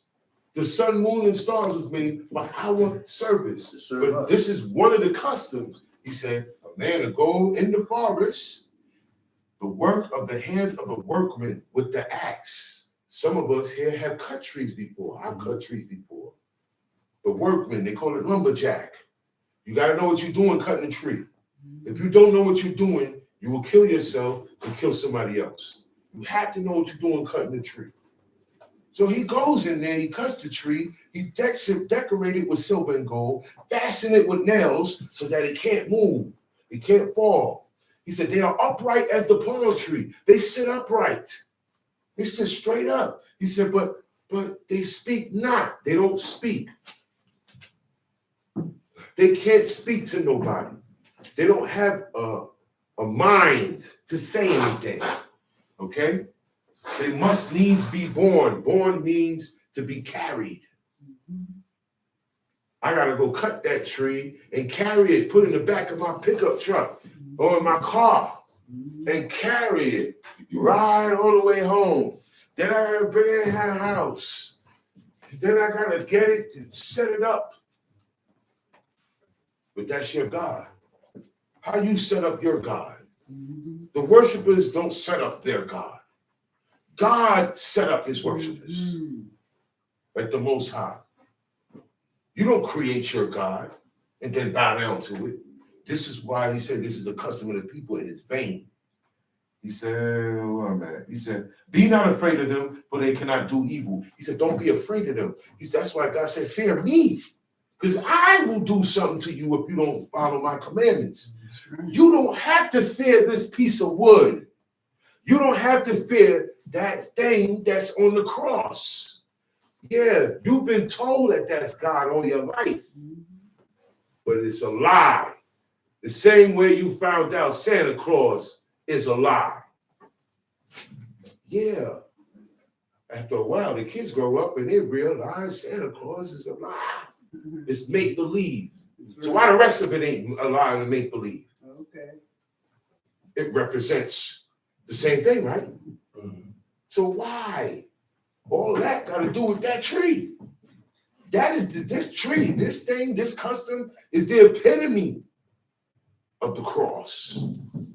That's the epitome. That's why it's so much of a big day. That's why it's so much money made. Listen, the people who really run this world don't follow this stuff. They follow the devil. Straight up. They don't follow this stuff. It's all paganism. This is play work. That's for you and the rest of the world to happy, the tree, this celebration, gifts, food. Everybody get enjoyment. They use the drink, eat your food, drink, and be merry part for this occasion. They switch that up and use it for this now. Now it seems like there's nothing wrong because the whole world doing it. But before the whole world started doing it, Jeremiah spoke about it. He said, look, man, don't learn the ways of the heathen, but their customs are vain. Let me tell you about one of them. And this is one of them that he's talking about. And this is the most famous one. Right. Everybody in the world, pick two nations that hate each other right now, but they celebrate Christmas. Ukraine. Okay, they celebrate Christmas. They celebrate Christmas. Do they or do they not? Okay then. We have Russian Jews. I'm not talking about them. Stop disassembling what's taught from this book, from the law. You can't, because you have people who will kill each other, but they serve the same deity. They have the same customs. They have the same ways. Tom Sheep. For as much as there is none like unto thee, O Lord, thou art great, and thy name is great in might. Thy name, his name is great in might. So great in might, you have to be careful with his name. From your behavior to writing it to see it, you have to be careful with his name. His name alone is excellent. His name alone is excellent. All right? He said, be not afraid of them, for they cannot do evil, neither also is it in them to do good. That's all those images. That's all the images. That's all the idols. That's all the statues, small and great. That's right. All of them. God said, don't fear them. They can't do you good or evil. That's right. They can't give you a blessing. They can't bless you, and they can't even curse you. There's only one that do that. God. God give out curses and blessings. He said, don't move about none of that, because that ain't me. That's what he's saying. Tamshi. Who would not fear thee, O King of nations? For to thee doth it appertain. That's another title. I don't hear. Only one. Certain titles. They try to take stuff from the Most High and put it on their deity, but certain titles they can't put on the deity. What he said? What king of what? King of nations. King of nations. You know what nations is? Everybody. Every nation. Every human being. On this Every male, female, child that was ever born since Adam and that will ever be until it stops. He's the king of. King of nations. He's the king of all these nations. No matter if they bow down to other gods or not, he's still the king of them. You know why? Because he decides who's the leader of these nations. God put the leader of those nations in their position so he can move them the way he wants. He can move them the way he wants. That's right. That's why Yeah. And I've read in other books, right? And I've read in other books that explains what goes on with leaders in the nations, how God deals with the leaders of nations. Okay? If a leader of a nation turn on another leader of a nation, God caused it. Right. God caused it. No matter what started it, God allowed it to start. He knows that if you make this situation go down, it's going to get the result he wants. So God stirred it. God made this guy say, okay, you know what? I'm going to kill all of y'all and take over. I say, well, man, for all these people to get wiped out so viciously, this is a sentence from God. That wasn't just one person. It's a whole nation. So God is a king of nations. He runs the nations. When the whole nation get wiped out, it's because God wanted them wiped out. God told children of Israel, when you get into the land, there's some people called Canaanites there. I want you to kill them. He could have easily sent a tornado, right or wrong, or a plague, right or wrong. That's right. He could have easily did that. Yeah. He said, I want you to do it. You was going to be my sword. Instead of Assyria being the rod of the sword, you was going to be the one to correct these nations. You were the nation going to be on top if you follow these commandments. King of nations, read. For as much as among all the wise men of the nations and in all their kingdoms, there is none like unto thee. That's right. None. But they are altogether brutish and foolish. The stock is a doctrine of vanities. Their stock is a doctrine of vanities. You know what a doctrine of vanities is? He said, man, all the stuff that they believe in, their lessons, their teachings. Cap. That's what he's saying. All of this stuff that they got in there and what they do when they get together, all of it don't mean nothing. Okay? And that's the a doctrine is supposed to be. Everything about you. Everything That's from your history to now. Everything. He said that everything about them is. Yeah. He said silver spread into plates is brought from Tarshish. Silver spread into plates. Plates made out of silver. Coming from Tarshish, which is Spain today. Anytime you read here in the Old Testament, and you hear the word, you see the word Tarshish, that's Spain today. That was the ancient name for Spain. Now, a lot of stuff coming from Tarshish, from Spain back then, Spain had a lot of money back then. Spain was the ones that started the slave trade, the worldwide slave trade. They financed it. They financed those ships you heard about in school. Nina, Pina, Santa Maria, the Saint Mary. All that is Spain. That's Spanish. Saint Mary. Okay? They would name those ships, those slave ships, after their so-called saints, which were deities. Okay? That's ancient Tarshish. And they've been doing that for a very long time. They're a very rich country. That's why they can make plates out of silver. A country that everybody's home got plates with silver. This stuff, this stuff is a commodity in a rich guy's state over there. So this stuff could get shipped. So he says silver spread into plates is brought from Tarshish, and gold from Euphaz, the work of the workman and the hands of the founder. So they send in the best gold, the best silver, okay? And the hands of the founder. The founder is the one that makes the image. He's the one that takes that silver and that gold and makes the image. He said, blue and purple is their clothing. Blue and purple are the colors of royalty that kings wore. Royal blue blood people wore. Okay. He said they are all the work of cunning men. Cunning men means these guys know art. They know artistry, skillful in carving. Because you got to know how to carve and mold to make these statues and idols. Tamshi. They are all the work of cunning men, but the Lord is the true God. He is the living God. He is the living God. And an everlasting king.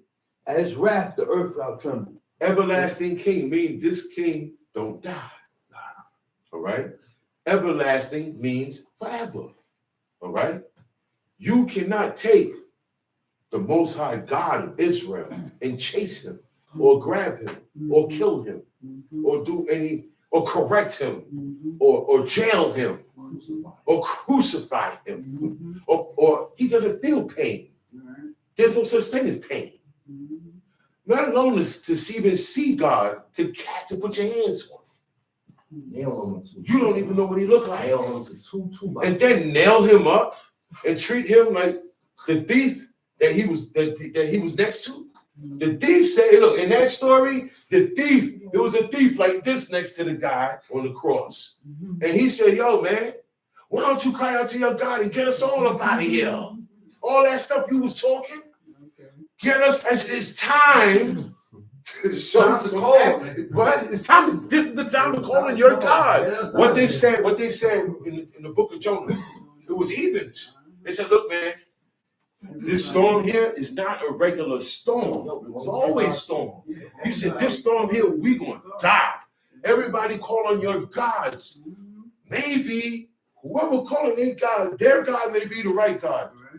See the mentality? Call on your gods, every man. And the one who serves the true and living God, sleep. Because he knows nothing's going to happen to that boat. He know why the boat is going up and down. But he said, I'm going to get me some rest. He knows. You know why? Because he know God. He know God like we know each other. You know God like his own man, son. Let me call Mick. Can you pick up the phone and call me? He can ask. He could just say, yo, Most High, why? And God would come and give him an answer. So it's nothing, man. I know why this is happening. Yo, they don't know. So I ain't telling them nothing. I'm going to sleep. He told God straight up, no, I'm not going to. The man slept. He said, I'm not going to. In the They don't want to serve you, God. I'm not going to. Because he didn't want to. God told him to go and tell these people to stop serving idols and to get right with God. But he was like, they heathens, man. I'm going to go over here. So God made a storm pop up. He know why the storm pop up. So now everybody is bowing down to their gods. This guy got Christmas tree. This guy got a cross. This guy got this. This guy got, everybody got their gods, right? Nothing is happening. So he said, he's looking around. Boom, he see the guy sleep. He said, yo, man, get up. He said, call on your God. It may be, peradventure, you will stop the storm.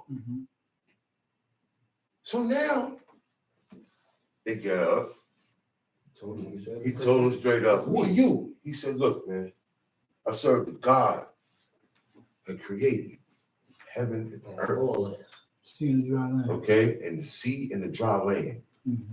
Nobody has that title or that attribute. He said, I serve the God that created all this, the water, everything, the wood you use for the ship, everything. And you know what they say? You're the reason why we in this. So they knew. They knew they wasn't serving the right God. They knew. They knew what they was doing. So they knew. Because once he said who he served, they said, oh, that's the one. They said, you're the reason. But look, they still didn't want to throw him over. They didn't want to throw him over. Started throwing stuff. They was like, yeah, man, we ain't gonna throw you over. You're gonna die. That's what But he told them, throw me over. throw me over, and it's gonna stop. So he can say, he like, I'm about to die. But he ain't no officials for him. in their head, bro, he gonna die. He knows he's not gonna die.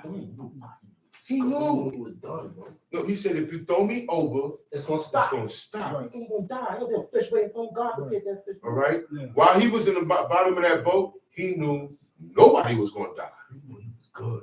He knew he was good. So he said, look, man, that's why he said, don't worry about that. Just roll me over. And the storm will stop. He ain't good. So he be in there, he got the storm. Right. He the one's the reason why the storm is like that. He's not good. Why. He's wanted by God. That's why God prepared the fish. He's the reason. He's why. wanted. He's not good. But he ain't gonna die though. I said he ain't knew gonna die. he wasn't gonna die. That's why he knew he wasn't He gonna knew die. he was good. So he said, it's me. He said, it's because of me why all of this is happening. Just settle, and so we gonna understand. Settle. He's a prophet of God. Say it again. He went in that ship and went to sleep because he knew there was no danger coming. None. He knew he was good. That's why he said, throw me over. Right. Y'all ain't got to worry. But they didn't want to throw him over because they're like, we throw you over, you gonna die. Yeah. So everybody. That's what they did. You know how everybody picks sticks and see whoever got the shortest or the longest, it's on you. It's on you, right? His was either the shortest or longest. So they said, look, man, they threw him over. They had no choice. And once they threw him over, it said the waters abated. Okay. Water stopped. He's the problem. And then God caused a great fish He ain't know that to was grab coming. him up. He didn't know that. You know what I'm saying? But as a prophet, he's saying in his head, look, man, I'm not going to let y'all go through this because of me. Just throw me over. That man, he didn't think he was I'm gonna going to die. be good. No, Throw me over. No, he was Y'all going to be good because as soon as he threw him over, it stopped. right. You know what I'm saying? So but my point with all of this, is that they recognize who God was. Right. That was my point in this. Right. They recognized who God was. Yeah. Once he said, I serve the God of heaven and earth. Right. And the sea and dry land, who made the sea and the dry land. So they knew, well, yeah, okay. We could throw him over now. So we good. He thought he was gonna die when they threw him over. You really think he thought he was gonna die? They thought. That's what That's they why thought. they didn't want to throw He him know over. he was good. And he had to keep He know he served. He didn't know he was good. That's why when he came out that fish, he ran. One day, the 3 days journey, he was scared, he got corrected. He did not know that. He didn't know a fish was waiting for him, bro. Say that. I said he knew he wasn't gonna die. Okay. He knew he wasn't gonna die. Time sheet. No. And the nations shall not be able to abide his indignation. Thus shall you say unto them. What verse you at? Verse 11. Okay. Thus shall you say unto them, the The gods gods that have- have not made the heavens and the earth, Even they shall perish from the earth, from under these heavens. So even those idols and all those statues are not going to exist. They're not going to exist. Time sheet. He had made the earth by his power.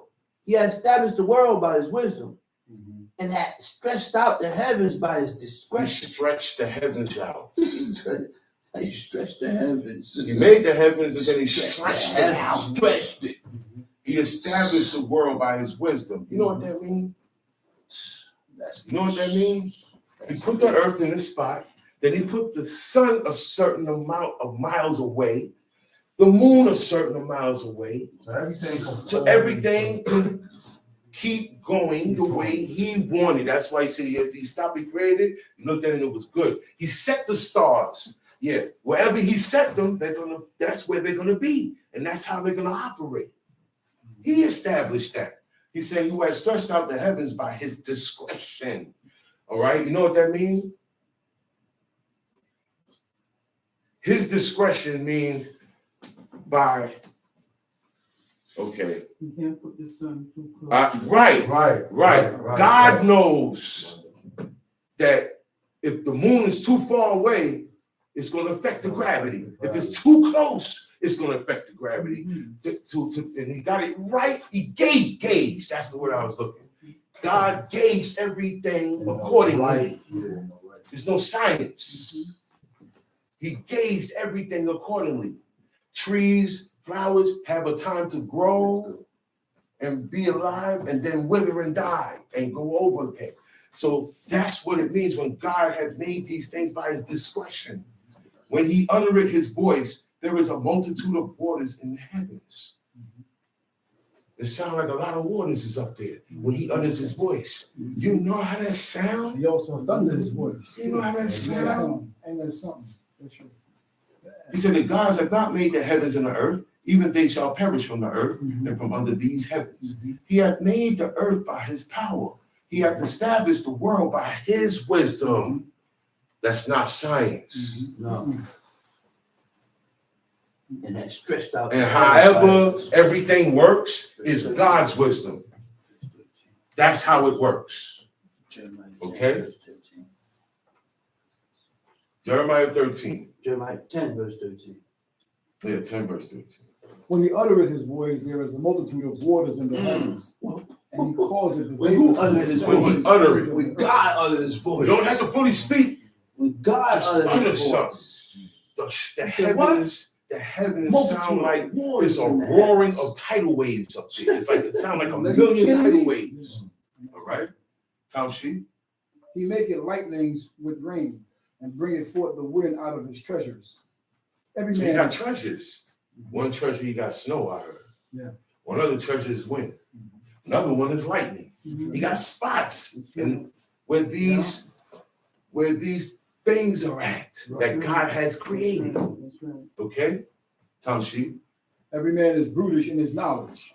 Every founder is confounded by He said every man is brutish in his knowledge, meaning that in dealing with the heavens and stuff like that, you're not gonna know, you're not gonna find out how everything, you're not gonna, out there, you're not gonna get everything.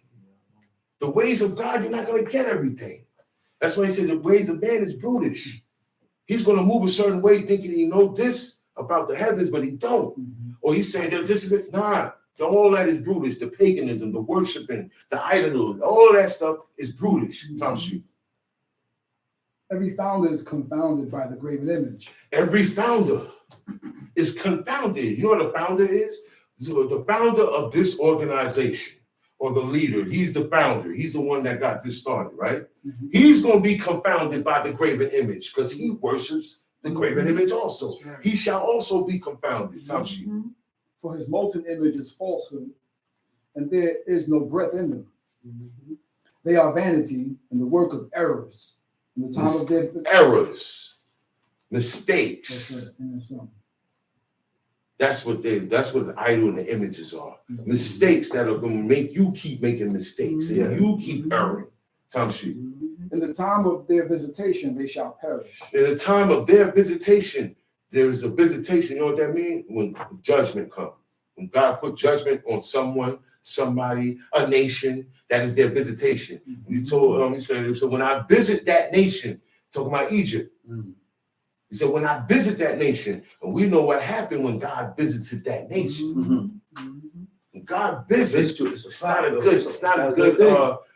a friendly pop-up. It's judgment being pronounced now. Tom Sheep. The portion of Yaakov is not like them, for he is the former of all things. Jacob. The portion of Jacob. Jacob is not like Israel. Those people. We don't have the we same read portion. about it. Their portion is not the same as the rest of the world. Facts. Their life is not the same. Facts. My portion The is the same results as yours. of their life is not the same. Tell them my portion is the same as yours. Okay? Your reward is not the My same. portion is the same as yours. Okay?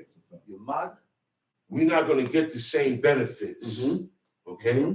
So he said, Jacob he's not like them. He is the former of all things. You know what former is? The beginning. He started everything. So really and all, leave that world alone that was before Abraham. Leave that alone. You're not going to find out everything. There's a lot of details left out. That's for the heavy heads. So my father always told me certain things he broke down to me. He told me keep to myself because people ain't going to understand it. So I look at that and said, before Abraham, don't try to get too much into that and try to understand it. You're not going to understand it. But what you can understand is when God told Abraham, walk before me and be thou perfect, and gave him these laws. He said he did all my laws, all my statutes, all my judgments. That's the thing you will be able to understand. Right. That's what this means. Okay? Right. In the time of Israel, their portion of Jacob is not like them. He is the former of all things. So everything really, it starts with Jacob. This thing here, life, starts with Jacob. God consolidated it with the law and established it when he gave it to Moses on Mount Sinai. This is it now. This is it now. Jacob is the former of all things. And what else? And Israel is what? Israel is the rod of his inheritance. The rod of his inheritance. But when Israel got into land, Israel messed up. So Assyria became the rod of his correction. Right. Am I right or wrong? Right. Tom Sheep. The El of hosts is his name. God of hosts. The Lord of hosts. Lord of hosts. The Lord, what is the host? Everything. What is the host? Everything. Everything. Lord of hosts. Everything. One dude was saying, those are the angels. No. The host is everything. Cool name. El Shaddai Zebaot. Tom Sheep. Gather up thy wares out of the land, O inhabitants of the fortress. For thus said Elohim, behold, I will sling out of the He inhabitants. said, gather up the wares out of the land. Get your stuff together. Get your stuff. Start packing up. Because someone about to do something to this land. Tom Sheep, he said what? For thus said Elohim, behold, I will sling out the inhabitants of the land. I'm going to sling. I'm going to kick them out. Slingshot them. Today you're here, tomorrow you're not here. He said, I'm going to slingshot you up out of here. Tom Sheep. I will sling out the inhabitants of the land at this once, and will distress them, that they may find it so. Woe is me. Distress. Stress comes from the word distress. I will cause distresses upon them. I'm going to scatter them out, kick them out, and I'm going to put these things on them that's going to stress them out. Tom Sheep. Woe is me for my hurt. My wound is grievous, but I said, truly this is a grief, and I must bear it. My tabernacle is spoiled, and all my cords are broken. Now, Jeremiah, he said, truly, this is a grief. This is sad. He said, and I must bear it. I gotta hold it down. I gotta deal with this. Because it's God that's putting it on me. I gotta watch my complaints. I can't be complaining. I say, you know what, man? This happened to me because I'm wicked. God made this happen to me. He said, no, don't worry, you ain't got to do that. It happened because God made that happen to me, man. That's right. Don't worry about that. Yeah. No, but if I didn't listen, No. see, that person don't see what I see. Right. That's right. You know what I'm saying? That's right. And I let her be like, no, don't worry about it. Don't worry about it. You innocent in this. Don't worry about it. You good. That's right. I know why this happened to me. Okay. I know why this happened to mine. What come from me. I know what happened, man. Tom Sheep. My children are going forth of thee, and they are not. There is none to stretch forth my tent anymore. He said, my children are going forth with me, and they are not. I mean, they left off from this. And they are not doing this no more. Well, you see what it said? And they are not, meaning they are not correct no more. They are not here no more. They're not, what they say, active no more. Tom Sheep. And there is none to stretch forth my tent anymore, and to set up my curtains. You know who you're talking about, right? Ain't nobody around to set up my tabernacle Ain't no, that's that way, the tabernacle where God places his name. And that's where all the people bring their offerings and their sacrifices to the door of the tent of meeting. Right. He said, there's nobody to set up my meeting, my tent. That's why he told Jeremiah, hide it. That's why he told Jeremiah, take that ark, take that altar incense, and take the tabernacle and hide it. Nobody found the ark. The Ethiopians never found the ark. That's right. It is most holy. Okay? A man tried to grab it because it was going to fall off the wagon. His intent was for the ark, not to help. Yeah. But he was not supposed to touch it. He wasn't a wicked man. It don't say he was evil, he was wicked, or God was going to kill him. None of that. But by him, he was not so. It's so holy that only the priests that are ordained to carry him. Not all the Levites can carry him. Not all the priests can carry him. So when that man touched it, he died. Instantly. He died. So how come people finding all these arks? We got the ark. We found the ark. No, you didn't. You would have died. Same effect then, same effect now. You're not going to leave that altar incense up there because that altar incense only burned to God. That incense was only used, burnt to God. So who you going to burn that to? You can get the whole world wiped out. Those three items, God hid them. He said, nobody's around to spread my tent. Nobody's there to set it up. Okay? He said, and to set up my curtains. He said, for the pastors are become brutish. He said, and have not sought the Lord. Therefore, they shall not prosper in all their flocks. Pastor is another word for teacher.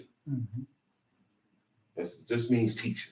Right? He said, and all their flocks shall be scattered. He said, for the pastors have become brutish and have not sought the Lord. Therefore, they shall not prosper and all their flocks shall be scattered. That's why you got Israelites all over the world. That's why. All of them do different things. Most Israelites in the world serve the cross. Yeah. I'm going to let y'all know that right now. There are more Israelites, people in this planet right now that call themselves Israelites, that are down with the New Testament and Christianity. Okay? We're outnumbered. Now I'm letting you know that right now. You're going to meet a lot of them in your travels. All right?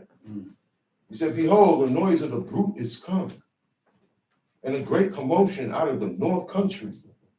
You know what that commotion was, right? What? Babylon. Yeah. The northern countries shall send for a nation from the far north. That was Babylon. They're far away, but their noise, you can hear it. He said, great commotion out of the north country to make the cities of Judah desolate and a den of dragons. He said, oh Lord, I know that the way of man is not in himself.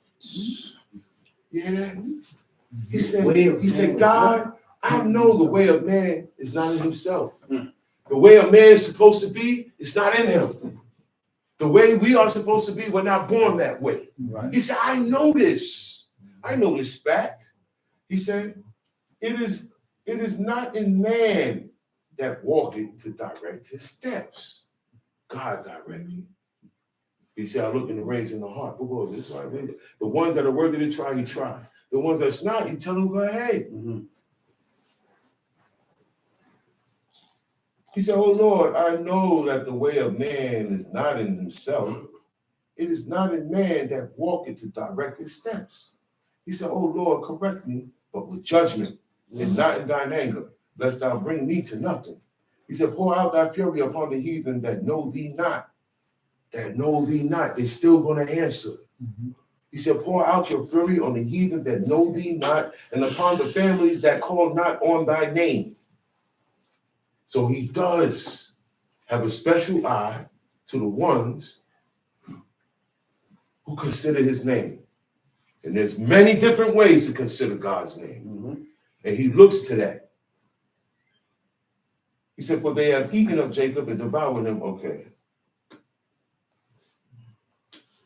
Deuteronomy chapter 21.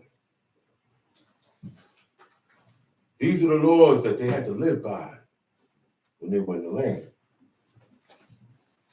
This is what kept them in the land. Tamshi. If one be found slain in the land, which Elohim thy El giveth thee to possess it, lying in the field, and it be not known who had slain him, then thy elders and thy judges shall come forth, and they shall measure unto the cities which are round. See, now we got somebody who found a body. A body got found. Yeah. Nobody know who did it, right? This is how they handle murder, unsolved murder cases. When you find a body, you know somebody he didn't die of old age or nothing. Somebody killed this guy. You see swords, poke holes all up in them. So we got to find out who did this. Yeah. Back then, there was no detectives. There was no database, face recognition, and no cameras. You can't track a guy down with his his social security number, and oh man, well we'll find him if he ever pays with anything with his credit card. We'll be able to track. None of that. Okay, it said one be found slain in the land which God giveth thee to possess it, lying in the field, and it be not known who hath slain him. He said, then the elders and thy judges shall come forth, okay? And they shall measure the cities which are round about him that is slain. They're going to pick the city that is closest to the body. Right. All right? And it shall be that the city which is next unto the slain man, even the elders of that city that's closest now, they got to take a heifer, which is a young calf, okay, which has not been worked with. They have never put it to work, right? And they, which have not drawn a yoke. And the elders of that city shall bring down the heifer into a valley, which has neither eared or sown. That valley, nobody ever planted anything there. Nobody ever plucked up anything out of there. It's wild. That valley is wild. You take him down to that valley. He's to strike off the heifer's neck there in the valley. That was what they did, right? And the priests, the sons of Levi, shall come near. Now the priests come near after that's done. He said, for them, the Lord thy God had chosen to minister unto him. Those are the ones that God chose to be close, very close, and be his direct servants, okay? And to bless in the name of the Lord, see? Those are the ones that bless, the Levites, the priests. Not everybody can bless you. Beside that, only your father and mother can bless their child. Mother and a father can bless their children. Nobody else. And only the priests bless people. Everybody else blesses the name of the Lord. Right. He said, and by their word shall every controversy and every stroke be tried. These are the guys you go to for every controversy and every stroke, any problem, any disagreement, argument, you bring them to these guys. These are the guys that's going to tell you who's right and who's wrong. Verse 6.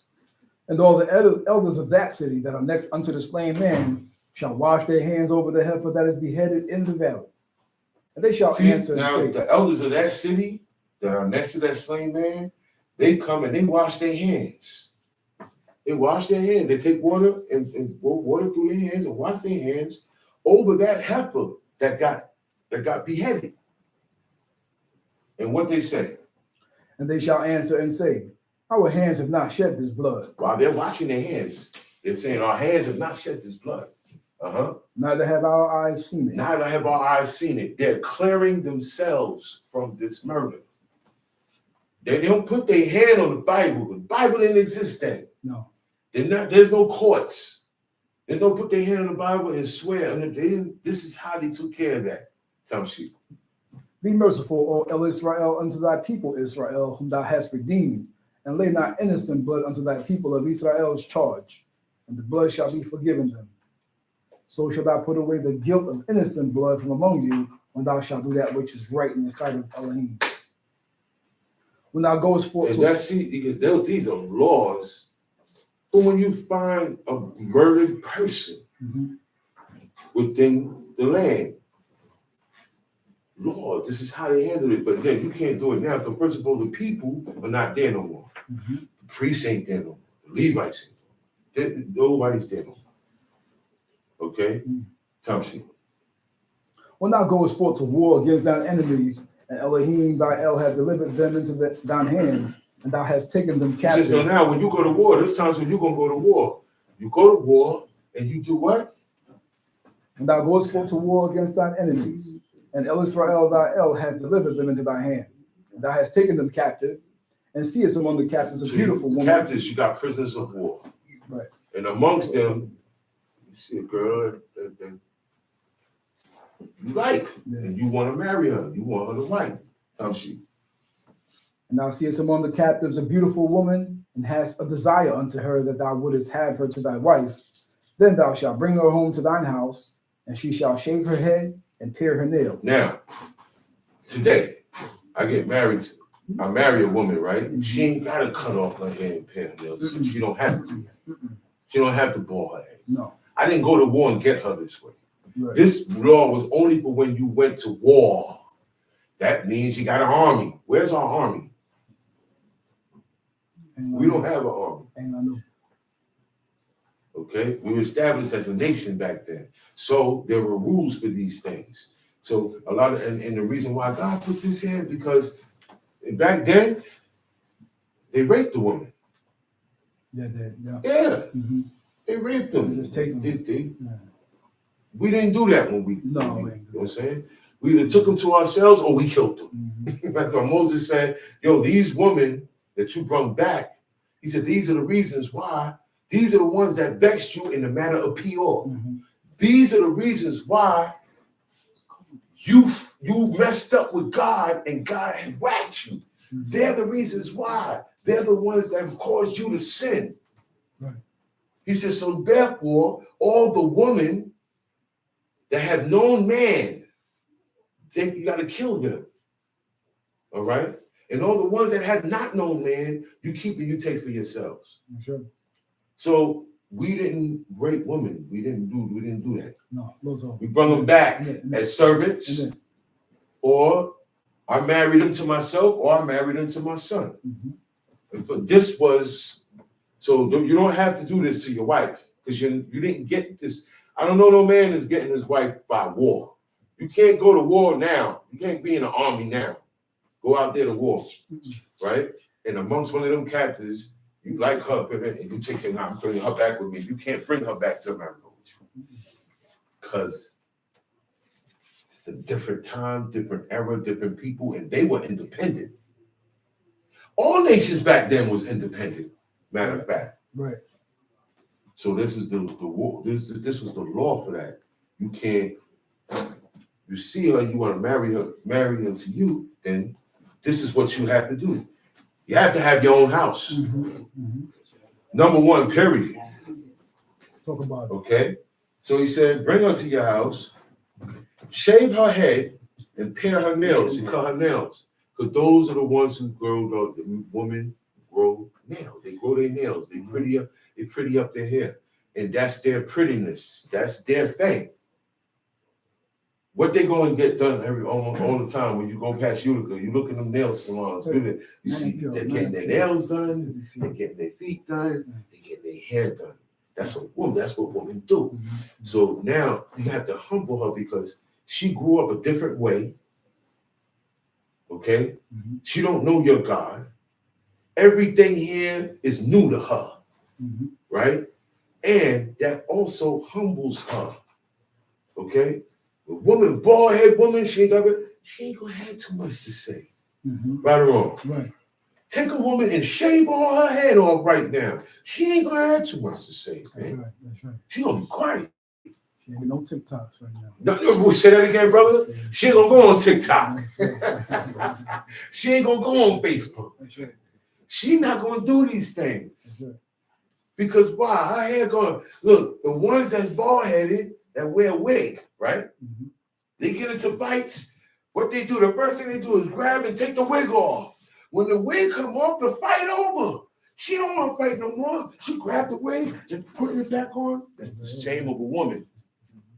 So he said, cut that hair off and cut them nails off. She ain't gonna have too much to say. He said, and she shall put the raiment of her captivity from off her, the clothes that she used to wear before you married her. She can't wear. She got to come out the pants. She can't wear the mini skirts. Okay? She can't wear a bikini. She can't go to the beach and wear a bikini. If she's a jogger and she's been jogging all her life, she can't wear jogging pants. She can't wear what you call them, tights, spandex. She can't wear none of these things. Training bras, all of this. She can't wear that. Okay, and see, and look, they didn't jog. They didn't jog.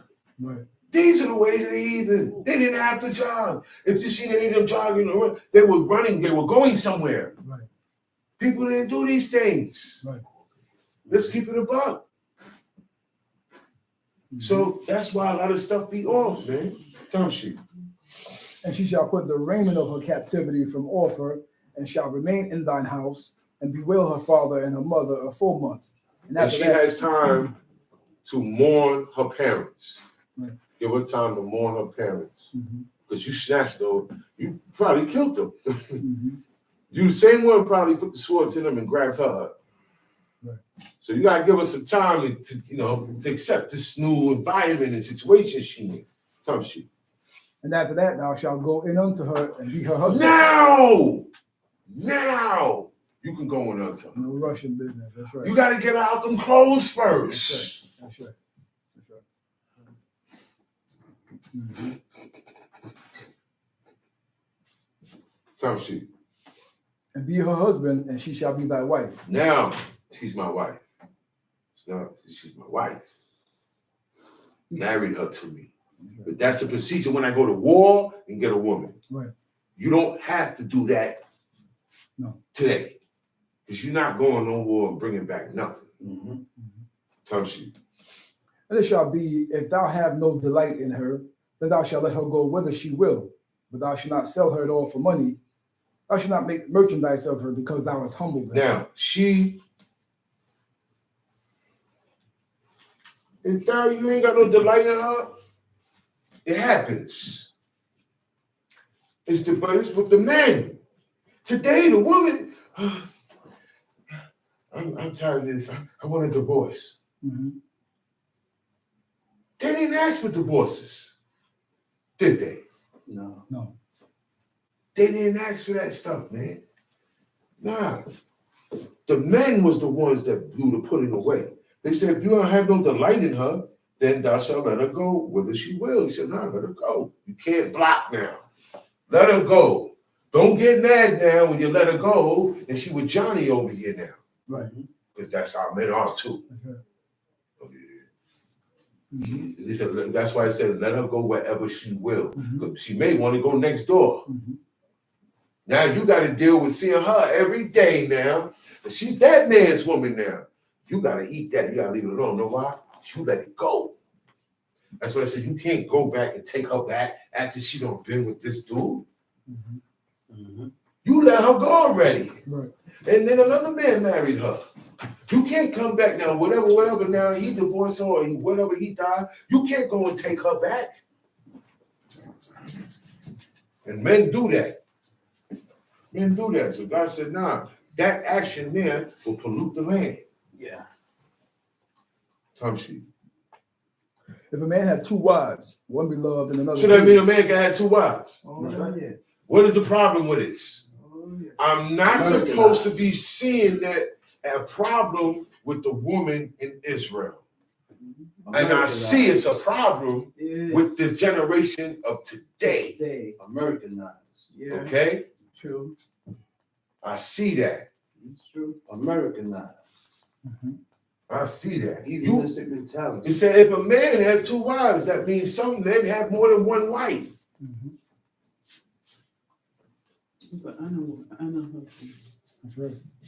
Hannah, Penina. Penina, And Hannah. Hannah, Penina. Look, Look at Jacob. Look, you know what, man? The woman had competition. Yeah. It was the woman that was competing. Yeah. I want to get pregnant. Yeah, I got pregnant first. I had his first son. I have his son. I have his boys. Yeah, it's the woman that's like that. And that's okay and that's good. Yeah. They call that baby fever. Yep. Man, they're supposed to have no baby fever. A woman look at another woman with the baby and she get all crazy. Oh man, now she want to have a baby. You want to have a baby for you. That's how the women are supposed to be. Okay? So Some shit. if a man had two wives, one beloved and another hated, and they have borne him children, both the beloved and the hated, and if the firstborn son be hers that was hated, then it shall be when he maketh his sons to Because inherit. it happens. I got two wives, but I love this one more. I love this one more. Jacob loved Raquel more. He wasn't after nobody else. He got tricked. But that ain't gonna change nothing. I still love Raquel more. No, Leah, you're my wife now. I can't put you away. We didn't get down like that. I went into you. I got your virginity. They weren't whores. Okay? They weren't whores. When Jacob went into them, they were virgins. Okay? The sons of Jacob weren't bastards. They weren't born out of wedlock. Oh, yeah, you just have to, now she's my baby mama. No, that's my wife. That's right. First. Then we had the babies. But today we had the babies first. And sometimes get married. It's backwards, right or wrong? That's right. According to how they did it and how we're doing it today, it is backwards. And it's not godly. It's not correct. That's why so many problems and so many things happen, because it's not done the procedure that our forefathers did it. He said, after you do all of this, then you could go in unto her. But us, we want to go in first. He said, when you see the captive amongst the captives, see a beautiful woman amongst the captives, and you desire her to do what? To have sex with her? To be my wife. To be my wife. So it's more than sex. That's right. Sex ain't the only thing. For us today, the first thing I'm thinking about is sex. To be, I'm not even thinking about humbling her. I can't humble her because she ain't even a virgin. You can only humble a virgin. Okay? Outside of that, she chooses to open her heart to you. That's the real. But when you got a virgin and you got a whore, one who had many men in her life, many boyfriends in her life, right? All right. You got two wives. One is a whore, one is a virgin. You're going to see the difference. Yeah. It's a big difference. Yeah. Big difference. Tom Sheep. Then it shall be when he maketh his sons to inherit that which he hath, that he may not make the son of the beloved firstborn before the son of the hated, which is indeed the firstborn.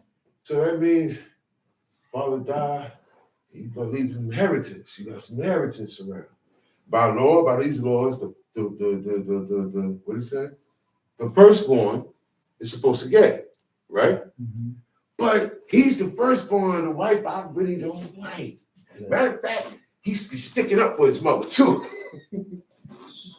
Right or wrong. It happens right or wrong. So what the man do? Man, forget him, man. Yo, what's up with your son Johnny? I might forget Johnny. He with his mother. But when it come time, I gotta give it up to him. But look, those situations didn't happen in Israel. The son in minding his business, he ain't got nothing to do with it. It's just me. I'm giving it to her son because I love her more. God said, don't do that. Even though you love her more, you still got to give the one that you don't love like that because you hate her. If you don't love her, you hate her. Right. If you don't love the commandments, you hate the commandments. If you don't love God, you hate God. There's no such thing as like. It's either love or hate. It's wicked and righteousness, black and white, no shades of gray. Time shoot.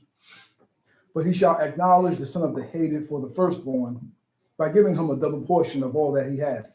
And then look, and the firstborn get a double portion. You gotta get it. That's how it go. When he was a child, he was the firstborn and he got Tamshi. For he is the beginning of his strength. The right of the firstborn is his.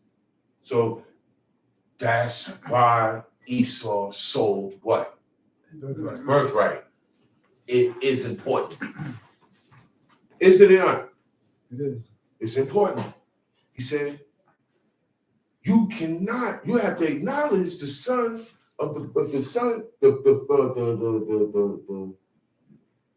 that you have, but you hate her mother. You hate his mother. You got to acknowledge by giving him what he deserved. That's the right of his first. And then he gets double.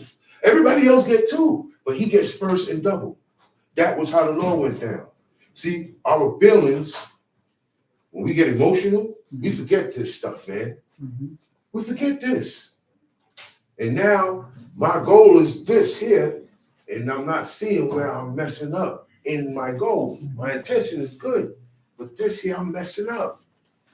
It's laws for everything in life. That's right. Tamshi.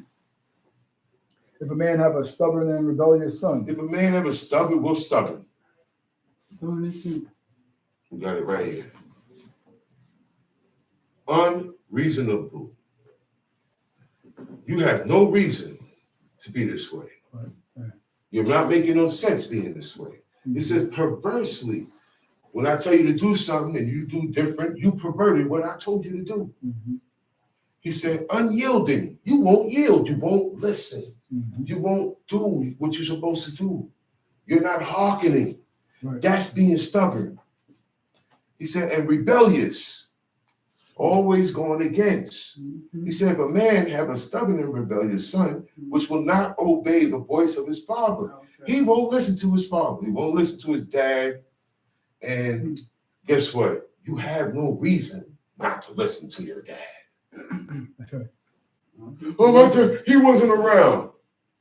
You have no reason not to listen to your father. That's right. And then was the next one, or his mother. You have no reason not to listen to your mother. And that's what makes you stubborn and rebellious. It doesn't matter what they're telling you to do. It's the fact of you carrying out the order and keeping it. That's what has to be done. And when you see someone carrying out their father's or mother's directions, leave them alone. That's right. Leave them alone. That means you don't respect it. Right or wrong? You don't respect the fact that I'm doing what my mother just told me to do. You don't respect the fact that my father made me swear. You're not respecting that. People don't respect that. All this stuff is out the window. It ain't just thou shalt not steal, do the Shabbat. It's a lot of laws in here that we go over when the situation come up in life. We don't pay no mind to it. Yeah, like it don't exist. There's a lot of situations that come on. We go in a book, you got to shut up. No matter how you feel or what you want, you can't say nothing. Tamshi. If a man have a stubborn and rebellious son, which will not obey the voice of his father or the voice of his mother, that's who you must obey. I don't have to give it up to no. I ain't got to even explain myself to nobody but my father and my mother. I don't have to explain nothing to nobody. My brothers, my sisters, my aunts, my uncles, nobody except my mother and father. That practice make you perfect before God. Because now when God says something, your own brain can't tell you nothing against it. Because you have practice with your mother and father. That's how it goes. Tamshi. And that when they have chastened him, will not hearken unto them. They even chasten them. Chastening, they punish them. No, you take away punishment is the taking away of privileges. Okay? That's part of discipline. All right? That's the taking away of privileges. You don't have the liberty that you had before because you are not correct. So now I'm not letting you do this no more. I'm not doing this with you no more. I'm not letting you go here. I don't want you over there. That's right. That's part of the chastening. And even when he still do, you do that, he ain't listening. He don't want to listen.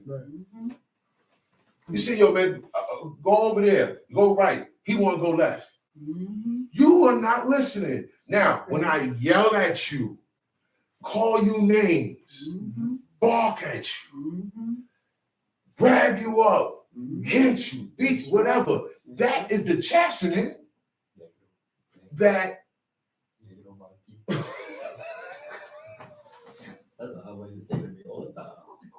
that's chastening. No, but that's chastening. I can't even say his favorite word for me. I got to tell you tonight. We all got favorite words from other when he get mad at us. But that's literally, you don't have to put his hands on you. They don't have to put their hands on you to chasten you. Their words, when they're correcting you and scolding you, that's chastening. They don't have to put their hands on you. You say, yo, and they are chastening him. You still ain't listening. Let alone if I had to put my hands on you. And you're still not listening. So either I talk to you, yell at you, please. Me personally, I don't plead it with my son. Please, man. Talk to me, man. What's going on, man? What do you want? Listen. What do you want? What's up? Do you know what you want? Like, what's up? You won't listen. And you keep doing the same thing over and over, like you like to get yelled at, or you like this type of action. You know what's going to come with it. You know what it's heading for. Are you crazy? Or are you trying to break daddy? Because that happens too. That happens. You could break daddy and mommy. They get tired of talking to you. And they just leave you alone. That's why God got these laws that say, take him, read it.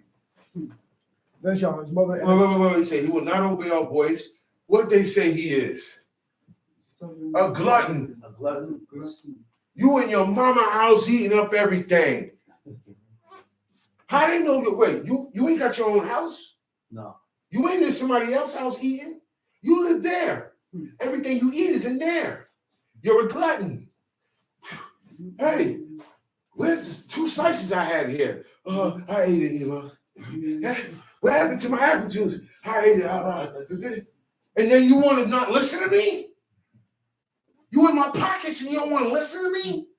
I'm taking care of you. You don't want to listen to me? You're a glutton. You eating everything up without a care. And a drunkard. You want to be drunk? You want to be drunk? You want to get high? You want to drink? You want to eat up everything? And you don't want to listen. You must want to die. And when you have a son, you're going to feel the same way. I tell all the young men that today. Yo, y'all don't understand because y'all don't have kids yet. The ones that have kids understand. The ones that have some, they start to look, they still ain't catching up to it as fast as they supposed to. But they see it. They starting to see it as the children gets older. You're gonna feel it more. They're gonna show you. They're gonna show you. But the children ain't supposed to be this way. Notice it doesn't say daughter. Down. Notice it don't say daughter. But the girls didn't do this. It was the sons. It was the sons. That's why today you have parents. I say, yo, man, I know what I would have did. But you're not doing it. Why? Because I got beat when I was a kid. My father and my mother. So I don't want to do this to the child because that's why the child is like that. Like run all over you. That's why run all over you. Not me. But then you have certain parents, you're not getting that off on. You can't get it off. You're not getting that off on. You're not going to be able to play on that. Possible. I'll show you all the love in the world, and I'll still hit you up. And I still love you after I hit you up. Facts. After you dead, I'm going to cry because I had to hit you up. Facts. I'm going to still love you. But you're not, it's just certain parents, it's like that. And this is God saying, yo, man, you got one of these here in the land. He said, bring him to the gates of the city and kill him. That's right. The mother and the father. See, when the mother pick up for the son, she's interfering. That's right. Yeah. Yeah. She's interfering. Yeah. He Yeah. said the father one that bring up the sons. You bring up the girls. Certain situations with these boys, I handle. Okay? And my treatment, be easy. He's a man. It's my son. He can take it. You ain't got to, oh, but you didn't have to. No. Get out my face. Let that man break that spirit his son got. Because it needs to get broken. Oh, I will break it. Because he's not breaking it himself. Yeah. So stay out the way. Just let him do that. Because as you can see, God, that's how God moved. Right. He said, honor thy father and thy mother, that thy days may be long upon the land which the Lord thy God giveth thee. Idiot. That's who you have to honor. Forget what everybody else say. What your father say first. What your father say first. And people will respect that if they see you respect it. I said people will respect that if you respect it, right or wrong. Right. They said, well, look, my father don't want me. My father wants to, and they see you're bent on doing what your father said, they're gonna leave you alone. They ain't gonna get in the way. If you tell your family, look, man, I'm married to this man here. He served God, and I'm gonna serve God with him. Y'all gotta leave me alone. Back up off me. I told you I don't celebrate that no more. I told you I don't do this no more. You can't come to my house on Thanksgiving. I'm not coming. Don't invite me. No, well, no, but your family, you gotta stand up for this. And they will respect you more for the things that you're standing up for that God tell you to honor. If people don't see you respecting the Shabbat, they're not gonna respect it for you. Right. You understand what I'm saying? If they don't see you serious, they're not gonna take you serious. Right. Your decisions and your actions come from your decisions. Your decisions come from your thoughts. Your thoughts is when you make your mind up about something.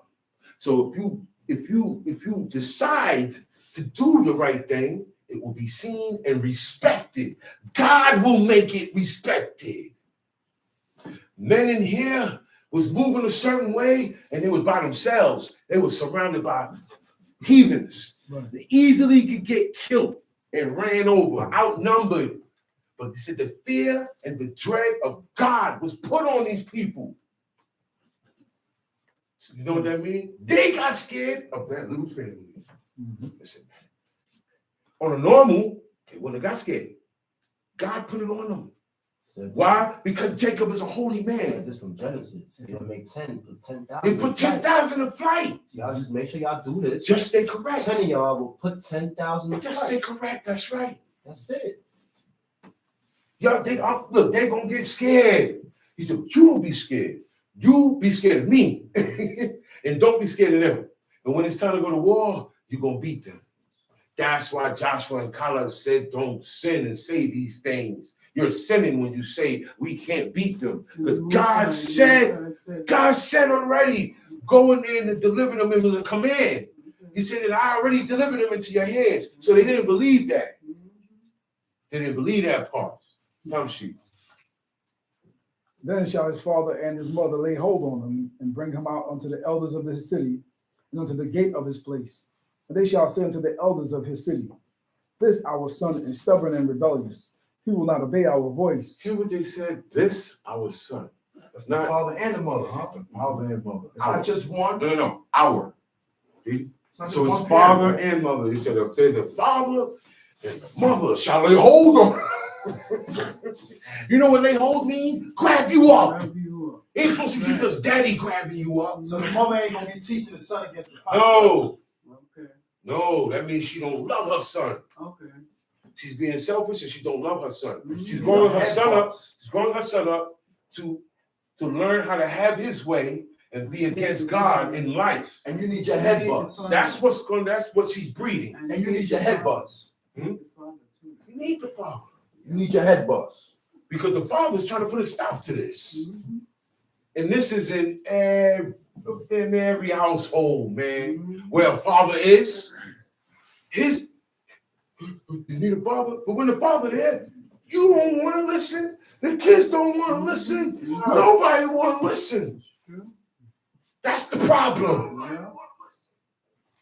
That's the problem. You would rather your child without a father.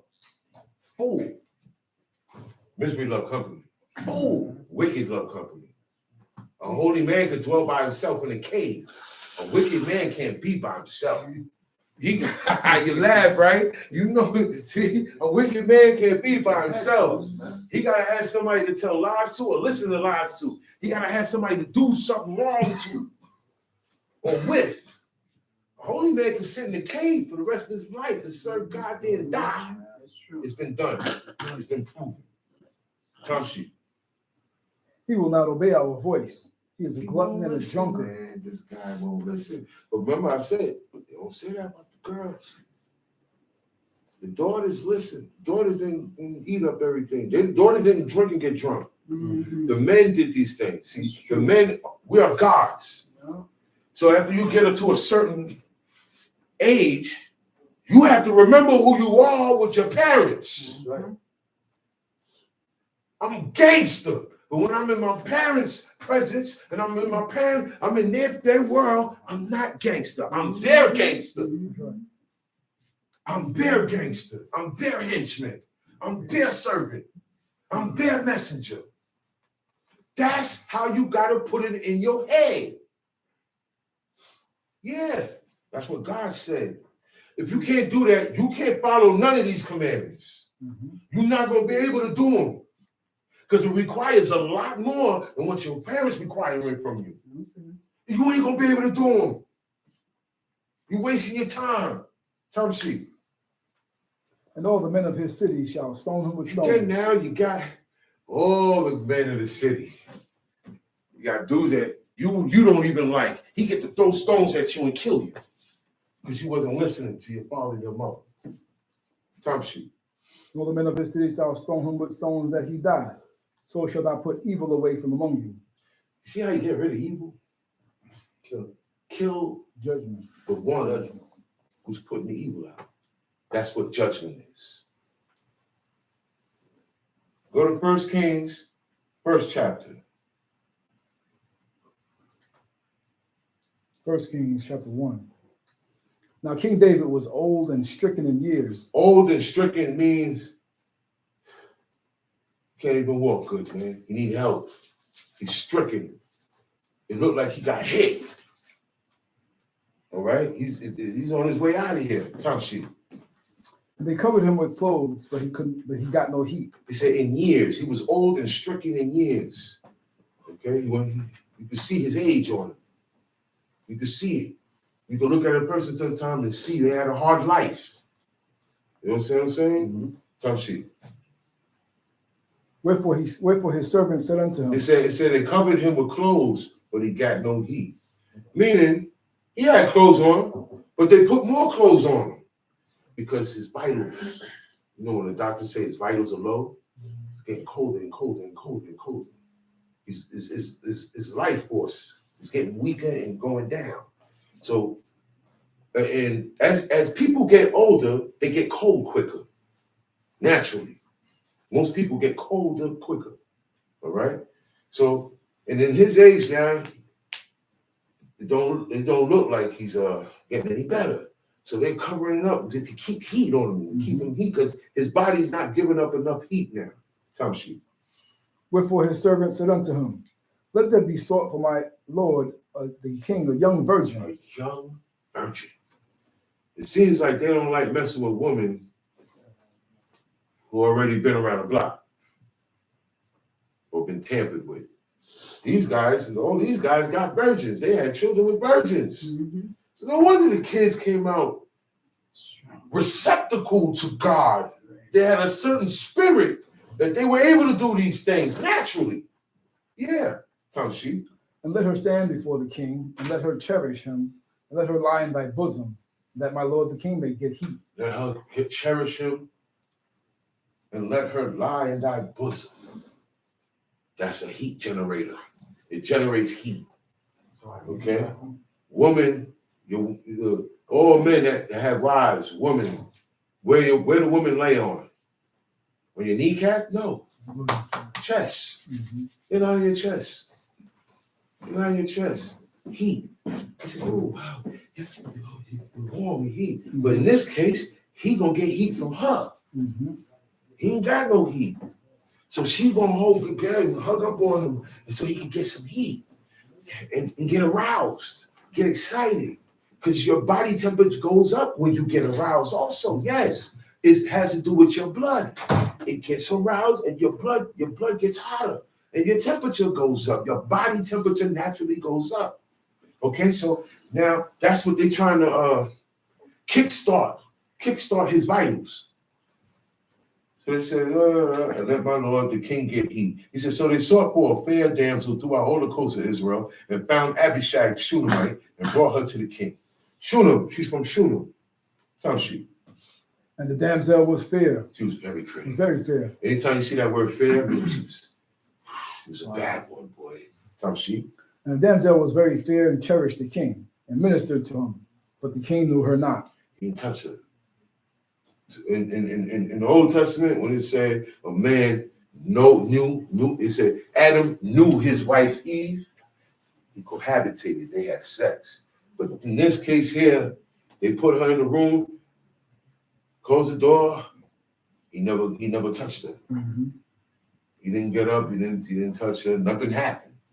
He didn't know her, Tamshi.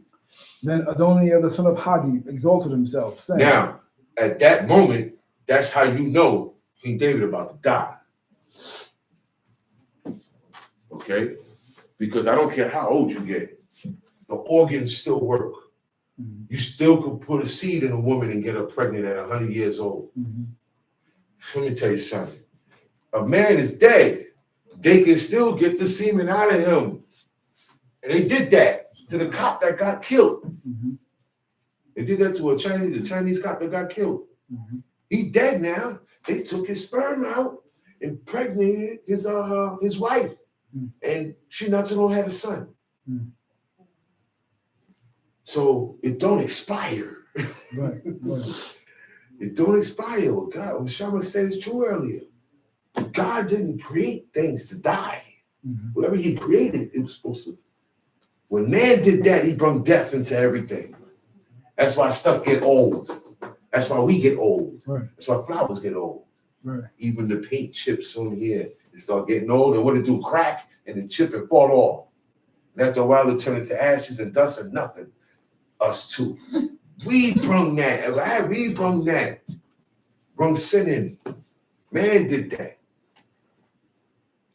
So he ain't touching now. So now we know the king is about to die. So the first thing that is said, Adoniah, the son of Haggith, as soon as they realized that, he exalted himself.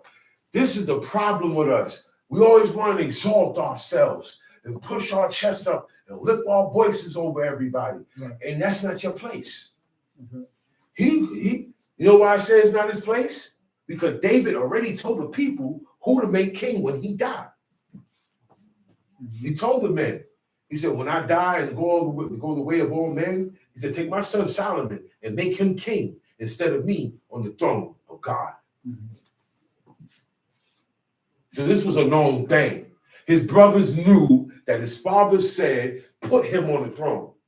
But when his father died, everybody had a different thought, different opinion, different action. So we got to look at these things. Now this guy, he wants to be king now. But you missed out on that, Adoniah. You showed your father you wasn't worthy of that. Like the rest of these guys here. This guy, he said, make him king. Right. So he said, man, I'm going to become king, right? And now he looking at Solomon because Solomon younger than him. Solomon's the youngest out of these guys. He's like the baby. So because I'm older, but that don't mean nothing because you older. Right. You could be older and more wicked than the younger brother. Or you could be younger and more wicked than your older brother. That don't mean nothing. That's right. But that's how he's looking at it. That's right. He's like this, though. Well, I'm going to become king now. He exalted himself in a manner that he was not supposed to. Tamshi? Then Adoniah, the son of Haggith, exalted himself, saying, I will be king. And he prepared him chariots and horsemen, 50 men to He run did this on before his him. own. This is what you call self-proclaim. Right. Okay? Tamshi? And his father had not displeased him at any time in saying, why hast thou done so? And he also was a very goodly man. And his mother bare him after Absalom. And he conferred with Joab, the son of Zeruiah, and with Abiathar the priest. And they, following Adoniah, helped him. See? He conferred with Joab. He pulled Joab to the side. He pulled Abiathar the priest to the side. And told him, yo, run with me. And now they're in cahoots with each other. See? Because you got a king, right? Now he got a priest, and he got the general. Okay? Because that's who was running stuff with David. So now he got them, and they helped him. They're not supposed to be with him. They're supposed to help make Solomon king. But they went and made Adoniah king. Tamshi.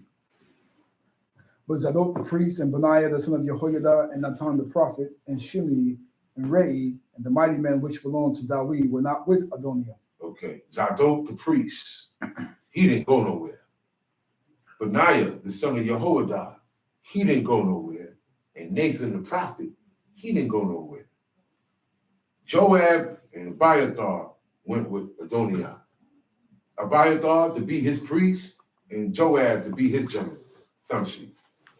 And Adoniah slew sheep and oxen, and fat cattle by the stone Zohelet, which is by Ain Rogel, and called all his brethren the king's sons, and all the men of Yehuda, the king's servants. He said, and the mighty men also, which belonged to David, they were not with him. Everybody who was on David's side did not go nowhere with his son. Only two people did, Joab and Abiathar.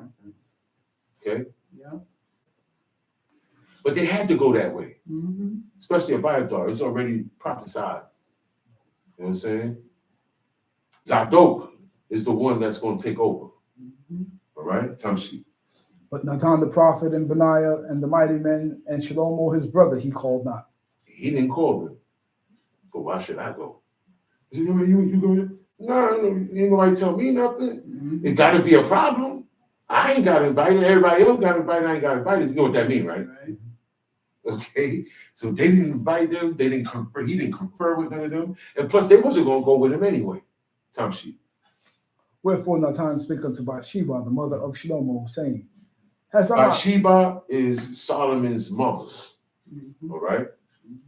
And Nathan is the prophet. Right. Nathan is on David's side. Right. So he said, let me go speak to Solomon's mother. Tamshi.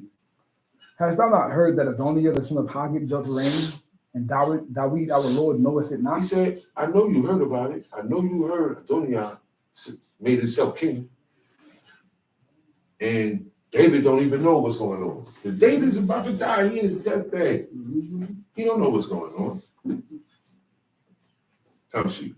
Now therefore come, let me, I pray thee, give thee counsel. He said, look, come. Let me give you some advice to what to do to take care of the situation now. You know, when you try to tell somebody this, Okay. they won't listen. Mm-hmm. You come to me with the problem. And I say, yo, listen, this is what has to be done. You have to, you don't want to do that.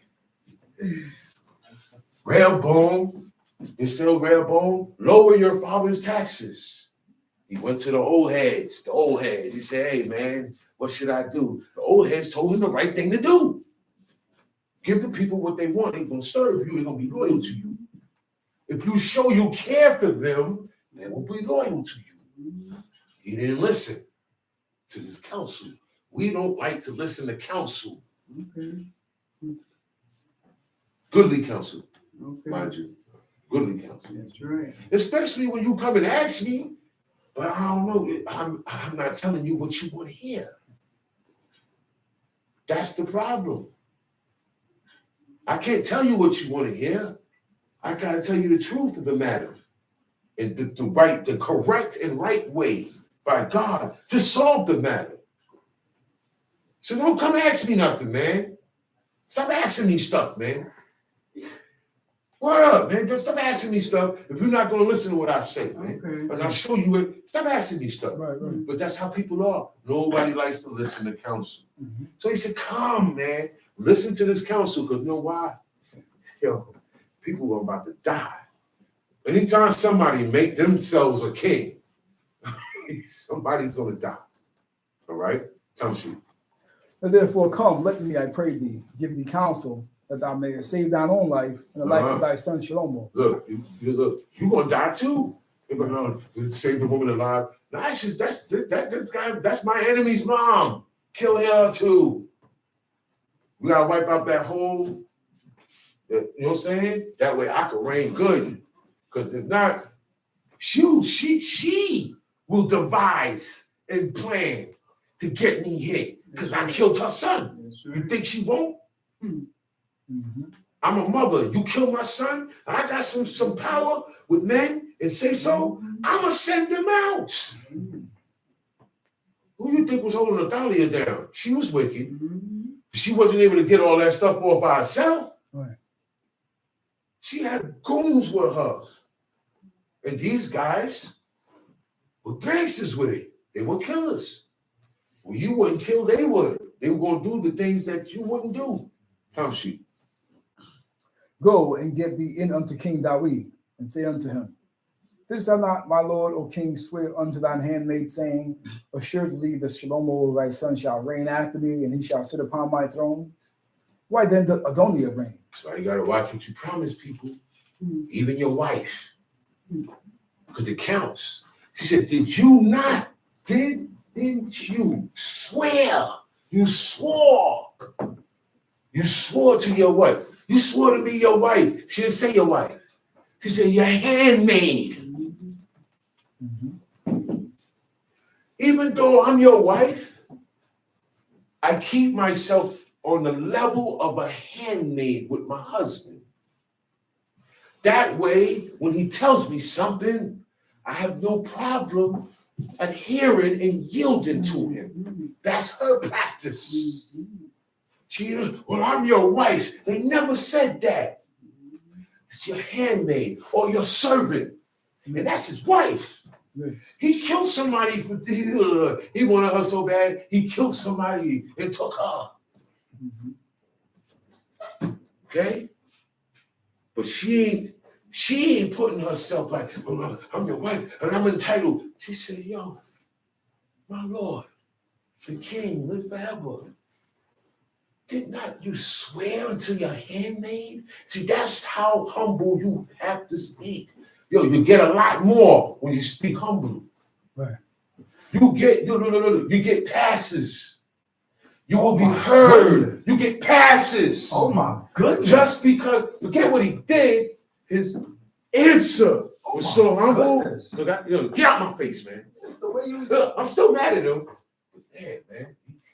He ain't get, he didn't look at me like I'm burdening him or problem or saying something wrong or I'm so bad. I'm so picking on you. He didn't give me that reaction. They get out of my face. I'm still mad at him, but he cut it. He cut it. God's still mad with me, but I cut it with this, with listening and honoring and reverence. It's the same thing. That's right. And I looked, I said, man, she never referred herself as his wife. And that was his wife. But she never put herself in that position. That's how humble she was. She said, your handmaid. She said, yo, you swore you gave me your word. You gave your handmaid your word.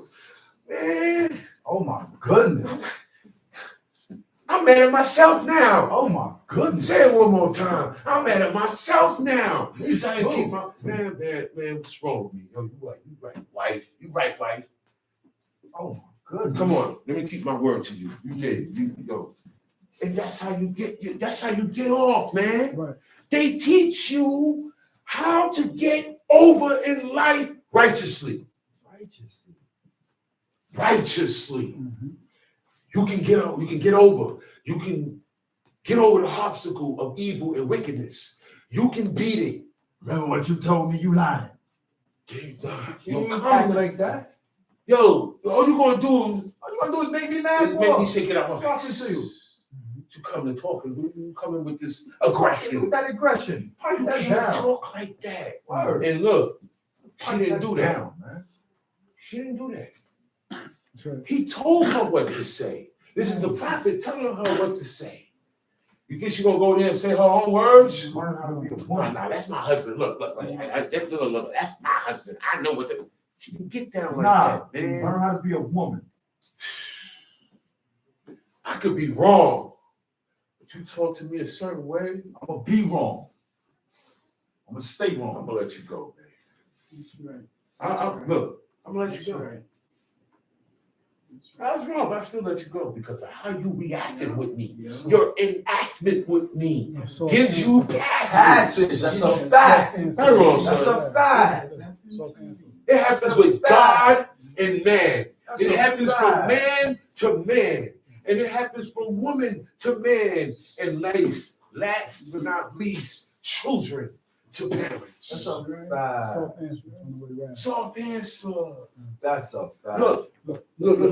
Not to them out there. You give the soft, my answer soft here. Look. My answer different out there. But you had to tell me to call. You had to tell me the other day, say, man, I ain't never seen you like this. Because I was inflamed that day. But I ain't like that in here. I laugh it off. It don't even make me feel no way. This is family. It's my blood here. Who else gonna make fun of me? I don't want them making fun of me. Y'all make fun of me. Show me my error or whatever I'm messing up at. I'm not gonna take it no way. But out there, I don't have too much mercy out there. But they don't love my God. Facts. They don't love my God. Facts, man. They talk about us. Facts. We're weird, we dress funny, and we strange. They got trees in their house. Okay? They don't like my God. Talk about it, man. And there will be a day when there's going to be a total division Total even among division. That's a families, fact. man. That's a fact. You start deciding and picking and That's choosing a fact. and stick to your decision. That's a fact. It starts now. You waste your time if you sit here, you ain't going to do this. It starts now. Separation. Where I'm at? Wait for me. 14. Hold up. 14. Uh-huh. Behold, while thou yet talkest there with the king, While you talking with the king, I also will I'm come going to down pull up. and confirm thy words. Look, he's setting this thing up nice now. So you go in there first.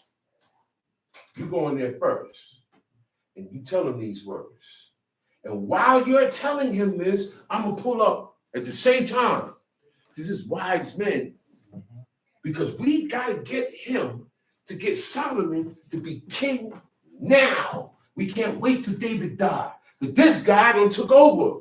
He's supposed, you're supposed to wait until the father dies. Yeah. Okay? Whether he was a king or not. That's right. Certain things you can't take up upon yourself. You have to wait till daddy go. That's why the man did not destroy none of his father's idols while his father was alive. Right. Your father got an idol, you gotta leave it alone. That's right. Abraham never messed with his father's idols, Right. like that story I heard. Unless That part is not true. No, unless he living in your house. You can't tell your Right. father, look, man. Whatever your father do, you gotta leave him alone. Whatever your mother do, you gotta leave her alone. You can't judge them. You can't. If your father gay, you gotta leave him alone. How about that? You can't tell him nothing. That's right. You gotta leave that alone. Leave that alone. That's the heights. God will take care of that. You can't correct them. You can't judge them. You can't beat them. You can't do it. So you gotta leave that. They're the only ones that get away with criticism and judgment from you.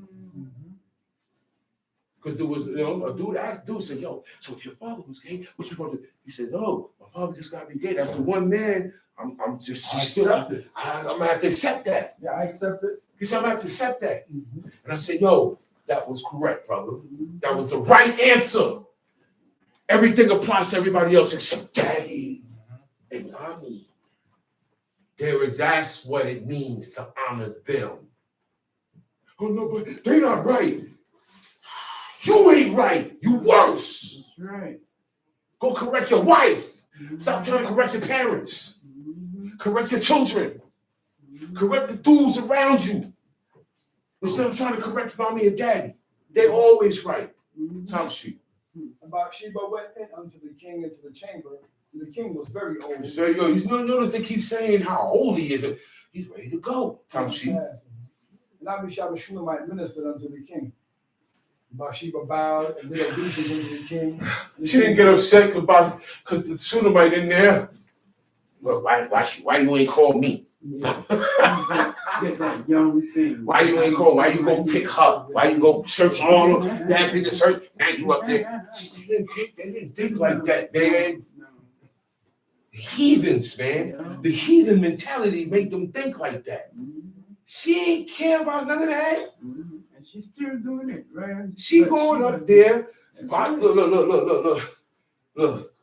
Bathsheba went up in there, and what's her name? Abishai is ministering. That's right. She's serving David's probably, being them, putting clothes over. She's taking care of him. Right. Well, he says Bathsheba bowed. She bowed to him and did obeisance unto the king. She didn't care that she was with him. She bowed to him still. She didn't forget her place. Time sheet. Oh, no, I got it. He said, behold. And she said unto him, my Lord, thou swearest by the Lord thy God. You swore by God. You swore by the name of God, thine handmaid to me, your handmaid, saying, assuredly, for sure, without a doubt, Solomon shall reign. Solomon thy son shall reign after me, and he shall sit upon my throne. And now, behold, Adonijah reigning. And now, my lord the king, thou knowest it not. She said, you promised me that my son Solomon going to sit on the throne. He said, but now Adonijah is reigning. And you don't even know what's going on. He's saying he has slain oxen and fat cattle and sheep in abundance. This is the equivalent of an inauguration. Okay? It's a great feast going on. He said, and have called all the sons of the king. All the rest of his brothers is there with him. He said, and Abiathar the priest is there, and Joab the captain of the host is there. But Solomon, thy servant, hath he not called. He said, look, man, so people know what that means. When everybody get invited, one person don't get invited, it's a problem. It's some type of friction going on. Right. You know it's trouble going on. He said, thou, my lord, O king, the eyes of Israel are upon thee. Everybody's watching. Everybody knows that Adonijah ain't supposed to be sitting on that throne. Right. Solomon's supposed to be sitting on that throne. Everybody heard what the father said. Everybody heard it. They want to see what's going on now. That's what she said. Yeah. All the eyes of Israel is looking to see what you're going to do. Because he said that thou shouldest tell them who shall sit on the throne of my Lord the king after them. He said, otherwise, you don't make a move now and make the king now. It shall come to pass. Verse 21, yeah. It shall come to pass when my Lord the king, see what she called it? She didn't say when you. She's talking to her husband, David. And she says, when my Lord, you're my Lord, the king. You're also the king. Right. But on a regular, that's her Lord. Let's move the king to the side. He's not a king. He's a regular man. That's her husband. She said, my Lord. But he's the king, so she add on king, my Lord, the king. She said, when my Lord, the king shall sleep with his fathers.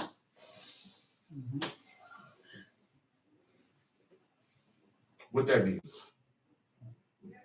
When he go to sleep with his fathers. I mean, when he died, his spirit gonna go where his father's spirit at before he died. That's right. It said, and he shall be gathered unto his people. That's it. It's all over this book. And she said, the woman said it. She said, look, when you leave here and you sit down with your fathers, you know who his fathers is? Jesse. Jesse's his father. Obed.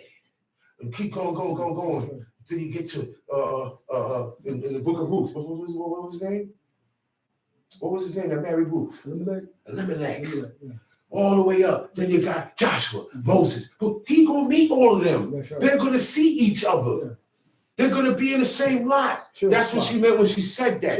When you die and you sleep with your fathers. Because first you die from this. Then your spirit, depending on your behavior, when you're in this, you get to rest. It's a different type of sleep. It's a rest of the spirit. It's a sleep of the spirit. Because while we're asleep here, a loud noise will wake you up. Right or wrong? Right. Down there, ain't no loud noise down there to wake you up. Ain't no loud noise gonna wake you up. You're in the spirit. Yeah. But you can't be disturbed. He was disturbed. No. He said, why does thou disquietest me? He was resting in his lot of righteousness. And in the spirit world, the witch did something to pull his name and pull him up. He said, yo, what you bothering me for? Why are you bringing me up here? You ain't supposed to, you ain't nobody supposed to be bringing my spirit up here. This is not supposed to go down. You're disrupting the spirit. That's why a lot of times when people do stuff like that, the spirit kill you or haunt your kids, get your kids sick because you're doing stuff to invoke spirits. And now you got it where it don't belong. Right. It said the man cannot retain the spirit. So when you mess with that stuff and invoke spirits around, you're not going to be able to control it and retain it. He said, send it back where it came from. He said, I don't know how to do it. I know how to bring it out. I don't know. Now you got the evil spirit in your house. You think that stuff ain't real. It's real, man. That's why God says stay away from certain things. That's why God said don't be like the people. That's why you're not supposed to be at this celebration. Those celebrations commemorate evil and wicked demons and the devil. We're going past the idols because the idols represent the devil and his demons, wicked spirits. Right. All right? Tell sheet. That I and my son Shlomo shall be counted offenders. He said, see? He said, you let this go down, we're going to look like the offenders. And you know what happened to violators? They're going to say, we the ones, they're going to kill us. Tell sheet. Hello, while she yet talked with the king, Nathan the prophet also came in. Just like he planned. And they told the king, saying, behold, Nathan the prophet. And when he was come in before the king, he bowed himself before the king with his face to the ground. And Nathan said, my lord, O king, hast thou said Adoniah shall reign after me, and he shall sit upon my throne? For he has gone down this day and had slain ox and fat cattle and sheep in abundance. So he's like, yo, king, is Adoniah supposed to be king? Because he's doing a lot of stuff over there. See, now he's hearing it from his wife. Now the prophet coming. You the king. Your wife come in and tell you this, and now the prophet come and tell you. You don't need nobody else to tell you nothing. Right. Your wife and the prophet coming to let you know what's going on. They say, yo, man, I don't know if you know, but did you know that this guy, your son, is doing this and he's doing that and da. He called all your sons and the captains of the host. You know what the captains of the host is? The general, the captains, over hundreds. Okay? He said, and Abiathar the priest, and behold, they eat and drink before him and say, God save King Adoniah. He said, but me, even me, thy servant, and Zadok. You know why he say even me? Because he's a prophet. He's a prophet. The prophet supposed to be allowed everywhere. The prophet go up in the court. The prophet come to the palace, and they don't say, well, we can't let you in. They get out of the prophet way. Yeah. You get up in there, and then someone say, hey man, Nathan the prophet here to see you. Yeah. And whatever the king is doing, he stops it because the prophet is a messenger of God. Right. So once you see the prophet, you know there's a message for you. Right. That's how he talks to these kings. It's a message for So he let him in. And that's when he told him all these things. He said, so even me, man, your servant, and Zadok the priest, Benaiah, the son of Jehoiada, and thy servant Solomon. He didn't say your son. He didn't say your son Solomon. He said your servants. Okay? Sometimes we think, oh, but I'm your son. No, just because you're my son, you're supposed to get away with all of this. Okay? He said, even me, thy servant, and thy servant Solomon, hath he not called. He didn't invite none of us. He said, is this thing done by my Lord the King? He said, did you do this? Do you know about this? Did you sanction it? Because any move like that's going on, the king's supposed to, the father's supposed to know about it, and it's supposed to go down. If Adoniah is going to put himself, if Adoniah is king, that means his father said the king. But everybody know it ain't so.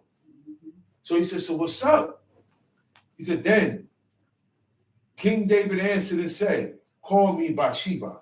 And she came into the king's presence and stood before the king. Now see, she came in first. And she was speaking to her Lord, her husband, the king, the man that run everything. And she said what she was saying. Because he told her, while you saying that, I'm going to step in.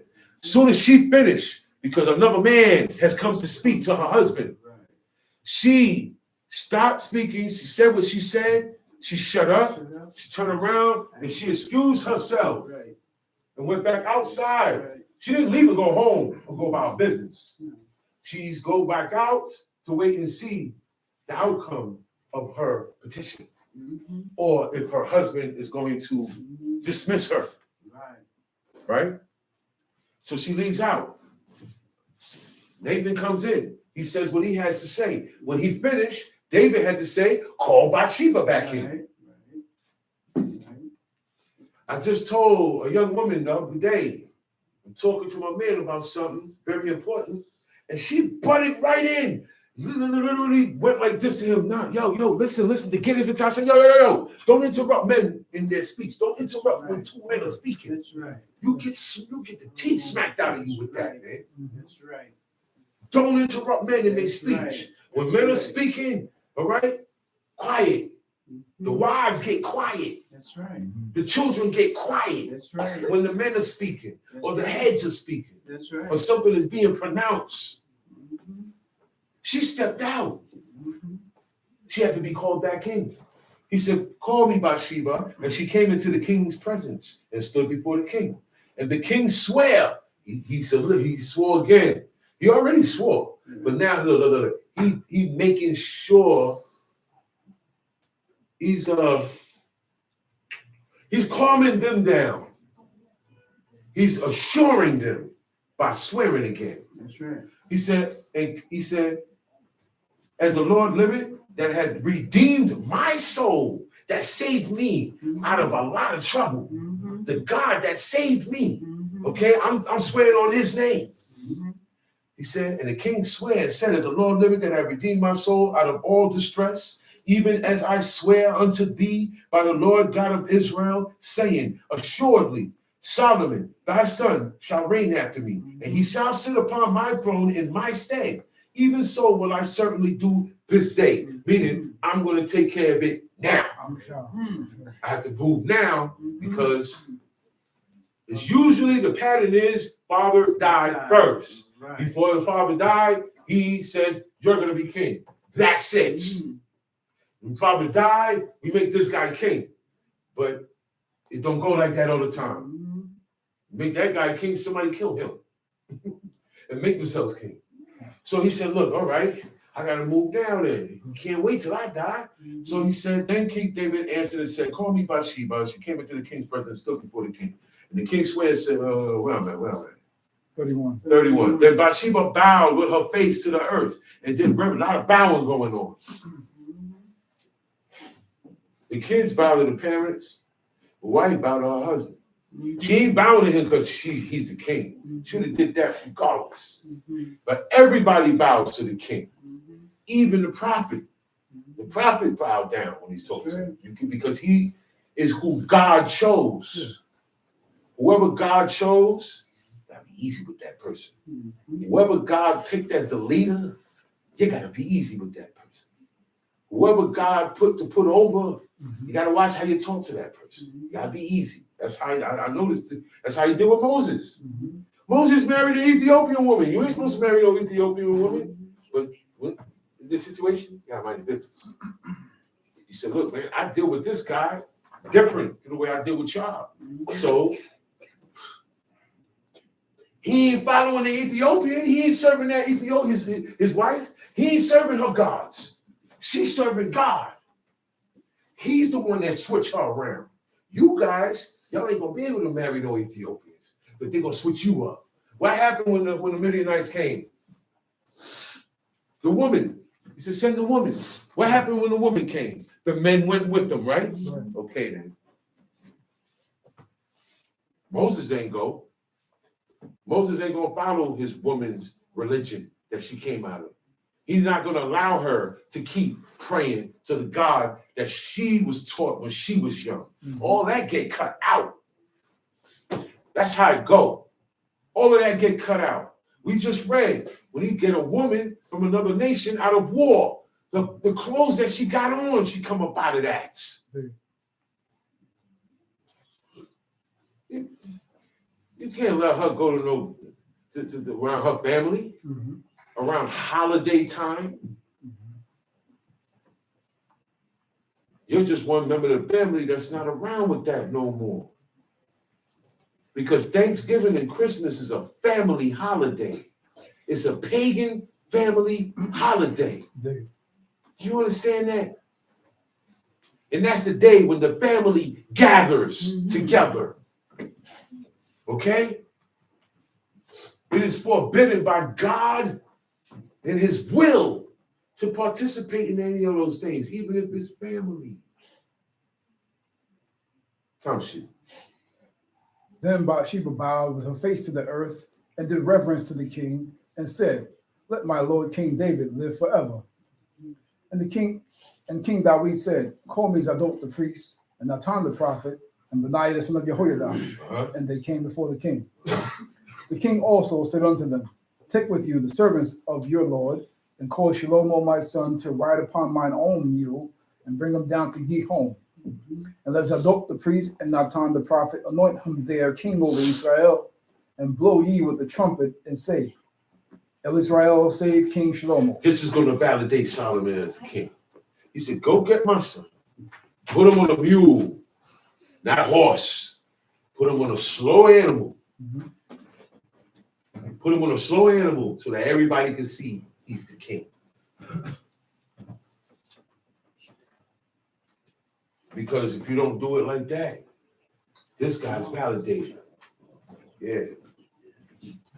Okay. Well, that's it for today.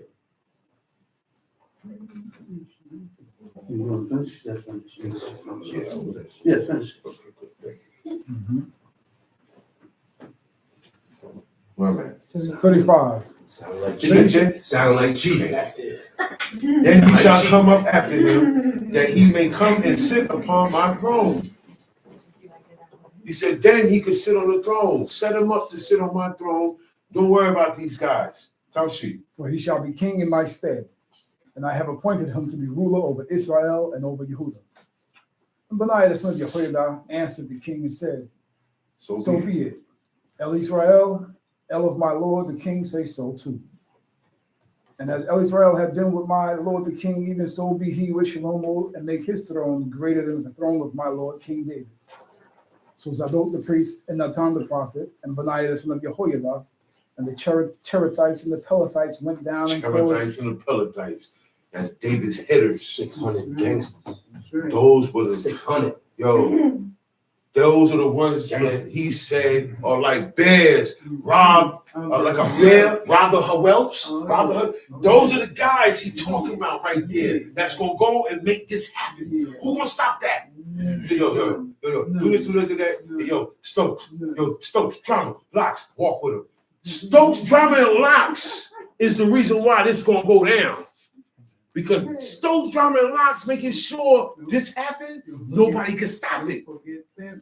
No, I'm just saying, but These guys were sent to make sure this happens. That if any violator, anybody come trying to stop it, you know what they're gonna do to them. They only know one thing besides taking orders, and that's whacking dudes.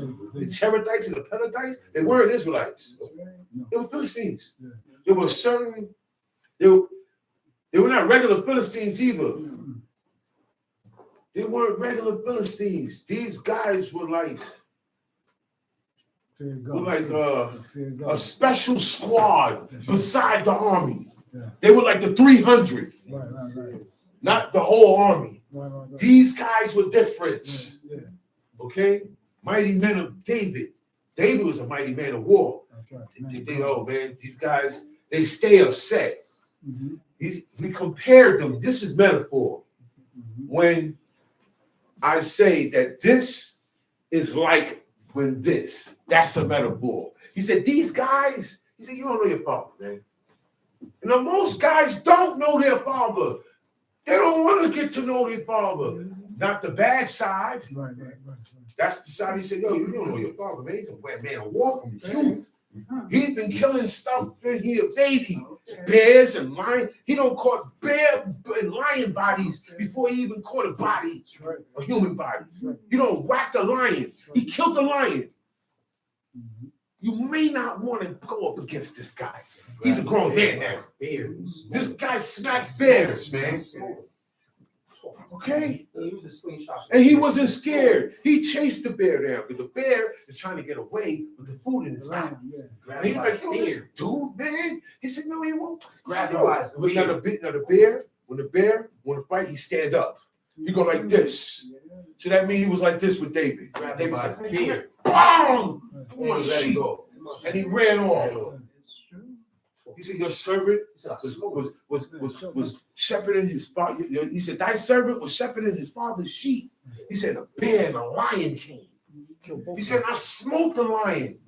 He said, I smoked the beast. I grabbed the bear by his beard and smote him. Like he was, like it's me and you. Man, so he said, man, y'all scared of him? That's, y'all heard about David and Goliath? Kill him. He said, man, y'all scared of him? He said, yo, king, man, I don't kill bears and lions. This uncircumcised heathen is nothing different. It's nothing different. I don't kill bears and lions. This guy's a giant. It's nothing to me, man. I'm going to finish him. And he finished. He shot him. Pop him. He ain't stupid. I'm not going to stick there sword fighting. My sword this big, your sword this big. Nah, we ain't even going to get close. I know a different style of fighting. We went to the river. I know the modern style. God told me I'm gonna pick it up a notch. Yeah, I'm gonna pick it up a notch. notch. Look, and that's why later on, when Saul and his sons got hit up with the archers, and he said when David found out about it, the next chapter, he said he teach all of them the use of the bow.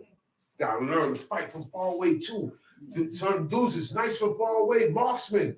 By the time you get to him, you dead. You can't even get to him. Yamin had that. Bing, bing, 3 arrows at one time. Boom.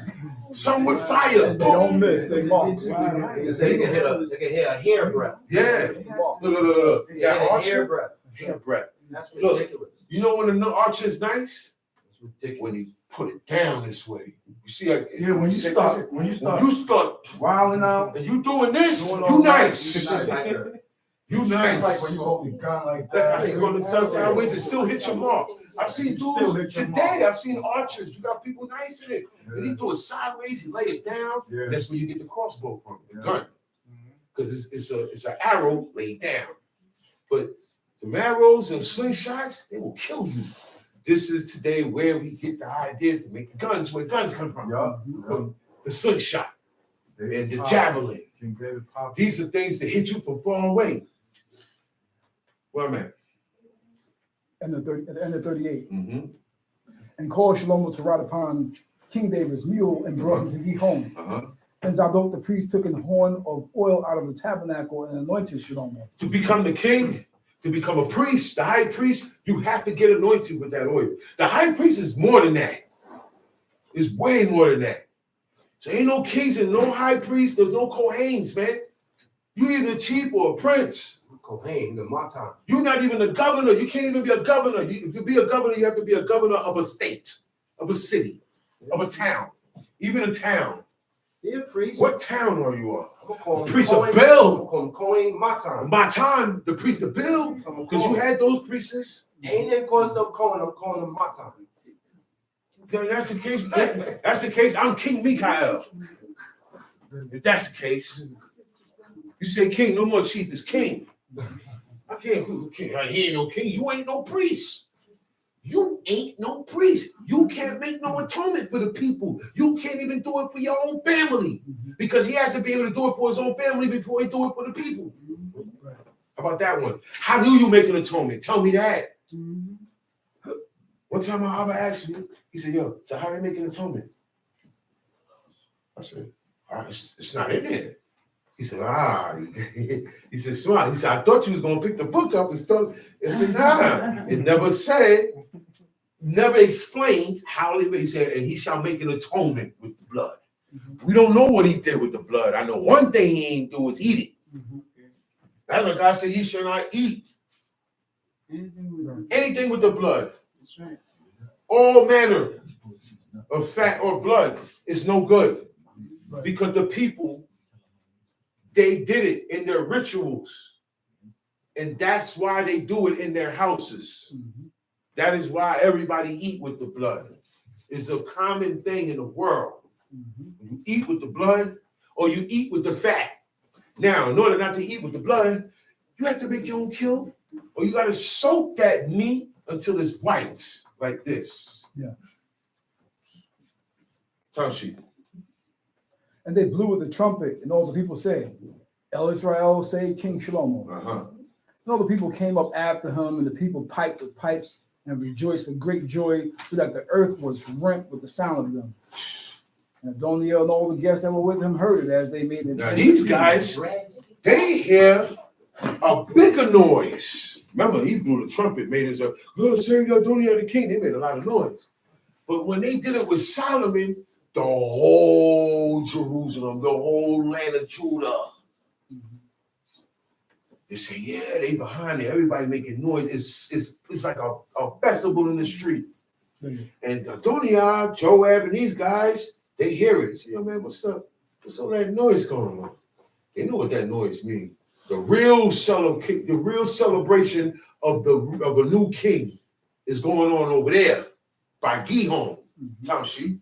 When Joab heard the sound of the trumpet, he said, wherefore is this noise of the city being in an uproar? Because when you sound the trumpet, it's for an alarm, being invaded, gathering, we're assembling, okay? So he's like, yo, or a king. So he said, look, what kind of alarm is this, man? Who's sounding the alarm? For what? Tamshi. And while he yet spake, behold, Jonathan the son of Abiathar the priest came, and Adoniah said unto him, come in, for thou art a valiant man, and bring us good tidings. And Jonathan answered and said to Adoniah, verily our Lord King David had made Shlomo king. Yo, he said, Jonathan, come on in, because he always had good news. Yeah. That's why nobody likes to be the bearer of bad news. Nobody. Say, no, man, no, I don't want to tell him that. I'm not violating, I'm not the one, but I'm bringing him bad news. Bad news will kill a person. Y'all don't know that? Yeah. Yep. Y'all don't know that? Yes. Certain things, hold up. Wait a minute, you know what? No. It's not the time. Or sit down first.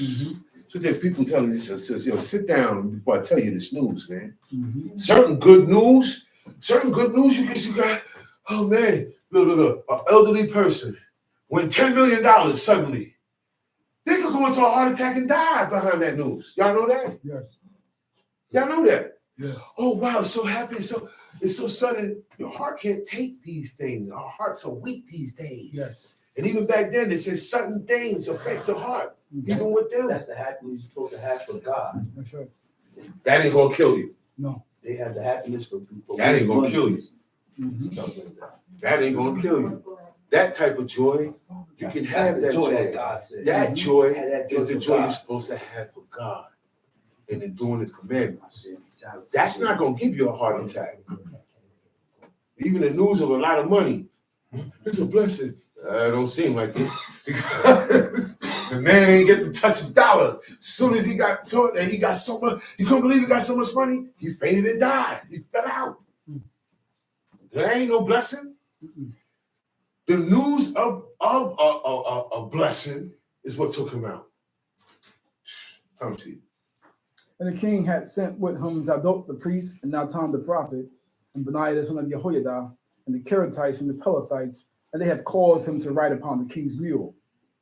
And Zadok the priest and Natan the prophet have anointed him king in Gihon, and they are come up from thence rejoicing, so that the city rang again. This is the noise that ye have heard. And also Shlomo sitteth on the throne of the kingdom. And moreover, the king's servants came to bless our Lord King David, saying, El Israel, make the name of Shlomo better than thy name, and make his throne greater than thy throne. And the king bowed himself upon a bed. And also thus saith the king, Blessed be El Israel, which had given one more to sit on the throne this day. My own eyes even seeing. He said, I'm able to see. Yeah. This ain't supposed to happen now while I'm alive. Mm-hmm. He said, bless God. I'm able to see my sons. Most fathers want to see when it go down, but it don't happen. Most of the time, it don't happen like that. It don't happen like that. Terah died, then God appeared to Abraham. Right or wrong? Right. Abraham died, then God appeared to Isaac. Right or wrong? That's right. But this case was different because you got dudes that's plotting. So I got to do this now. So he said, bless God, the Lord God, that I was able to see this with my own eyes, because most kings don't see that. Mm-hmm. You die, you say who's going to be king, you die, and then whoever's sitting on that throne, I don't get to see whoever's going to sit on it because I'm dead. Either I died, right, a regular, or they killed me. Right. And put me out instead of the throne. That was big for him, man. That was big for any king. No king got to see that. Right. No king got to see that. Time sheet. And all the guests that were with Adoniah were afraid and rose up and went every man his way. Don't get scared now. Okay. Don't get scared now. I would rather you stick to what you were saying and go all the way with it. Don't. Well, this guy come now. You ain't got nothing to say. Okay. Now you. It's all cat now. Chicken out. As he said, where's your mouth now, brother? Chicken out. You were saying what you gonna do to this brother for Check like it out, 3 man. weeks. That's right. He's right there. Matter of fact, he coming. What you gonna do now? I want to see what you gonna do because got this, got too much of this. People have too much of this sometimes. When you have too much of this, it puts you in a bad position, God and man. He said, he that keepeth his tongue, keepeth his life. You can say something against God, and God say, you know what? Dead. You know that? You could get him so mad that he didn't even kill him for what he said. There's a word that brings death. There's certain words you can tell me that'll bring death to you. Certain words you tell me, I'll kill you. There was a word that brings death. We was always saying, what is that word? It's a lot of words. There is a word that can bring death. But you gotta watch it. You gotta watch it, Tamshi. And Adoniah feared because of Shlomo and arose and went and caught hold on the horns of the altar. Didn't God speak about this in Leviticus? In the law. God spoke upon this to Moses, and he put it in that law about a man holding on to the horns of the altar. Right or wrong? Right. God says somebody gonna do it. Somebody gonna think about it. This is where people get the idea that they can run in the church. And get saved. And the murderer can't go in there after them and shoot him. Look, man, you can't run from God, even in his house. Yeah. He figured, hey, I'm in God's house. Holy. Right. You ain't gonna do that here. You're not gonna do that here. Time sheet. And it was told Shlomo, saying, Behold, Adonai feared the king Shlomo, below he had caught hold on the horns of the altar, saying, Let King Shlomo swear unto me that today that he will not slay his servant with the sword. So you trying to get out of this, man. Yeah. Tell him to swear to me he's not gonna kill me. Tell him, no, you're gonna have to leave here, man. My pops told me about you, man. He's on that list right around Joab. Yeah. He said, don't let him go down to the grave, his whore head to the grave in peace. Stir something. You know what that means? Joab and Jonah. Stir something up or look for the right time for something. To make it justifiable. So put him to sleep. And put him down. He has to go down by violence, the same way he did this man. At the time of peace, he wore the skirts. The skirts is the robe. He wore a robe of violence in the time of peace. He was mad about the time with Amasa and the other one. With Abner. Abner was the first one. I made peace with him. And I said, look. And I said, look, ain't no peace unless you go bring my woman back. He did. I ain't gonna be the king. My woman out there with somebody else. I couldn't do nothing about it because her father did that. But now her father's dead and I run it. Bring her back here. I don't want to go back in her, but she's not gonna be over there. Abner says, say less. Get out of here, Patiel. The Patiel, you gonna start doing this. Right, he the king, yeah, but his woman over here with me. Ain't that how men are? Yeah, you talking that, but your woman be looking at me. Right or wrong? Yeah, he talk all of that, but look at his woman. All right, then. So you gonna bring her back over here. And Patiel was crying after her. Abner said, go home. And he went home. And he said, you sit over there. And she stayed there. That was it. Yo, a man's possession, don't mess with it. Mind your business. I see men out there yelling and beating on their woman about my business. And I'm not mad at that man. That's not my business. You don't know what he's checking his wife, man. Let that man check his wife. Mind your business. I don't care what happened. Mind your business, man. Let him check he has to command his household.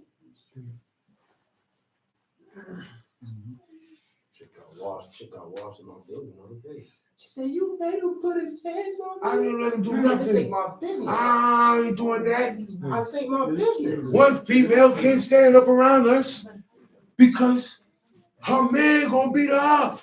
And he thinks we are going to protect her. A week later,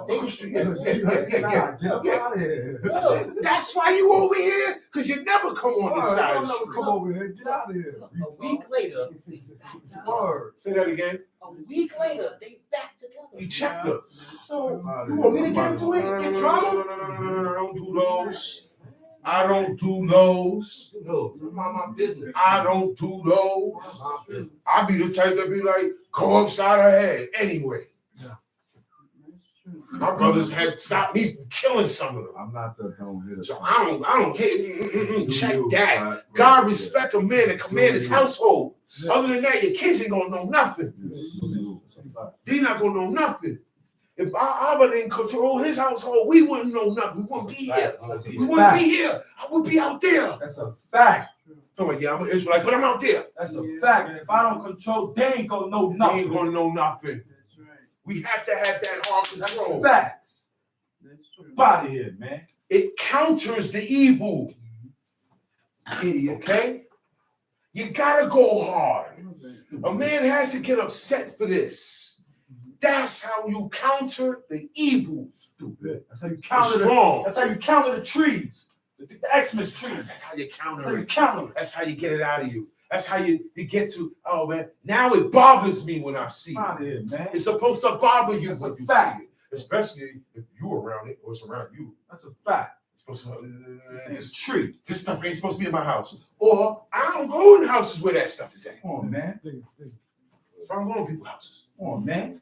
People got stuff in their house right now, all year round. Don't have to be Christmas, man. Yeah. You walk in, there's corn, corn, Yeah. horseshoes, the cross. Piece of bread. Sometimes the cross is in. They take the ears of the corn that you rip off. They take that and make a cross out of it and put it on their door. Yeah, what you waiting on? Put that on your door. I'm not. Nah, man. You go in, you under the banner of that. Tell she. Amen. 52. And Shlomo said, if he will show himself a worthy man, there shall not inherit of him fall to the earth. But if wickedness shall be found in him, he shall die. So King Shlomo sent, and they brought him down from the altar, and he came and bowed himself to King Shlomo. And Shlomo said unto him, go to thine house. That was his brother. That's the only reason why he ain't. And he was, look, That's the only reason why I ain't I'm gonna let my brother go. Even though he did the same thing these dudes do. Give you a chance. Brother. And look, and then he came here, he said, yo, if you show any wickedness in him, then he gonna get hit. He didn't show nothing. What he did? He said, nah, you the king, bro. You the king. And he gave it to him. He said, all right, son, go home, son. He killed himself. He came back requesting stuff. with the setup. That's with what the got wife. him The killed. wife, yeah, trying to get his wife. It wasn't like, oh, yeah, I'll kill my brother too. No. He violated. Look. If he had his way, he'd have killed me. But he's merciful like David, his father. He said, yo, if he show himself wickedness, then he gonna die for you. Came, he bowed. We don't know what was said. And he said, go home, go to your house. That means pass. See? If Peter came, yo, man, you know I was supposed to be king. Do you think he would have told him you could go to his house? No. He'd have killed him. He'd have killed him. He can't be forward. Shalom Aleichem. Next week, same time, same channel. Shalom.